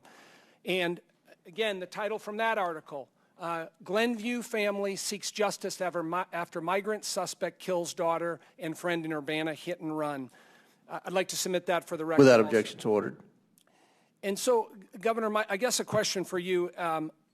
As you hear these stories, and there's many others, does it cause you to rethink your sanctuary city policies or regret some of the policies you've taken as it relates to sanctuary cities? Thank you, Congressman. I'm glad to see you here. I know you were unwilling to meet with your constituents about the Medicaid cuts that you voted for. So answer the question. I thought you might not answer the question whether reclaiming I'm going to reclaim my time because you did not answer the question, which I thought you would. When I asked, when you hear about victims that suffer violence because of illegal migrants in a sanctuary city state, you said no, it hasn't caused you to rethink. Reclaiming my time. Now, Governor Pritzker, you mentioned reclaiming my time. I have the time. I have the time. All the federal government. You all have the ability to fix this. Governor Pritzker, do your job. Do your job, Congressman. Yeah, I would deflect too instead of answer those questions. Now, you said earlier, in a response to a question from Chairman Comer, that you have been critical and had been critical of President Biden and his border policies. And you cited a letter, October 2nd, 2023, that you authored. So I pulled the letter, and I was looking for this criticism of the Biden border policy. 3 pages, nothing in there. Now, I'm going to submit for the record so everybody can see it. October 2nd, 2023, letter from J.B. Pritzker to President Biden. Not one mention of being critical of the border. Without objection, so ordered. Thank you. Now, Public statements on national programs about this. It's not your time. Governor Pritzker, it was mentioned earlier, all these rosy statistics about Illinois, but I want to mention a couple that weren't mentioned. Illinois is the leader in outmigration of people leaving the state of Illinois. We've led, for the last 4 years, 5 years, people want to leave the state of Illinois. We lost a congressional seat, as you're well aware. We have the lowest population in the city of Chicago now than in 100 years. People continue to flee Illinois. We have the 5th highest unemployment rate in the country, the 2nd highest property tax rate in the country, the 5th highest illegal immigration population in the country, with over 500,000 illegal immigrants leaving in Illinois. None of that got mentioned before, but that's the reality. And to be honest with you, Governor Pritzker, I wish you didn't have to be here today as my governor. I really do. But unfortunately, because of your failed policies, you have spotlighted Illinois, and that truly is unfortunate, and I yield back. Gentleman yields back. Half of that is completely false and needs to be corrected, and I will if given the moment to speak. Our population is increasing. We have a higher population as a result of the census that was done in 2020. It was your Republican governor. Governor, you'll have time to answer that. You were part of those policies. We are turning the state around. Chair recognizes Mr. Jack. Well, thank you, Mr. Chairman. And as the last questioner today, Mr. Walz, I think you're not going to need any more Diet Mountain Dew after this. But do you, just one thing, just to kind of bring this entire hearing back into the perspective, just to help us understand and this committee understand the policies of your administrations. We'll start with you, Governor Walz. Do you accept U.S. code, which establishes that improper entry into our country is illegal and enforceable by the federal government? Improper entry, meaning not asking for illegally crossing is an illegal act and therefore a criminal act. Civil in some cases, criminal as the government does it. Yes. Thank you. Governor Pritzker? I'm sorry, can you repeat the question? Sure, no question.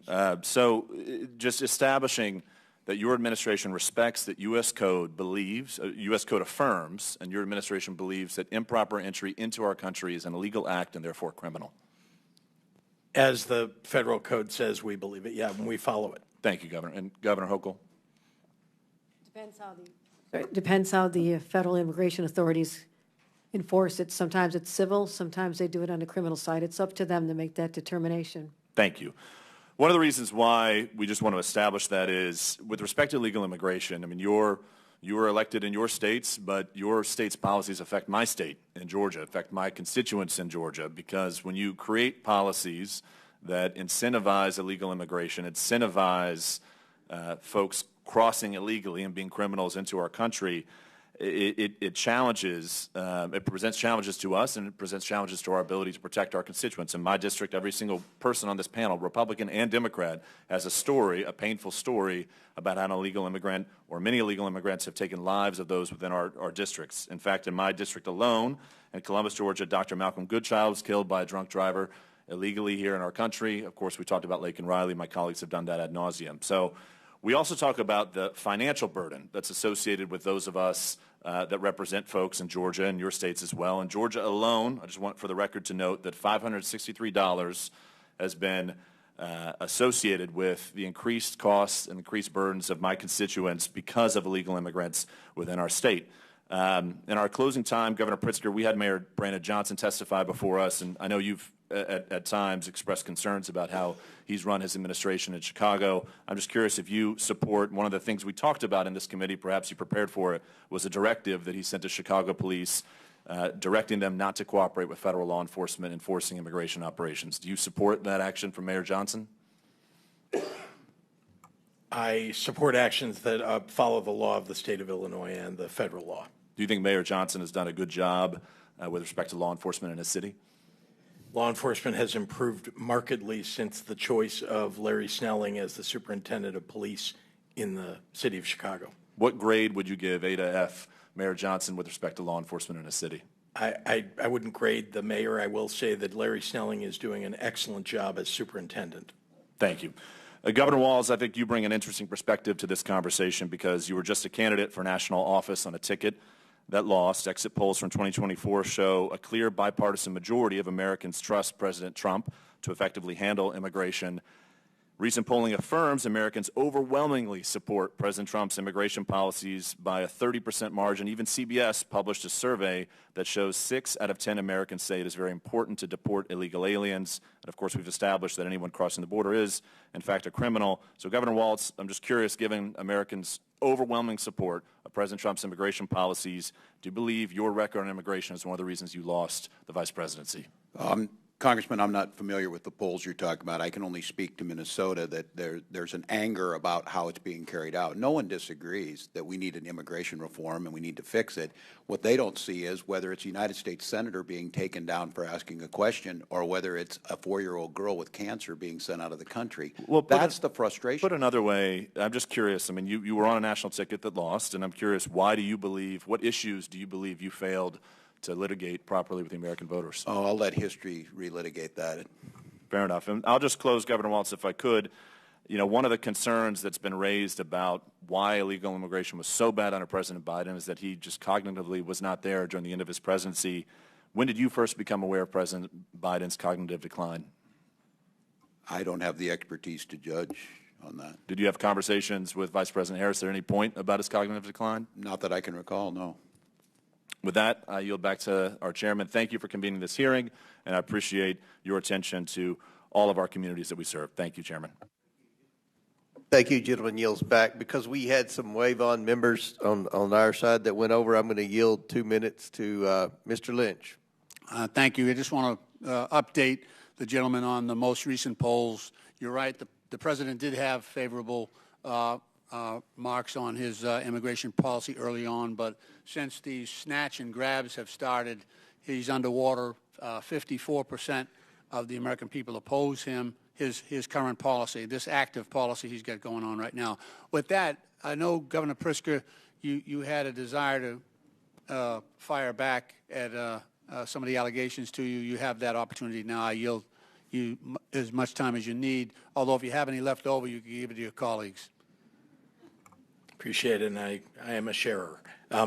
I will thank you very much, Congressman, and let me just say that I'm so proud of my state and the way that we have operated, particularly in the last 6.5 years, to protect people. Public safety, so important in our state. I've increased the number of state police in Illinois, actually to highs that didn't exist even before my predecessor of the Republican governor.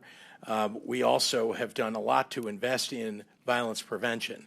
And you've seen the result of that and the fact that we have banned assault weapons, that we have banned ghost guns. I would ask the members of Congress and the members of this committee to work to ban assault weapons across the United States. It worked back in the 1990s. It would work again if you pass it to lower the crime rate, lower the homicide rate. We have so much work to do as a country on immigration reform. And I don't understand why at about 50-50, this Congress is about 50-50 between the two parties. Isn't it about time that you got together and got comprehensive immigration reform done? We've seen it over the last 40 years, attempts along the way. It always fails. Every time it's because of Republican members walking away from the table. You all are in control of the Congress and the presidency. You can get together with Democrats and get something put together that will secure our border and have a big door that allows people to come who are working hard, who will raise families in the United States and help our economy. Governor Walz, I know you took some incoming today. You got any closing remarks? That's part of it. I would just say, Chairman Comer, acting ranking member, thank you to you. And I would like those folks sitting behind you and along the wall, thank you to all of you for accommodating this. Chairman, thank you specifically for accommodating our state schedule on budget. I'm grateful. Thank you. Governor Hochul?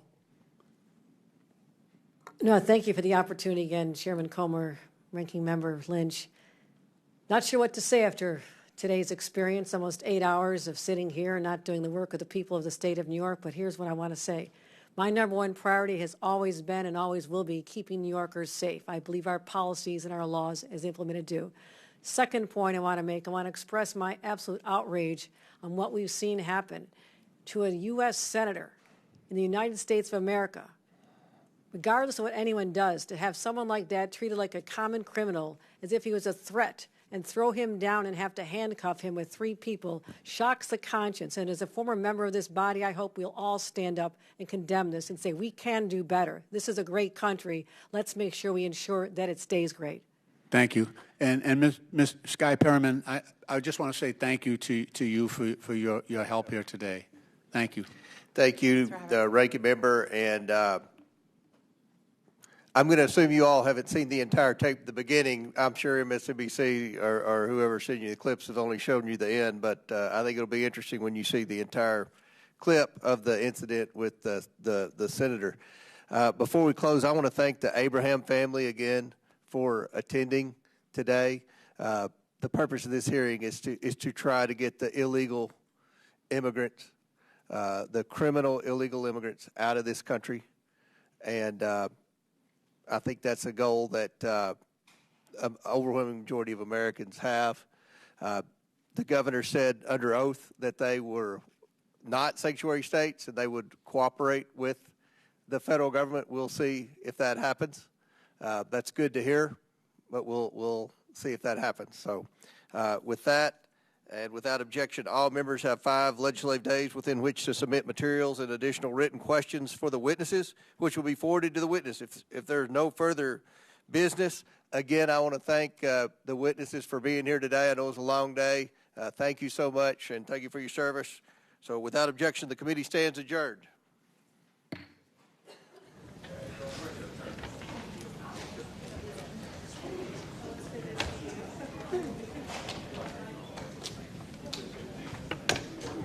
I hope so.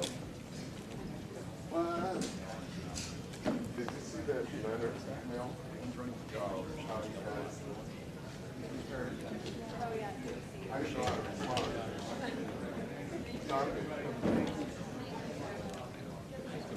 Oh, I'd be honored. What's your name?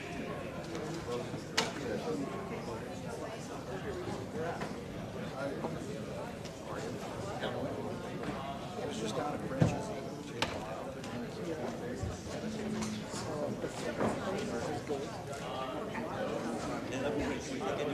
Yeah.